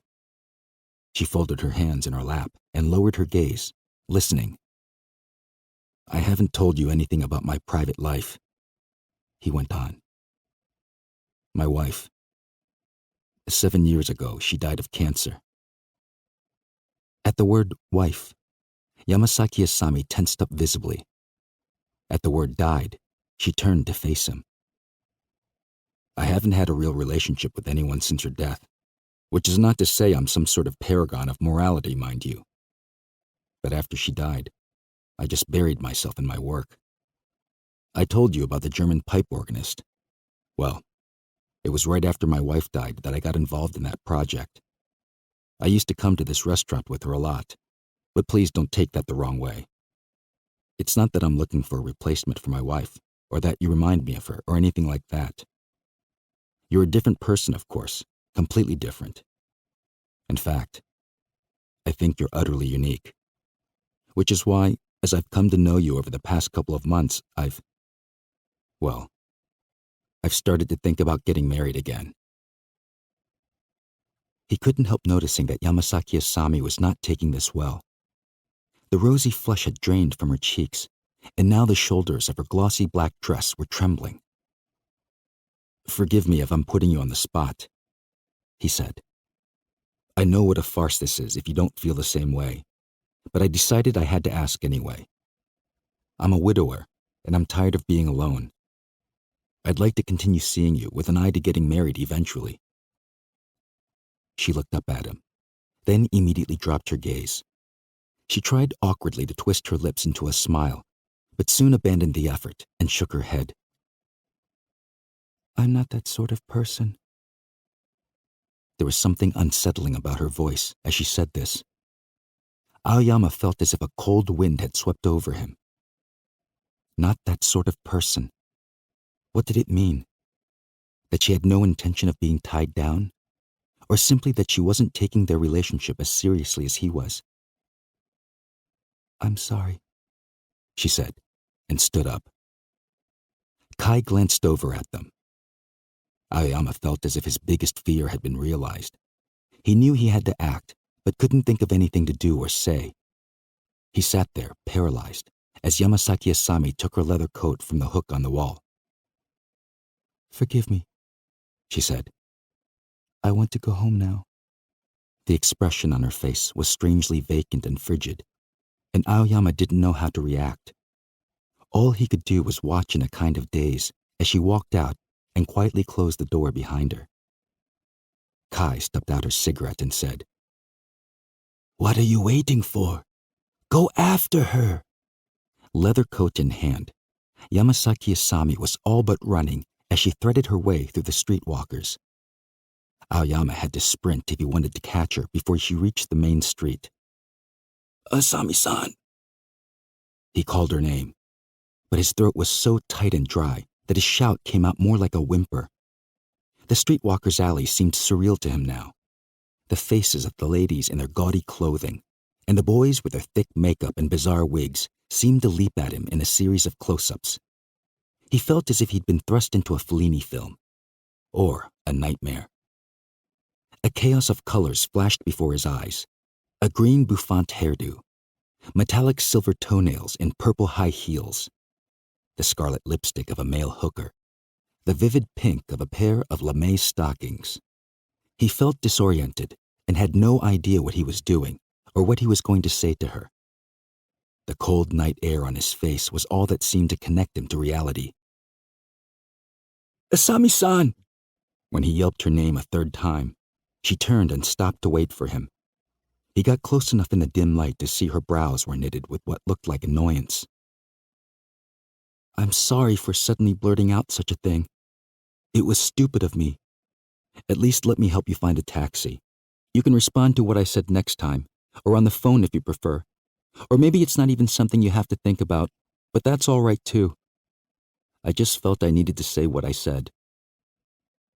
She shook her head with the same irritated expression and muttered something. He could see her breath in the night air, but couldn't hear what she said. The odd sense of being in a movie still hadn't left him. Only the white vapor of his own breath seemed unambiguously real. She peered up at him as if she were about to speak, but then turned, letting her head droop, and slowly continued toward the street. So slowly that it was difficult to keep from outpacing her. Aoyama paused every few steps and gazed blankly at the distant cluster of skyscrapers that loomed over the buildings ahead. Red lights flashed atop them, each blinking at its own regular pace as if registering a different heartbeat. When they reached the street, they stopped and turned to face each other.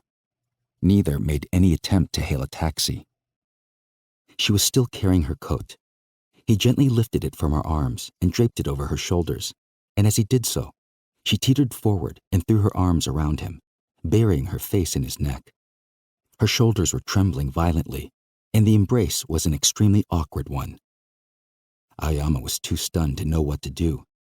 He held her as if to keep her from falling, the cold leather of her coat slipping under his fingers. Then she let go of him and took a step back. "You're not just toying with me, are you?" Her voice was an unfamiliar, icy whisper, and her face underwent a sudden and startling transformation as she spoke. It was as if she were shedding some sort of membrane. A wave of goosebumps rippled over Aoyama's flesh. "Of course not," he said hoarsely. "I've never been more serious." He watched her face return to normal, as if that transparent membrane were slowly readhering to her skin. It didn't seem like something she was doing consciously, putting on a mask to hide her true self, for example, or to protect herself from the eyes of others, but rather a natural process, a physical response, as natural as laughing when something was funny, or seething over an insult. "Thank you," she said, reverting to the voice he knew so well. A taxi pulled up beside them at the curb, and she climbed inside. "And thank you for tonight." Aoyama bent down and kissed her on the cheek, and she turned to look into his eyes. "I love you," she whispered, and pressed her mouth against his. "I feel the same," Aoyama said some moments later. She waved to him from the back seat of the taxi until it melted into the traffic and was gone. "Where did you meet her?" When Aoyama got back to the restaurant, Kai was waiting with another bottle of warmed sake and got out her own aritayaki cup to help him drink it. He told her about the audition and about Yamasaki Asami's background and responded frankly, if somewhat mechanically, to her questions. To his own ears, his voice sounded like that of a child in a state of shock. He still hadn't recovered from that kiss. Yamasaki Asami's lips were cold and soft and sweet, and the moment the kiss was over, he'd experienced, along with exhilaration, a bizarre sense of guilt or shame. It wasn't like anything he'd ever known before, a sense of having done something that can never be retracted or forgiven. It was a bitter, almost painful sort of feeling, but it was also intoxicating. Just to taste those lips again, Aoyama thought, "I'd probably give up everything I own." Kai sat facing him across the counter, smoking another piece, and poured them both some sake. Kai was a classic beauty, but right now, all Aoyama could see were the lines of age on her face. "So, what do you think?" he asked, but not in the spirit of actually soliciting her opinion. It was more of an attempt to confirm what he already knew. "She's really something, isn't she? You just don't find young women like her anymore. You see that, don't you?" "Strange girl," Kai said, exhaling smoke. "Strange?" "I've never met a girl quite like that before." "Well, it's a whole new generation, Kai." "That's true, but some things never change. What's most important to a person? That's the question. Always has been and always will be. When I meet someone, I can usually tell within a minute or two what it is they value most. The young people nowadays, men and women, amateurs and pros, generally fall into one of two categories. Either they don't know what it is that's most important to them, or they know, but don't have the power to go after it. But this girl's different. She knows what's most important to her, and she knows how to get it. But she doesn't let on what it is. I'm pretty sure it's not money or success or a normal happy life or a strong man or some weird religion, but that's about all I can tell you. She's like smoke. You think you're seeing her clearly enough, but when you reach for her, there's nothing there. That's a sort of strength, I suppose, but it makes her hard to figure out." "She's nice though, right?" Aoyama said. Kai seemed taken aback by this. She shook her head and stubbed out her cigarette. "Is that really what you think?" she said. A simple question, but it rocked him.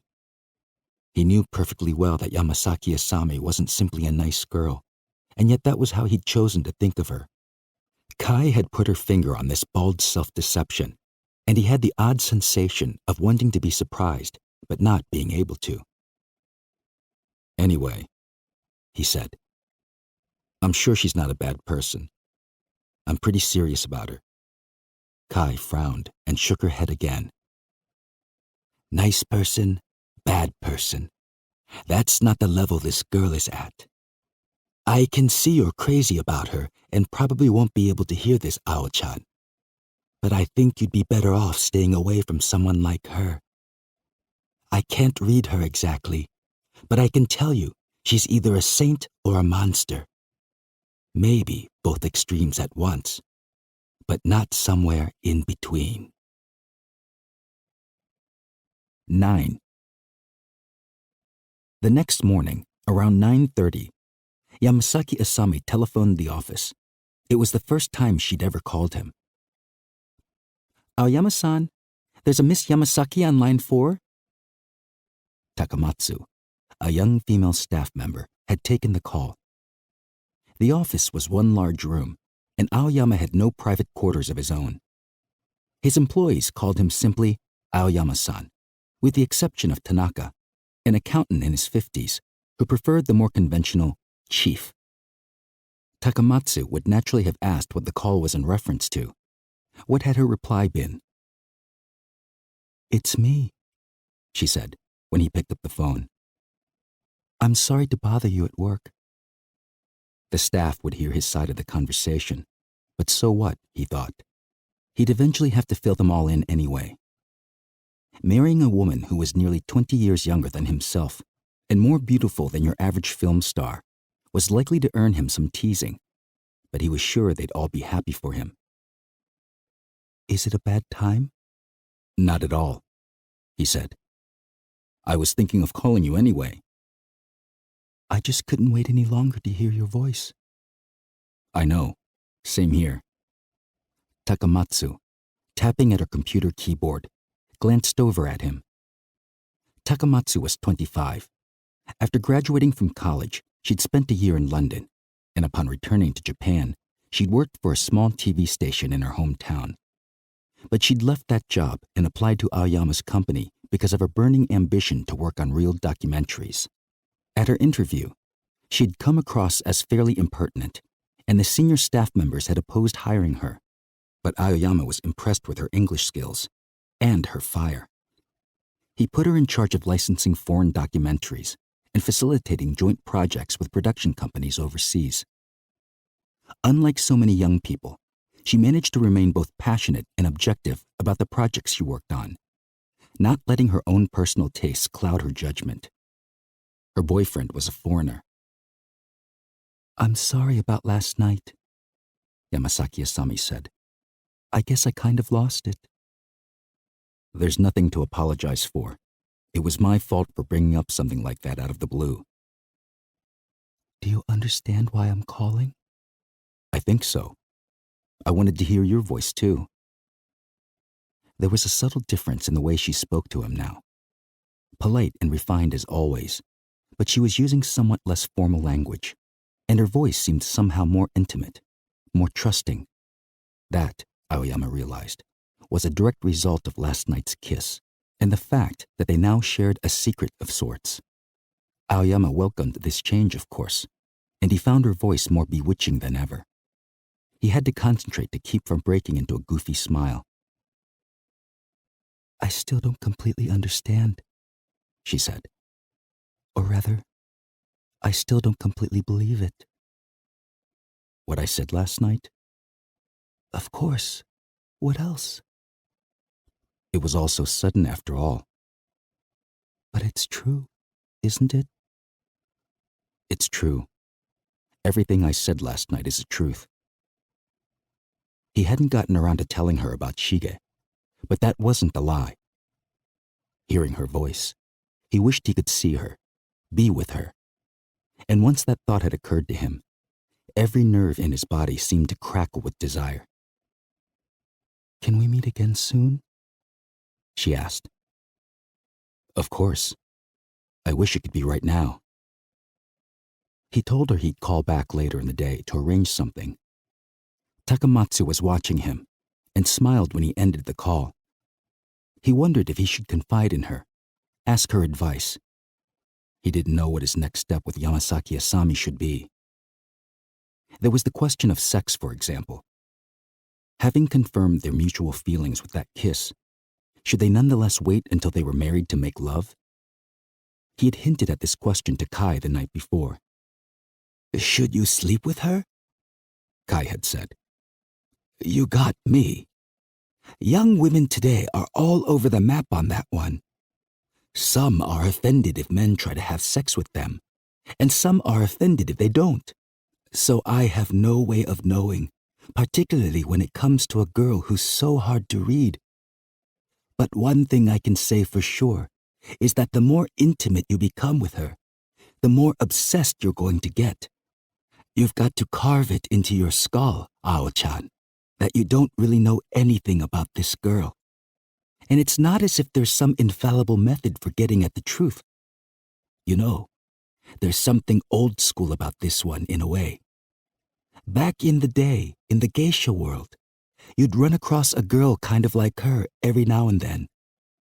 Breathtakingly beautiful, very popular with the clients. Nothing but the top class of patrons, but basically unfathomable. They'd have an almost unnatural sort of beauty, the sort of beauty that made you wonder if it hadn't been nourished by all the misery and misfortune in the world. The sort of beauty that can destroy a man. And of course, that sense of danger, too, seems to drive men wild. The old femme fatale thing. Aoyama invited Takamatsu out to lunch. He phoned from the office to reserve a table at what she said was her favorite restaurant in Tokyo, an Indian place in Jingumae. There were only 8 tables, and people without reservations were lining up. Takamatsu was a regular, apparently. The head waiter knew her and seated them next to a window with a view of the Jingu woods. "Shall we have a beer?" she suggested. Aoyama ordered 2 bottles of Indian brew. Takamatsu drank hers straight from the bottle, the label of which featured 3 pink flamingos. He waited until the tandoori chicken and prawns arrived before relating the story thus far, from his first meeting with Yamasaki Asami to last night's kiss. When he finished, Takamatsu said, "Good heavens, when did you become such a romantic?" "Me?" "Uh-huh." "I've become a romantic?" "Could there be a more classic case? Aoyama-san, I always thought of you as one of the few people in Japan who's capable of making a proper documentary." "What's that got to do with it?" "You're the one who taught me that romance has no place in documentaries, not as a motivating force anyway, that it's too amorphous and vague and ultimately insidious." "I said that?" "Not in so many words, maybe, but it's one of the things I've learned from you. Naturally, work and private life are 2 different things. I'm basically a romantic myself, I'd say, but it's never good to let romance blind you to the truth, is it?" The silhouetted branches of plane trees waved in the wind outside the window. A dish of eggplant and shredded meat was placed before them, and Aoyama studied Takamatsu's face as she dug in. He felt he finally understood what Kai had been saying the night before. Takamatsu had an average face. She was attractive enough, bursting with confidence and ambition, and blessed with regular features and a good grasp of makeup and fashion. Quite sexy, really, but average nonetheless. Yamasaki Asami's face and body, on the other hand, evoked a kind of perilous fragility that made you feel as if things were on the verge of collapse, as if the center couldn't hold and the axis had already begun to tilt. When he was around her, he was in a constant state of mild anxiety. His heartbeat would speed up, and he was never truly at ease. "So there's something I'm missing?" he said. "Duh." "But I'm perfectly aware that I'm crazy about her. Doesn't that count for anything?" "Do you want to have sex with her?" He hesitated before answering that. If he replied truthfully, "Of course, but I have this fear that she'll vanish at the first touch," Takamatsu was sure to laugh. Suddenly, he felt as if he understood what romantic meant. "Sure, I do." "Why haven't you then?" He nodded but said nothing, staring at his spoonful of pork curry. "You're afraid to, right?" Takamatsu was wearing a thoughtful frown, but when Aoyama nodded again, she laughed. He laughed too. Good heavens, she said. It's not that I'm afraid the sex won't go well, he hastened to explain. Let's hope not. Any man over 40 who's still bad in bed might as well stop breathing. So, what am I afraid of? That something would go wrong and she'd stop liking me? You're asking yourself that one, right? Yeah. I guess I'm just so nuts about her that… I don't know. It's not as if there's anything specific to be afraid of. I'm just afraid. That's the romanticism. Yeah, well, whatever it is, it's self-indulgent and counterproductive. And it's not as if I don't know any of the lines men use to try and seduce women. Why not just pick one? And if she turns me down, she turns me down. And we wait till we're married. Simple enough, right? They were enjoying a dessert made of carrots and milk when Takamatsu said, So where would you go to have sex? A hotel? Or your house in Suginami? Maybe I'll take her away somewhere for a weekend. She nodded. Not a bad idea. That's right. We're installing a new computer system, so I'm going to close down the office for a couple of days while they set it up. Anyway, there's this great hotel in Izu. Fantastic food, hot springs, the works. I thought it would be nice to get away and have a chance to really talk about things. Do you think you'd be interested? After returning from lunch, Aoyama had stepped out to a payphone. Yamasaki Asami's response was immediate and enthusiastic. I'd love to, she said, in her most animated voice. Aoyama was tense from just pronouncing words like hotel and hot springs. It was, he thought, very much like saying, let's not wait until we're married to have sex. There were no official guidelines for seducing a woman, or for analyzing her response. But at some point, as a man, you had to make a move. What sort of clothing should I bring? Clothing? I suppose people dress fairly formally in a place like that? Not at all. It's a resort, so casual is fine. Before ending the call, he arranged a time and place to meet, but didn't raise the question of one room or two. In fact, he'd already reserved the room just before calling her. A junior suite with twin beds. They'd leave on Saturday, 3 days from now. He needed to tell Shige about this, of course, and did so at dinner that evening. Shige had no objections, but admitted to wishing he could have met her first. Just one night? He asked. Yeah. I'll be home by Sunday evening. You're not eloping, are you? Very funny.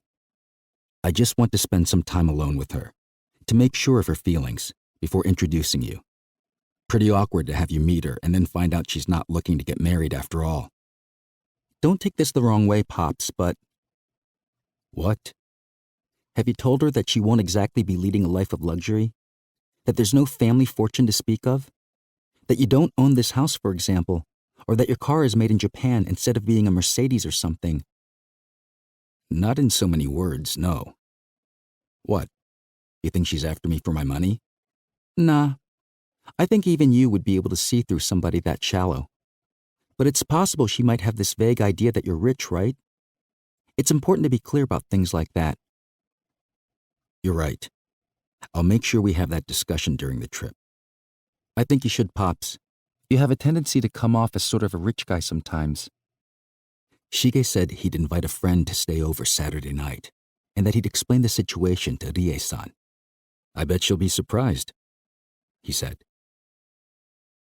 The hotel, about an hour's drive past the city of Ito, was connected to a championship golf course. A major tournament was held there each spring, and through summer and into autumn, the place was always full. In winter, however, reservations were easy to come by. They didn't talk much during the drive, but anticipation hung like a haze in the climate-controlled atmosphere of the car. As they flew along the motorway with their sunglasses on and their bags in the trunk, it was as if the tension of desire were a tangible force in the narrow space between them. Aoyama barely even noticed the scenery. Yamasaki Asami had brought a flask full of coffee, and on the way, between brief bouts of small talk, he drank 3 cups. he decided to hold off on the serious discussions until they were alone in the room. They'd be spending an unprecedentedly long time alone, after all. A whole night together. The hotel stood at the tip of a promontory overlooking the Izu seashore. Its orange roof had appeared suddenly as they rounded a curve in the descending road, and then the building itself, which wouldn't have looked out of place in the south of France. The long winding driveway, the immaculate landscape and flower beds, the courteous service of the doorman and bellboys, and the spaciousness and warmth of the lobby with its oversized leather sofas all seemed to make quite an impression on Yamasaki Asami. "It's fantastic," she murmured as they strolled to the front desk. Now that he thought about it, ever since their first meeting, he'd taken her nowhere but the finest restaurants and bars he knew of. And now this. "She might have this vague idea that you're rich, right?" Shige had said. Pretty perceptive, Aoyama thought, for a high school kid. Or should he make that because he was a high school kid? She stood close to him, looking up at the high ceilings and the huge Spanish-style wrought iron chandelier as he filled out the registration card. Putting her name down as Aoyama Asami, he wondered if the excitement he was feeling didn't somehow contradict his dream of establishing a new life, a new little family. There was a small balcony attached to the suite from which you could see the golf course and the sea. "So," Aoyama said, sinking back on the sofa, "what shall we do till dinner?" There was a lot they needed to talk about, most pressingly, the subject of Shige. But it would be just as well, he thought, to discuss such things at leisure, over dinner. It was now past 3 in the afternoon. The sun would be going down in an hour or so. There was no dearth of possible activities, but it was too early for some and too late for others. She sat down right next to him. Red leather pumps, pale beige trousers, red sweater, beige scarf, hair tied back artlessly. Her knee was pressed lightly against his. She put her sunglasses on, then took them off again and peered up at him. "There's a small museum," he said, "about 20 or 30 minutes from here. Mostly Japanese paintings, but a decent collection of Impressionists too. If we leave now, I think we can get in well before closing time. Or, let's see, there's a fishing port over that way, behind the hotel. That's kind of fun. A little port with a few beat-up old fishing boats and a cafe overlooking the docks. They serve the most incredibly delicious coffee there." She set her sunglasses down on the coffee table and undid her hair. It cascaded to her shoulders in slow motion, and Aoyama became conscious of a certain indefinable fragrance. Her shampoo, or some other hair product maybe, or perfume. Or maybe, he thought, it wasn't a fragrance at all, but some other force washing over his senses and expanding to fill the darkening room. Something dense and powerful and chilling. "The owner of this cafe is an interesting guy. He used to be a boxer, and he loves movies and literature, so the place is full of books and film magazines and whatnot. Nothing quite like a fishing port at dusk." She wasn't listening. She removed her scarf, folded it neatly, and set it down on the arm of the sofa. The heat was on, and Aoyama was beginning to perspire beneath his sweater. She stood up and walked to the entryway, where she turned off all the lights in the room. The shadows of evening rushed in, and he was aware of the fragrance, or whatever it was, growing thicker and heavier, like wine fermenting. He didn't know what to do. He felt completely at her mercy and was unable even to ask why she'd turned out the lights. It was getting harder to breathe, but he continued blathering on. "I know. Let's go to the baths. They have these huge hot spring pools. You get to them through the golfers' changing rooms, but they're open to all the guests, not just golfers. And as I recall, there's a sauna too. Or is it a jacuzzi? Anyway, we could soak in the baths a while, then play billiards afterwards. Or table tennis, they have that too. Or we could always have a cocktail at the bar."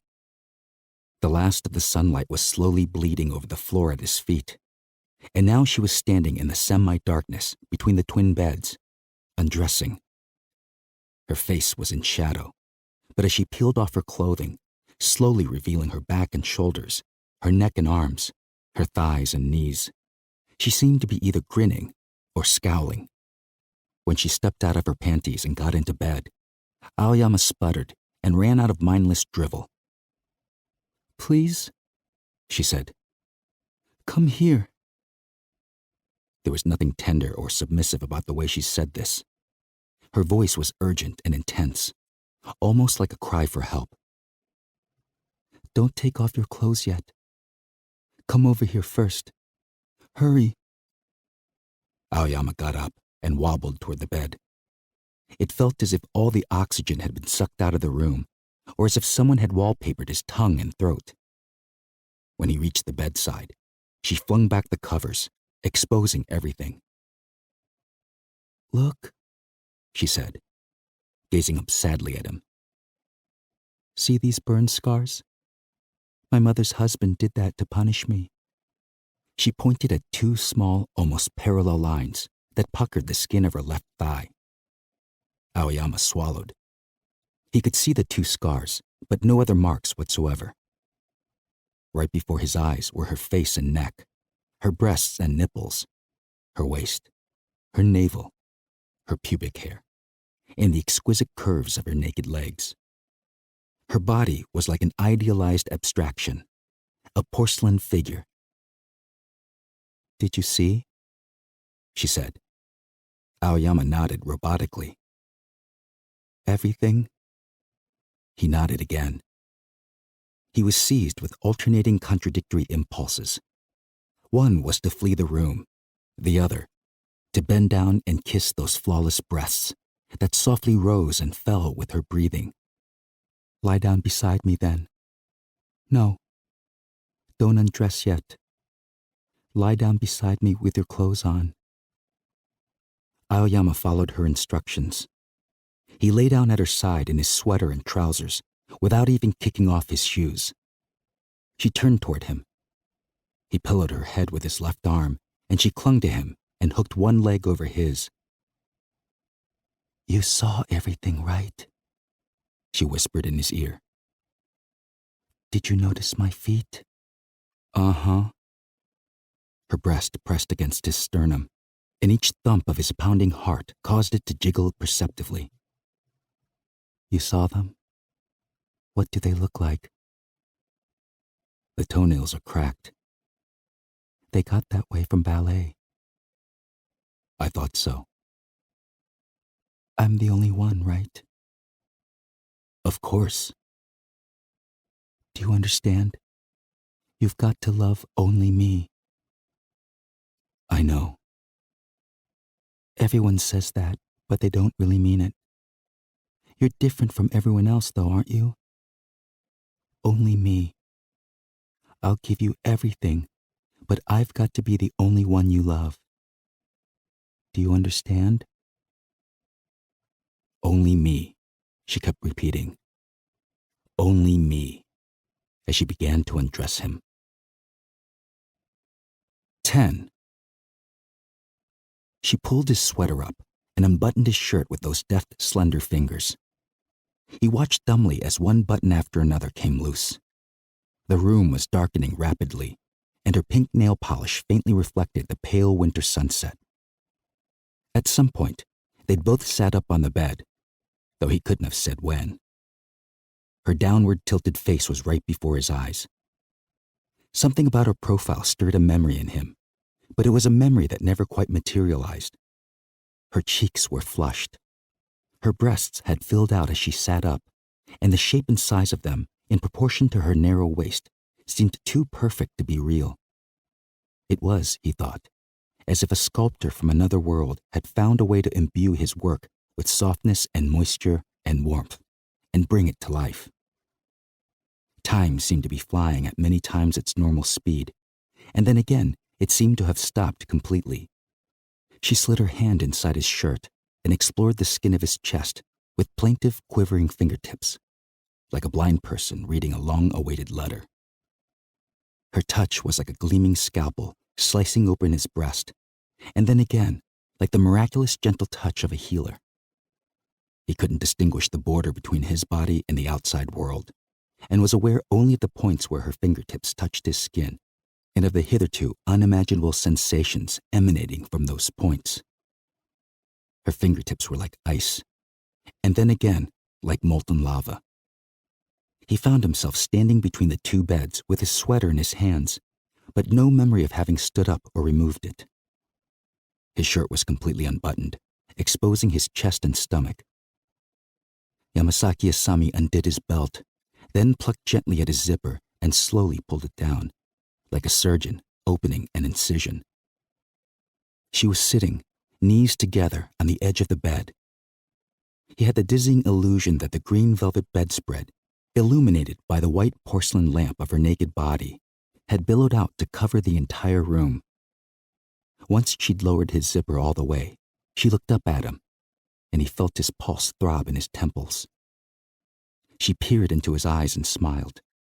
Then she reached out to press her pink fingernails into his chest and dragged them downward in a lingering cat-like scratch.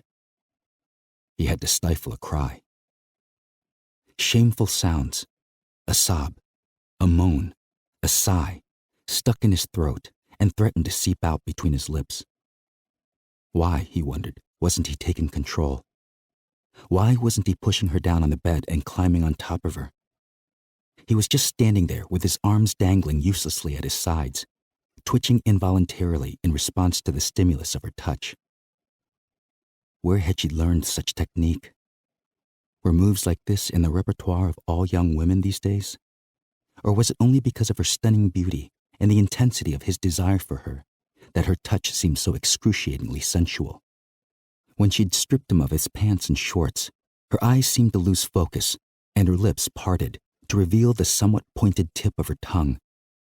It was as if a pink thorn were sprouting from her face.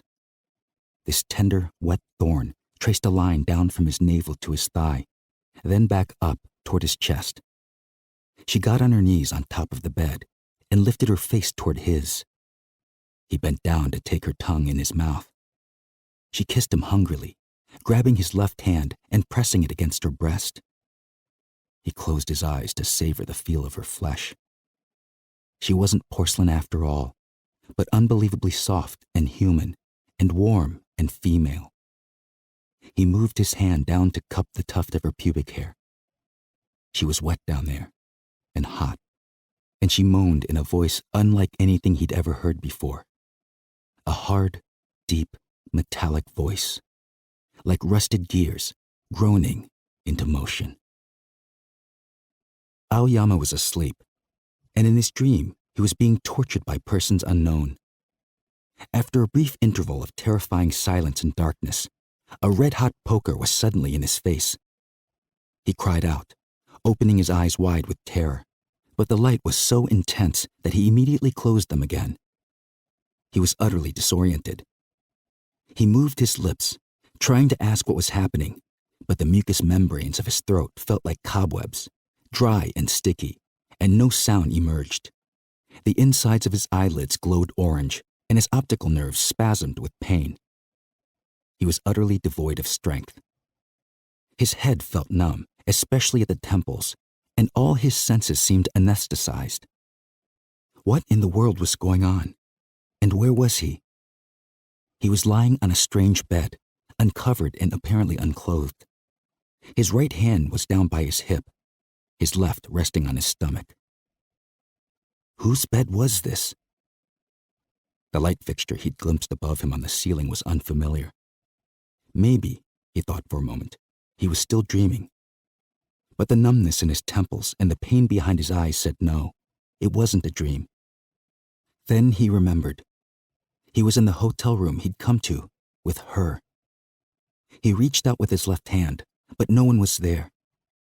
Gritting his teeth, he opened his eyes once more, but when the light flooded in, he reflexively squeezed them shut again. He'd have to open them little by little. He let the lids ease to a slit and peered through quivering lashes wet with tears that blurred his field of vision. His pulse was irregular and weak, but it began to speed up as he gradually opened his eyes, and a certain fact crystallized in his mind. She was gone. The room was as brightly lit as a convenience store, but absolutely silent, with no hint of another's presence. Aoyama was naked, his shrunken penis hanging limp and matted with strands of semen-caked pubic hair. He listened carefully for signs of someone using the bathroom or taking a shower, but there were none. Perhaps seeing how soundly he was sleeping, she decided to let him rest and gone down to the bar or dining room on her own. But no, her travel bag was gone. Yamasaki Asami had vanished. His body felt impossibly heavy and sluggish, as if his veins coursed with mercury. His right hand brushed against something hard. His wristwatch, wedged between folds of the bedspread. He snagged it and held it up before his eyes. It was a little past 3, and the date had advanced a day. Caught in the steel band was a long hair. Hers. She had been here in this room with him. There could be no doubt about that. Aoyama wound the hair around his finger. He was conscious of 2 different strands of memory. One was in the form of vivid flashbacks. Her face, beaded with perspiration. Her pink tongue. Tangled sweat-soaked hair plastered to her forehead and cheeks. Her tumescent nipples. And her wet, slick crevice, oozing a cloudy white secretion as it parted to receive his member. Along with the flashbacks were sounds. Sighs and moans. Squeals and whispers. The second strand of memory unreeled bit by bit, falteringly. There had been a conversation. He'd told her about Shige, but was that before they'd started having sex, or after? Before her first orgasm, or after she'd cried out and clung to him desperately any number of times? He wasn't sure, but he knew that at some point he'd told her about Shige. How had she reacted? He couldn't remember. What in the name of heaven had happened here? He didn't even remember ejaculating. He reached down and felt his penis. His semen and her fluids had dried to crusty patches on his skin. He remembered her gripping his erection and stroking it, and saying something just before she took him in her mouth. She'd been holding him in her right hand, stimulating him with the fingernails of her left, and she'd said something, and then begun using her tongue and lips. Was that before or after he'd told her about Shige? He rolled onto his side, placed his right palm on the bedspread, and tried to push himself up. Pain shot through his temples and his chest, and he abandoned the effort and flopped face down on the bed, grimacing.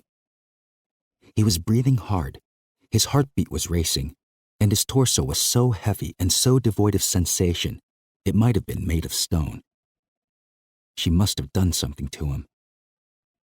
The thought shocked him, but it was nothing compared to the shock of finding her gone. A faint fragrance clung to the bedspread, the same fragrance he'd noticed when she undid her hair. The green bedspread had absorbed the smells of her cologne and makeup and sweat and secretions, but that one fragrance alone held sway over his numbed senses. Flashbacks of rapturous sex continued to flicker in his mind, and with each one, he slipped deeper into the fear that he'd lost her forever. The intervals between the flashbacks gradually diminished, and 2 images began to predominate, her face and her vagina. Each time he'd thrust his organ deeply into her, her face had distorted. But even with her brow furrowed into a mass of wrinkles, or her eyes wide and unfocused, or her jaw going slack and her tongue lolling out, her features never lost their beauty. And nothing in this world ever looked more deliciously lascivious than that vagina of hers. Every wrinkle and fold of which was wet with the juice that issued forth endlessly, sluicing down the trough between her buttocks and dripping to the velvet bedspread. From time to time, when her moans turned to orgasmic squeals, Aoyama had pulled out to lift her to the next level of anticipation and pleasure. Each time he did so, the squeals turned to something like sobs. The small hole in the pink that peeked out between the lips of her vagina would remain open at those times, the white milky fluid oozing out of it like some primitive crawling thing. But even then, her face had maintained an unimpeachable beauty, and the disconnect between that face and her hungry, lust-crazed pussy had only excited him all the more. That dark pink slit, surrounded by the white flesh of her inner thighs, was the doorway to her inner temple, and assailing it gave Aoyama a taste of cruel and infinitely salacious delight. He had no idea how long the sex had lasted, but he remembered feeling as if it might never end. He had remained erect and rock hard until it was actually painful. The skin of his penis stretched so thin it seemed on the verge of splitting open. Now, with his senses dulled, and the alternating images of her face and vagina flaring in his brain, the thought that such pleasures might be lost to him forever was more than he could bear. Gone. A chill ran through him, and he began to gag, as if something were stuck in his throat. He didn't want to cry. Somehow he felt that tears would mark the end, and was repressing the impulse, biting his lip, when the phone rang. He jerked involuntarily, then clawed his way across the bed to the instrument. "Mr. Aoyama?" It was a man's voice. Aoyama's disappointment drained him of any strength he'd mustered. He'd hoped to hear her voice. "It's me. Thank goodness you're still there. I was afraid you might have left." "This is the front desk. Is this Mr. Aoyama?" "Yes." He managed to reply in a miserable croak. "Yes, this is Aoyama." "Forgive me if you were sleeping, sir. We called several times earlier, but there was no answer, so we thought it best to keep trying in spite of the hour. When Mrs. Aoyama left, we—" "What time?" "It's a little past 3:30 a.m. "No. What time did she leave?" "Sir?" Aoyama explained that he'd taken some cold medicine and fallen asleep. "She dined alone, sir, and called for a car at about 8 o'clock, saying she had urgent business in Tokyo." Struggling with the irregular thumping of his heart and the rising nausea, Aoyama said yes, that was right. Something had come up. "Shall I send the hotel doctor up to see you, sir?" "No, I'll be all right." "Please feel free to let us know, sir, if you need anything at all. And may I ask if you're still planning to check out tomorrow? We do need to confirm that." "I should be fine after a good night's sleep." "Very well, sir. Terribly sorry to bother you. Good night." Aoyama hung up the phone and lay there at the edge of the bed. He was not feeling at all well. A cold sweat rolled down his temples and jaw and dripped to the bedspread. But it didn't feel as if it could possibly be his own perspiration, and he actually looked up to see if the ceiling were leaking. He wiped his temples with the back of his hand, and then he checked his pulse. It felt weak again, slow and gurgly. Something bitter was working its way up from his stomach, and he swallowed hard to try and hold it down. Sleeping tablets, he thought suddenly. A large dose. He'd been drugged into unconsciousness and then awakened by his own jangled nerves. He wondered if he should try regurgitating, but decided there was no point. Too much time had passed. By now the medicine had all been digested and delivered to the capillaries in the farthest reaches of his body. She had fed him sleeping tablets. He was sure of it. Several times during the evening, he remembered, she'd torn herself away from him and slipped into the bathroom. He thought nothing of it at the time. He knew that prolonged stimulation of the clitoris could cause a woman to pee a lot, and they'd both thirstily guzzled drinks from the minibar as well. Beer, cola, whiskey. He'd also drunk directly from her mouth. Straddling him, riding him with the motion of her hips, she'd taken mouthfuls of whiskey or beer and then transferred them to his mouth with kisses. He remembered squeezing the perfect white globes of her ass as they kissed. He wouldn't have noticed if she slipped him sulfuric acid that way, let alone powdered sleeping tablets. He propped himself up on one elbow and looked at the telephone. Next to it was a memo pad, and something was written on the top sheet in an almost childish scrawl. "No forgiveness for lies. The woman who lost her name." Lies. Aoyama was puzzled momentarily, and then somewhat relieved. Obviously, she'd misunderstood something he said. He reached for the phone and dialed her number. No one answered. He tried several more times before giving up, but by then, he was feeling much better. She was a pure and innocent but spirited girl. She'd taken something the wrong way and gotten angry and left. Wanting to avoid a confrontation, She slipped him some of her own sleeping tablets so she could leave without having to explain. She would have brought sleeping tablets, he reasoned, because she was nervous and excited about their first trip together and afraid she wouldn't be able to sleep. He'd call her tomorrow afternoon and resolve everything. She'd probably end up apologizing. For now, it was best to get some sleep. He fumbled with the controls on the side table, setting the alarm for shortly before checkout time and turning off all the lights, then crawled under the covers. A powerful undercurrent immediately began dragging him down, and sleep washed over him like surf. Just before succumbing, while still on the border of consciousness, he had a very strange sort of dream. In a small, shabby room, a man of 50 or so sits on worn tatami mats. He's dressed in long underwear and drinking. He holds a large bottle of cheap whiskey on his knee and pours it into a glass that's cloudy with fingerprints. The man drinks the whiskey slowly and takes deep drags on a cigarette. He has no feet. The stubs of his ankles protrude from his long underwear, like the ends of oversized sausages. The only thing visible from the room's one small window is the outer wall of the building next door. Gnats are bouncing against a fluorescent light above the table, and one of them has fallen into the man's glass. Furious that he can't stand up and chase the gnats away, he lets out a drunken bellow. Separated from this room by a torn paper screen is an even smaller room with no windows at all. Inside, in the shadows, a little girl is putting on a pair of ballet shoes. The shoes are worn out, scuffed and torn, and no longer pink, but a sooty flesh tone. Once they're snugly on her feet, she stands up. It's summer, and she opens the paper screen slightly to let in a little air. Beads of sweat dot her forehead. What little breeze there is carries the smell of whiskey and cigarette smoke, his smell, mixed with an odor of rotting vegetables. As she's adjusting the screen, the man's expression undergoes a change. His eyes were wild with rage just moments ago as he grumbled and shouted at the gnats. But now, he looks desperate and craven, like a condemned criminal begging for his life. He sets his glass down and glances nervously around behind him, then tries to peer through the partly open doorway. The girl's silhouette flits past the opening as she crosses the dark little room. Her small, slender hands, her underdeveloped chest and hips, her lissom legs glistening with sweat.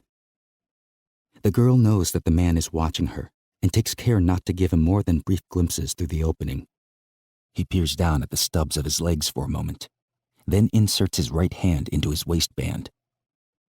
She's practicing the few simple steps she's mastered, her head tilted at an angle that best emphasizes the beauty of her face, as she's been taught to do at ballet school.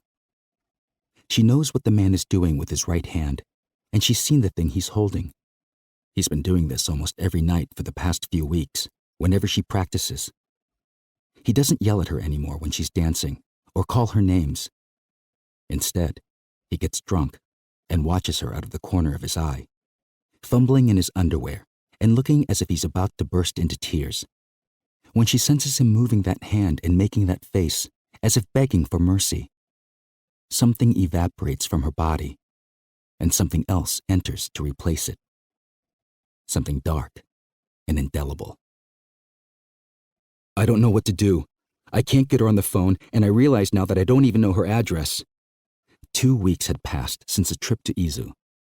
Aoyama had managed to continue working somehow, and to spend time with Shige, but Yoshikawa was the only one he could really discuss this with. He was calling from a public phone. She doesn't answer? It's worse than that. I get a recording saying the number's no longer in service. It's been that way since a few days after Izu. What happened there exactly? Only what I just told you. But why would she suddenly vanish? I don't know. She must have misunderstood something I said or did. I'm sure we could clear it up in about 2 minutes, but I have no way of getting in touch with her. Yoshikawa was silent for a moment. Then, in a quiet voice, he said, You should just let it go. Aoyama wanted to smash the receiver against the glass wall of the phone booth. He was literally trembling with rage and exasperation.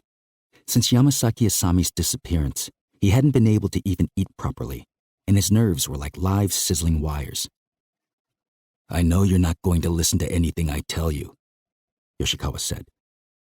"But I'm partly responsible, and I have to say this. I think you should forget about her." "You don't get it, Yoshikawa. It was just a little misunderstanding, damn it. I need to find her, and all I'm asking is if you have any ideas. She said she was living in Nakameguro, and I thought you might know the address." "Look, the only address I ever saw was the one on the resume, the one in Suginami, and somebody else lives there now. I told you that before, right? I don't know anything about Nakameguro. Besides, we've already tossed all the resumes." "Hello? You still there?" "Yeah. All right. Later," Aoyama said, and hung up the phone. 11. The new year arrived without any word from her. Aoyama had been showing up at work every day, and he tried hard to be himself around Shige, in spite of the emotional torture he was going through. But he couldn't hide the physical toll it was taking. In the 2 months since Izu, he'd lost 6 kilos. Not even when Ryoko died had he ever found himself in such a state that he couldn't get food down. Ryoko's death, devastating though it was, had been gradual.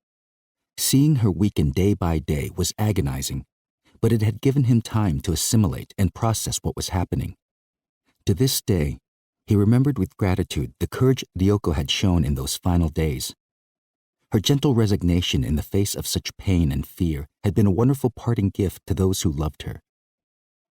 But Yamasaki Asami had disappeared suddenly, without any warning or foreshadowing whatsoever. They hadn't even argued or exchanged bitter words. She'd vanished from the hotel room and seemingly from the face of the earth. It was all just some sort of misunderstanding. He still believed this, and that belief was one of the things impeding his recovery. He'd revisited Nakameguro any number of times in the past 2 months. Starting at the big intersection where the taxi had dropped her off after some of their dates, he'd wandered aimlessly through the maze of side streets. He was fully aware of how pathetic this was, and didn't really expect to find her there, but it was all he could think of to do. Nakameguro was the only thread he had left to cling to. No forgiveness for lies. He still didn't know what she'd meant by that. All his memories of her were ambrosial and poisonous, in equal measure. He remembered with brutal clarity every detail of every date, to say nothing of those last ecstatic hours in Izu. And beautiful memories, he'd come to realize, were the sledgehammers of despair. He'd had dozens of telephone conversations with Yoshikawa, and met with him several times for dinner or drinks. And he'd even discussed the situation with Takamatsu and other members of his staff. But the discussions were usually more about baring his soul and bemoaning his loss than soliciting comfort or advice. And eventually, even Yoshikawa tired of hearing it. "I mean, how crazy is this, Yoshikawa? I didn't do anything. Nothing I know of anyway. And up till then, everything had been going so well. It would be ridiculous to end it like this." Shige, on the other hand, was a rock. Aoyama wondered how it was possible for a boy his age to have such a firm grasp of this sort of situation. Shige seemed to realize that the worst thing you can do for someone in psychological distress is to give them special treatment. He acted as always toward his father, and never once asked about Yamasaki Asami. And when Rie-san rather too persistently expressed concern for Aoyama's health, Shige covered for him, saying, "Sometimes a man just doesn't feel like eating." He'd learned about loss when his mother died, and he knew things that Aoyama himself had apparently been forgetting. That pouring your heart out to someone affords only temporary relief at best. That you just have to resign yourself to a period of suffering, somehow going about your everyday business as you slowly find a way to assimilate the loss. Damned impressive for a 16-year-old, thought Aoyama. He was sitting on the living room sofa, with his bare feet up on the coffee table, eating yogurt. It was the last Sunday of January. Shige had left early that morning to go skiing with a friend, saying he probably wouldn't be home till late, but not to wait up. Gangsta was outside, barking as usual. Born to hunt, the beagle was big on vocalizing. He'd howl along with ambulance sirens, bay at sparrows and crows, and sometimes even yelp at insects crawling over the ground. Aoyama had walked to a nearby market earlier to purchase the yogurt, along with salmon roe and soy sauce, deep-fried tofu, and cabbage rolls. He had no appetite whatsoever, and food still turned to ashes in his mouth. But he knew he had to maintain at least the will to get back on his feet, if only for Shige's sake. Two things were necessary, he believed, in order to maintain that will: work he could get motivated about, and proper nourishment. He couldn't spend the rest of his life showing Shige how weak and pathetic he was. He mixed some honey into the yogurt and sat there on the sofa, forcing himself to eat it. Even something as soft and mild as yogurt was difficult to swallow. It wasn't that his system was actively rejecting food, but as if the nerves were too busy retracing memories of Yamasaki Asami to send out signals demanding nourishment. He'd only been with her once, yet images of her naked breasts and sex, her hips and fingertips, streamed incessantly through his mind. He looked at a nude top model in some magazine, and his entire nervous system would insist that there was no comparison. It was like a narcotic, he thought, and not just metaphorically. Her voice and smell and touch had provided him with exactly the same sort of thing, chemically speaking, that certain drugs provide, and the receptors in his brain were clamoring for her. There was nothing else that could take her place, as far as his nervous system was concerned. The nerves were honest and strictly psychological. Reasoning didn't work with them. He was listening to music as he ate the yogurt. With his nerves as battered as they were, it had become painfully clear to him how irritating television can be. You may be feeling like shit, the TV screams at you, but the rest of the world is carrying on just fine. He'd begun listening to a lot of classical music, from Bach to Debussy, from gloomy, minor key symphonies to light-hearted piano pieces. Nothing was less abrasive or helped the time to pass better than classical music. A single Mozart piano concerto lasted about 30 minutes, for example, and listening to numbers 20 to 27 ate up 4 whole hours. Of course, not even the magic of Barenboim's piano could obliterate the unbearably evocative image of Yamasaki Asami, and not even Mozart could neutralize the suffering. But the beauty of the melodies and arrangements was soothing to the nerves, and if he just sat drinking in that beauty, the second hand on his watch would continue its leisurely sweep, and eventually night would arrive. Then he could reach for the cognac or whiskey. He forbade himself spirits during the daytime. He'd realized within a couple of weeks of Yamasaki's disappearance that alcohol was no way to deal with the agony. Several hungover mornings, after too little sleep, Aoyama had experienced an almost debilitating sense of self-loathing, seeing himself as a total failure in life.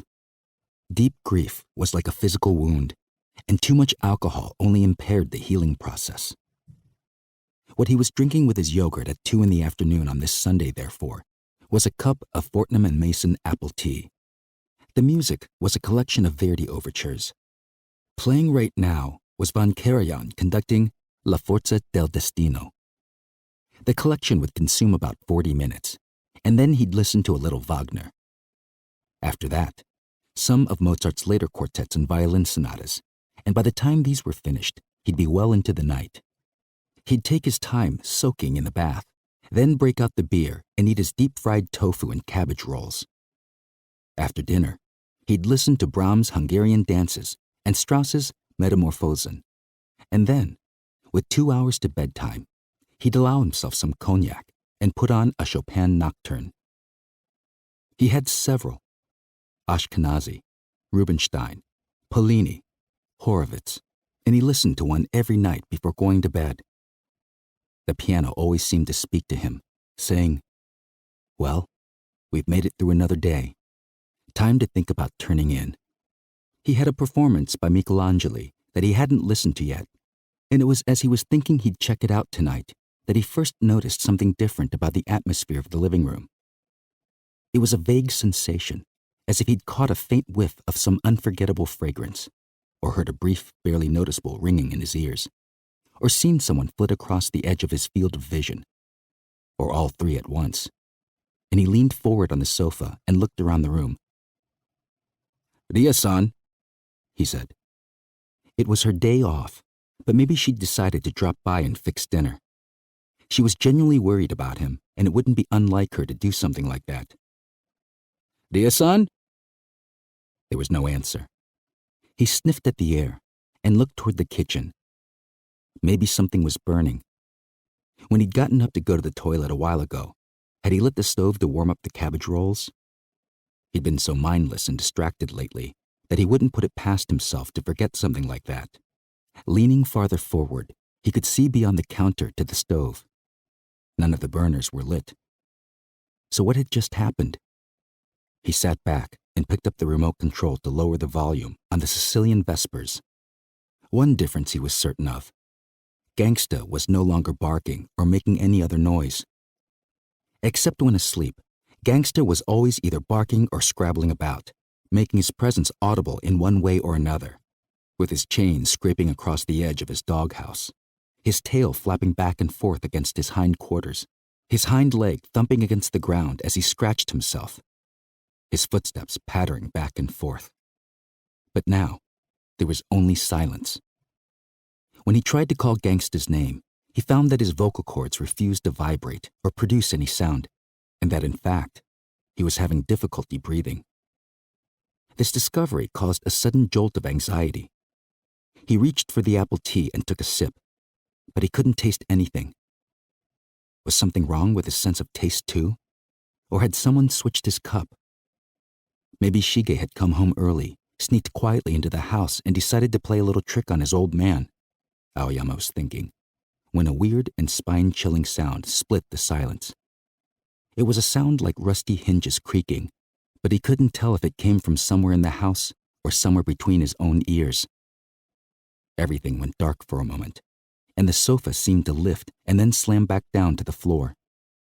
And then, from the corner of the living room, came a clear, succinct voice. "Can't move, can you?" When the curtains billowed and Yamasaki Asami emerged from behind them, he wondered if he was hallucinating. "Where have you been?"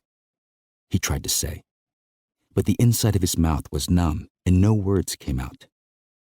She walked up to him and took hold of his face, squeezing his cheeks together with the thumb and index finger of her left hand. She was wearing rubber surgical gloves. The pressure of her grip was enough to force his mouth open, but he didn't feel any pain. All the strength had drained from his body, and it now seemed as if her one-handed grip was the only thing that kept him from sliding off the sofa. Drool was dribbling down his jaw. In her right hand, she held a very thin plastic hypodermic. She showed it to him. "Go to sleep for a while. I'll let you know when we're ready to start. Your body will be like a corpse, but I'll make sure your nerves are all wide awake. That way, the pain will be 100 times worse. So get some sleep while you can."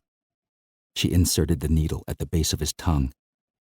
The liquid in the hypodermic seemed to saturate his body in no time.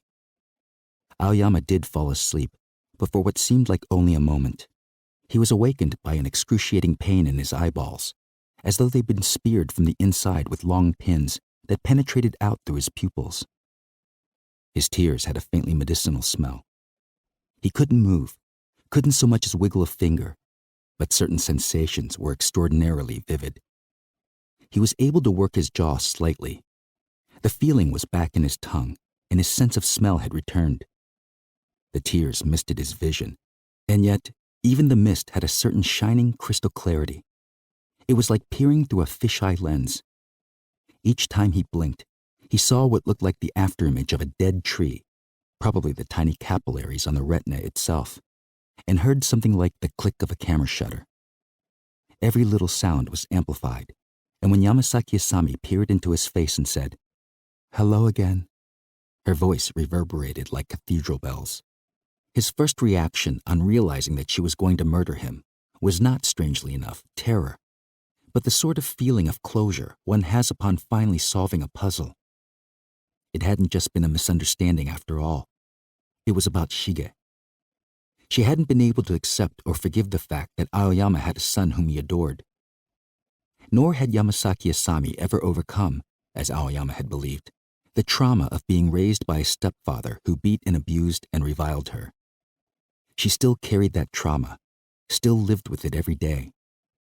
Any man who betrayed or lied to her was the same as her stepfather. Therefore, according to her reasoning, such men should have their feet severed to resemble him more closely. When not working at the part-time job that covered living expenses, she spent all her time preparing for the next operation. She would become intimate with a man and simultaneously begin forging a plan to cut off his feet should he prove to be just like her stepfather. In her teens, she'd only dreamed up the plans and never carried them out. She didn't have a proper tool for one thing. It was while watching a cooking show on TV that she'd discovered the wire saw, a thin steel cable with teeth and a ring attached to either end. The TV chef had used it to cut effortlessly through a ham on the bone, saying that there was simply no other tool to match it for this sort of task. The wire saw had made everything possible. She read up on pharmaceuticals as well and found a way to get her hands on whatever drugs she needed. Thorazine, benzodiazepines, meprobamate, Valium, midazepam, Librium, nitrous oxide, muscimol, amphetamines, psilocin, LSD. She had cased Aoyama's house a number of times and even broken in before.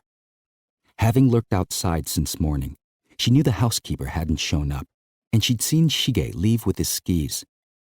She'd slipped inside the house the moment Aoyama stepped out to the market. On his return, he'd gone to the bathroom, and she'd taken that opportunity to add a muscle relaxant to the honey and yogurt mixture. If he hadn't made things that easy, she would have been prepared to walk right up to him, say hello, and spray him with mace. But he would have collapsed to the floor, and she much preferred having him propped up on the sofa like this. It would facilitate her work and make for a far more interesting picture. She went outside and came back with Gangsta in her arms. She plopped the dog down on the coffee table between Aoyama's outstretched legs, and that was when the terror kicked in. Gangsta was as limp-limbed as a beanie baby, but at least that meant he was probably still alive. Brushing the beagle hairs from her black sweater, Yamasaki Asami went to the entryway, where she'd placed a photographer's equipment bag. She took out a square black leather case, opened it by pressing on the corners, and pulled out something that looked almost like a portable headphone set. A thin, silvery metallic cable wound in a circle, at either end of which was a ring the size of a large coin. She put her index finger through one of the rings and let go of the loop of cable. The glittering wire saw unwound with a sound like crossed swords. She wrapped the cable around the joint of Gangsta's hind leg, then took firm hold of both rings and looked up at Aoyama. Aside from the fact that she wasn't wearing makeup, her face was the same as ever. "Are you sure it's all right? I'm so glad. I've never had anyone I can discuss my problems with before. Can I really count on you to call?" Nothing in her expression distinguished her from the Yamasaki Asami who'd once said things like this to him. No psychotic gleam shone in her eyes. Her hair wasn't standing on end. Her mouth wasn't twisted in a maniacal grin. She pulled the rings in opposite directions, as if stretching a chest expander. There was a popping of ligaments and the awful sound of bone snapping, and Gangsta's leg became disconnected from the rest of him. The white fur of his stomach was instantaneously awash in red. Yamasaki Asami quietly extracted the saw and began winding it around Gangsta's other hind leg. Aoyama tried to tell her to stop, but he had no voice. The Verdi overtures were still playing, at a low volume. Aida. "Stop it." He mouthed the words soundlessly. "What's that?" she said. "Did you say something?" "Not the dog," he tried to say. "Do me, not the dog." And as he struggled to move his lips, he pictured Shige. Without a way to stop the bleeding, Aoyama knew that Gangsta could die from the amputation. Then Shige would truly be alone. Shige was a good kid. The thought of making him suffer, of causing him any more pain, was unbearable. He had to fight back somehow. "The dog first, then you," she said. "Don't you want to watch him lose his head?" Having finished wrapping the instrument around Gangsta's other leg, she pulled on the rings. The same awful sound. This time, the blood splattered more, and some of it landed on the back of Aoyama's hand. Was there a way to stop this?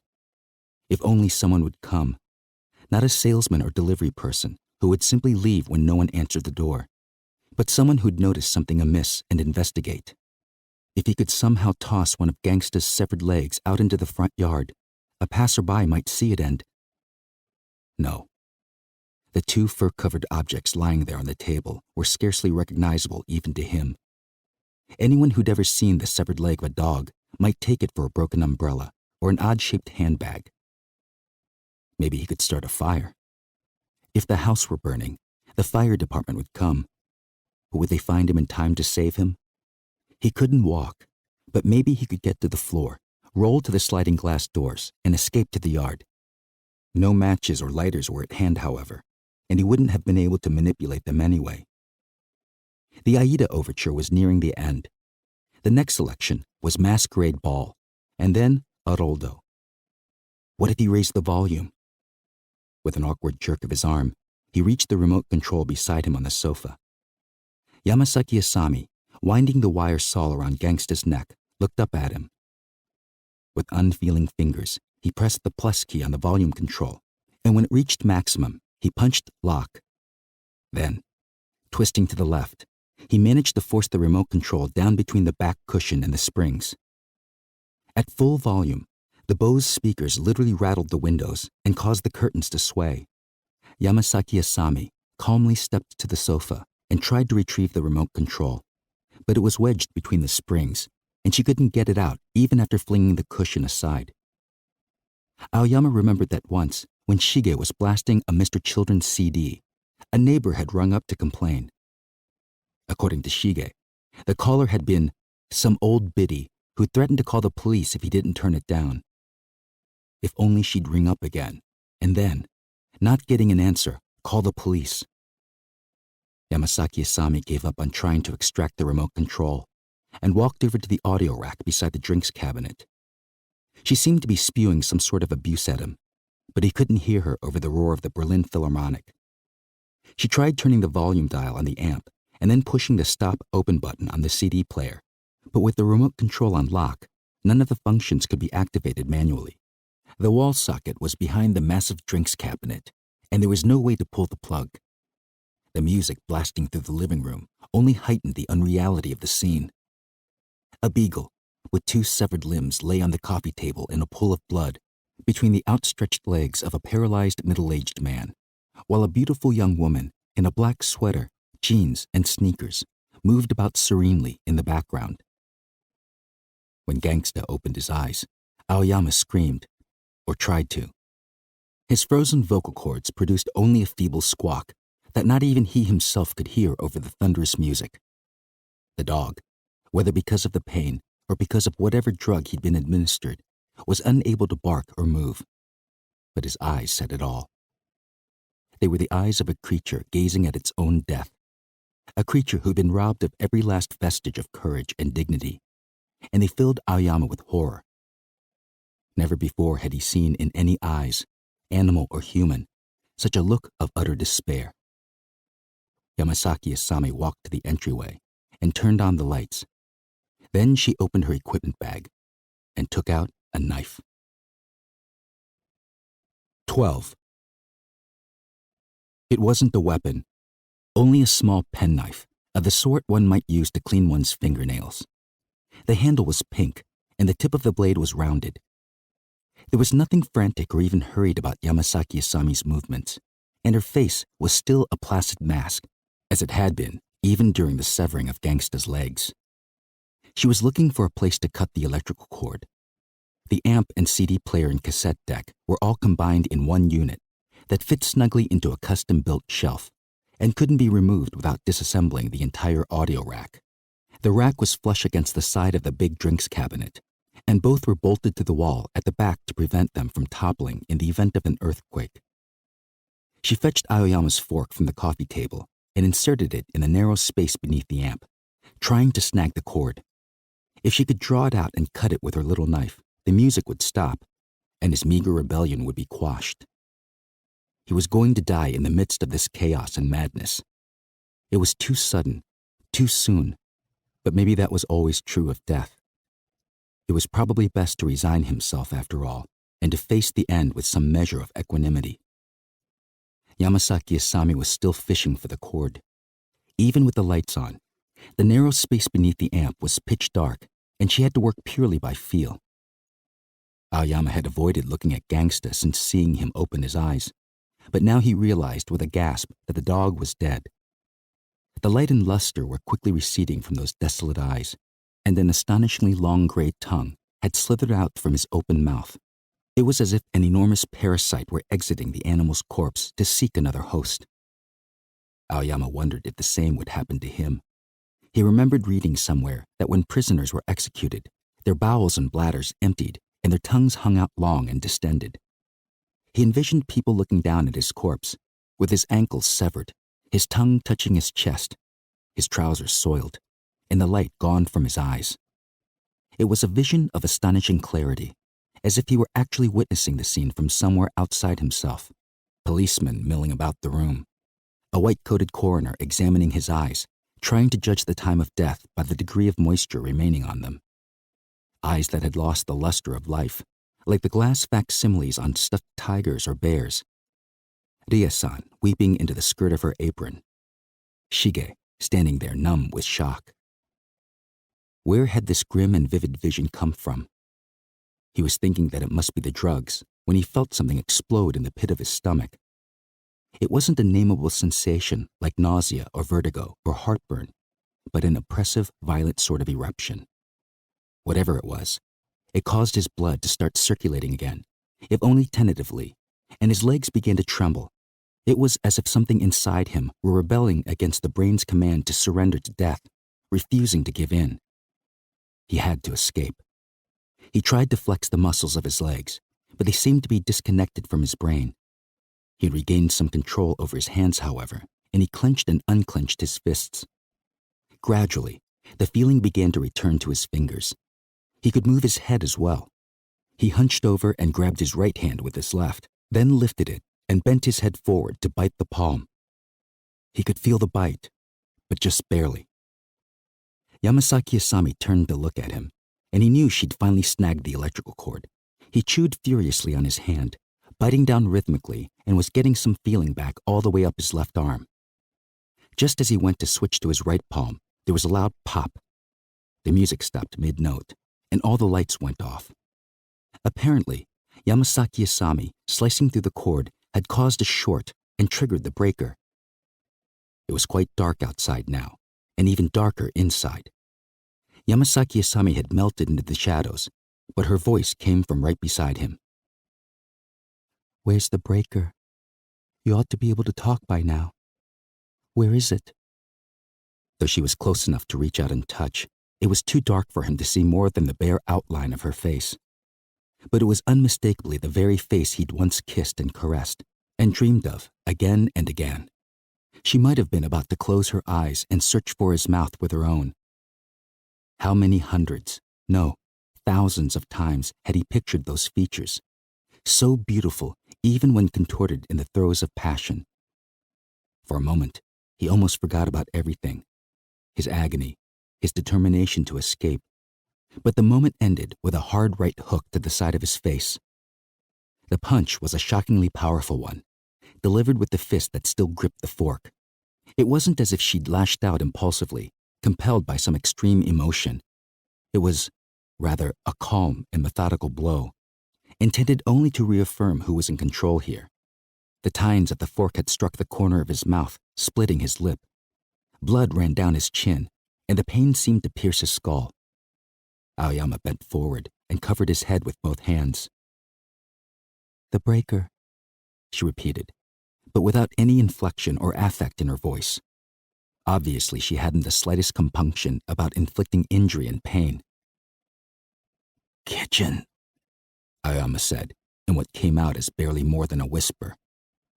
The breaker box was in fact built into the wall of a utility room next to the kitchen.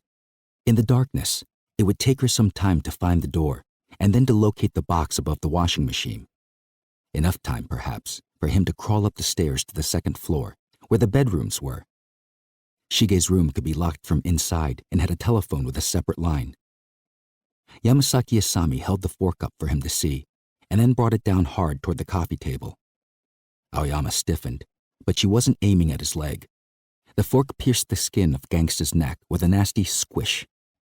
The skin around the dead dog's neck was thick and loose, and the fork didn't penetrate far, but dislodged and fell to the table the moment she let go.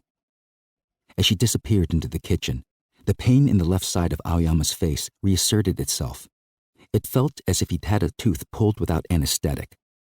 Blood from his split lip seeped into his mouth, and the warm, sticky taste of it weakened his will to fight. He could hear her walking around in the kitchen, the rubber soles of her sneakers squeaking on the floorboards.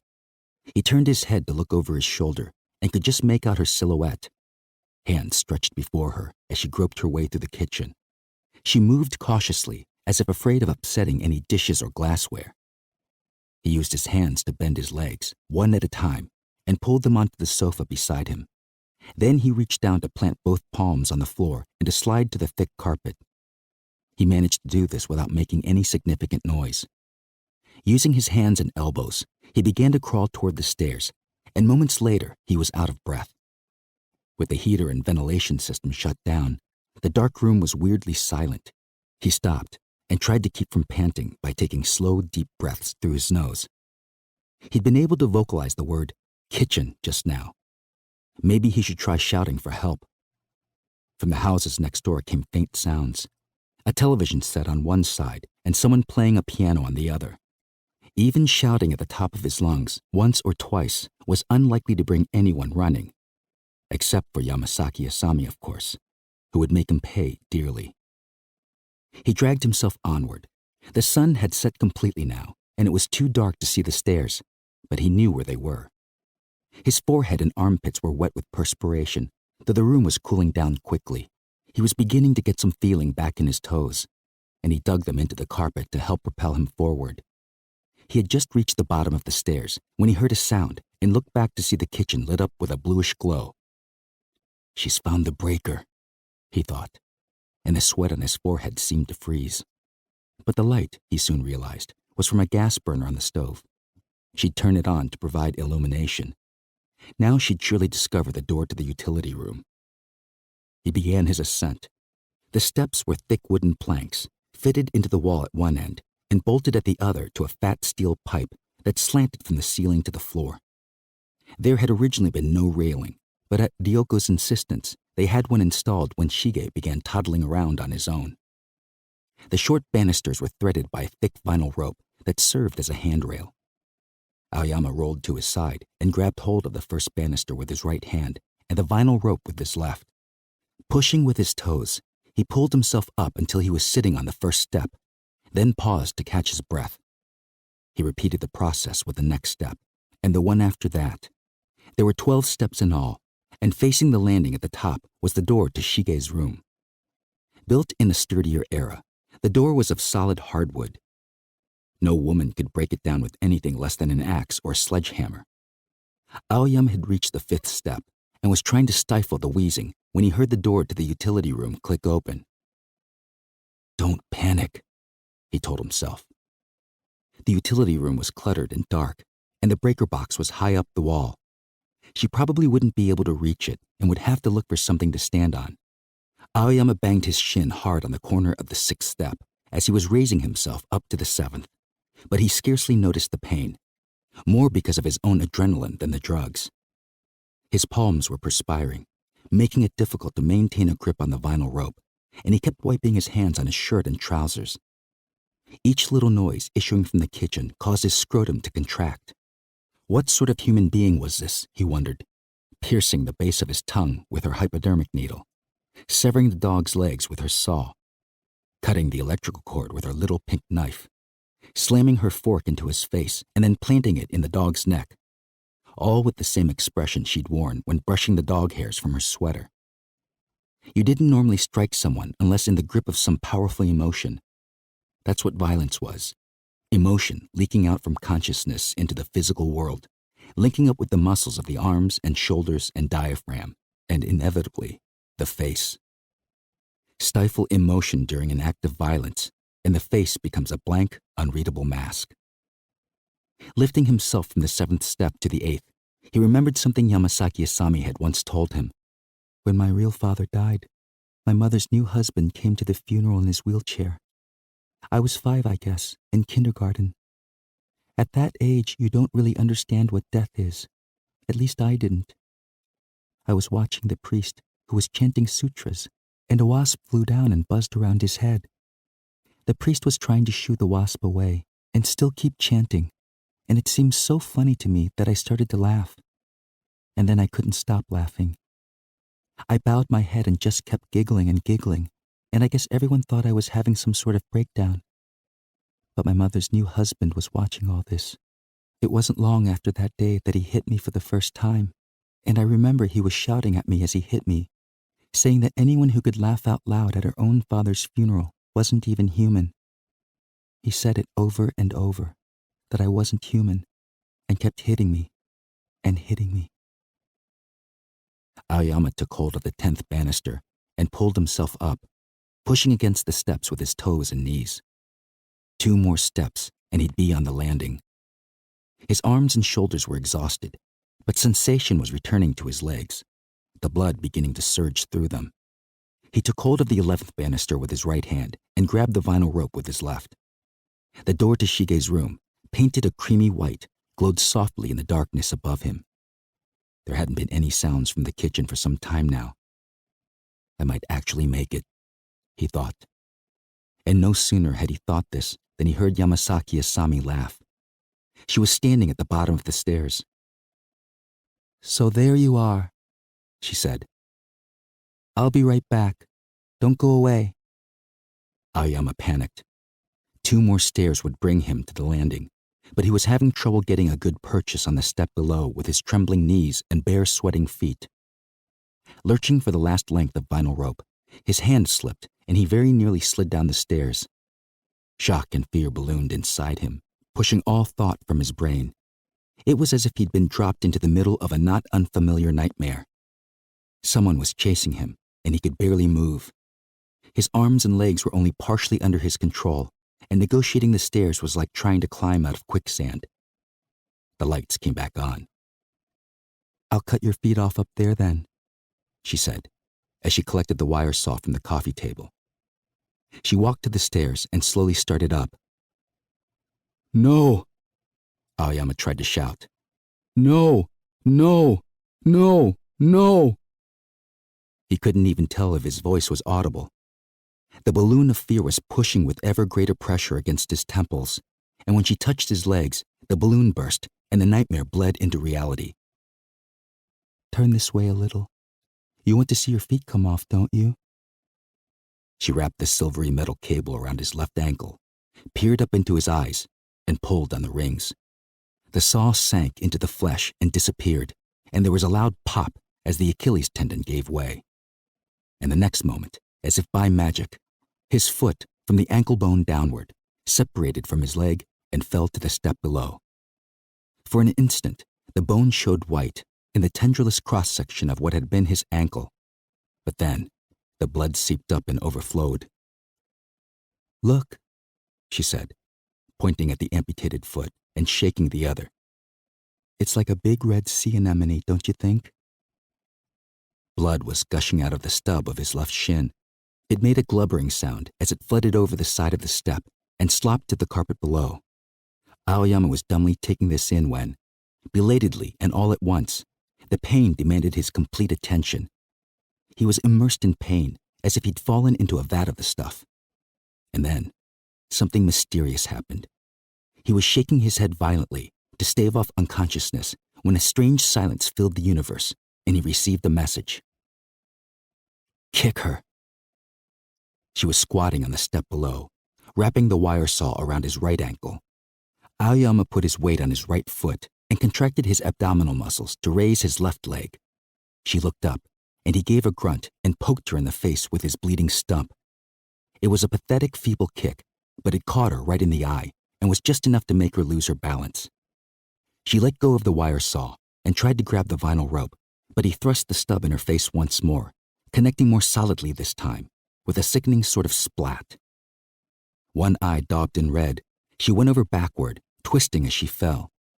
There was a thump as her head went down and her legs flew up, and another as she began a second somersault at the bottom of the stairs. The second one carried her over the carpet and ended when her back slammed against the wall. She sat there as limp and as still as a discarded rag doll. Next to her was Aoyama's left foot, which had tumbled down the stairs behind her. He wasn't sure how badly she was hurt, but he had other things to attend to. He was losing blood fast and slipping deeper into shock. Her right shoulder twitched and she tried to raise her head, but then let it droop again. Aoyama hooked his elbow around the vinyl rope to steady himself. He was sitting on the 9th step, trembling so violently that his teeth were chattering. He squirmed out of his shirt and undershirt and pressed the ladder against his bleeding stump. It was immediately saturated with blood, and he wrapped the shirt around it, securing it by tying the sleeves. He saw Yamasaki Asami place both hands on the floor, trying to rise to her knees as he reached down to unwrap the wire saw from his right ankle. The saw was much heavier than it looked, and inexplicably clean of any blood or gristle. He set it down beside him, then removed his belt and wrapped it around his leg, just below the knee, to make a tourniquet. He was too weak to pull the belt tight, so he fastened it and twisted the buckle until the leather bit deeply into his flesh. As she tried to push herself up, Yamasaki Asami's right forearm bent in an unnatural way, and she stopped and slowly raised her head to peer at him. Her face was thickly smeared with his blood, and she was probably bleeding herself. She had struck the corner of a step with her shoulder and the edge of another with the back of her head. She managed to sit up, her broken right arm dangling. She lifted her left arm to wipe her face with the sleeve of her sweater, then gingerly touched the spot where her head had met the step. Aoyama was fighting unconsciousness by biting his lip as hard as he could and concentrating on keeping her in focus. There was no question of trying to drag himself up to the next step. She looked at him again and mumbled something he couldn't hear. The doorbell rang. She flinched and turned toward the entryway, pulling a small canister from the hip pocket of her jeans as she did so. Mace, Aoyama was thinking when the door opened. What the? It was Shige. Yamasaki Asami staggered to her feet and moved toward him, holding the canister out in front of her, but tripped over her own equipment bag. Run, Shige! Aoyama's attempt to shout came out as a choked gargle. Shige stood frozen, holding his skis and looking around him in bewilderment. His wounded father, the strange bloodied woman lurching toward him, the remains of Gangsta on the coffee table. Run! Aoyama gurgled again, and Shige thrust his skis at Yamasaki Asami. She stumbled forward and to the left, dodging the skis, and Shige spun around behind her. Aoyama was hoping she'd continue on through the open door and flee, but she didn't. She pivoted to face Shige again and muttered something Aoyama couldn't make out. Shige dropped the skis and ran into the living room. He looked down at Gangsta's corpse and up at his father, then shouted at the woman. Who the hell are you? She plodded after him, her right arm hanging at her side. Kill her, Aoyama wheezed, to his own astonishment. Kill her, Shige. Kill her. Yamasaki Asami looked like a sleepwalker or a zombie, plodding unsteadily after Shige, with one arm raised before her. She squeezed the canister, but the spray shot out at an oblique angle and hung in the air of the living room, the pungent smell of it wafting up even to where Aoyama sat crouched at the top of the stairs. She was still muttering as if to herself. Shige ducked and spun toward the coffee table to avoid the spray. He grabbed the glass yogurt container off the table, took a step toward the woman, and hurled it in her face. It shattered against the bridge of her nose, splattering her face with white goo and leaving a gash between the eyebrows. Blood flowed from the gash and mixed with the yogurt, and she stopped dead in her tracks, still mumbling something. The violence of his own act seemed to paralyze Shige for a moment. Yamasaki Asami wiped her face with her sleeve, then raised her left hand and pressed the cap of the canister again. Shige jumped back and to the right, but a small amount of spray hit the left side of his face. "Ow! Shit!" he cried, covering his face with his hands and blundering toward the drinks cabinet. Yamasaki Asami started after him, but suddenly came to a halt. Her lips were no longer moving, and her eyes had lost their focus. She put her hand to her head as she stood there, hunched and teetering. Now Shige was opening the bottom compartment of the drinks cabinet. He reached behind the wine bottles and emerged with a combat knife. Removing it from its hardened plastic sheath, he grasped the handle in his fist, blade down, and bounded toward her. She was still hunched over, holding her head, when he buried the blade in the nape of her neck. Her knees buckled, and she crumpled to the carpet. Shige ran to the foot of the stairs. "Who is she?" he said. "Call police. And ambulance." "Right." He turned to run for the phone. "Shige, wait." "Yeah?" "She kept saying something."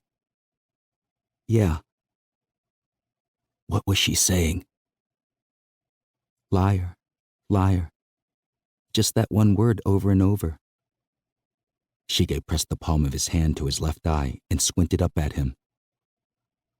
"What was this all about?" Aoyama shook his head weakly. "I don't know," he said. "Nothing, really."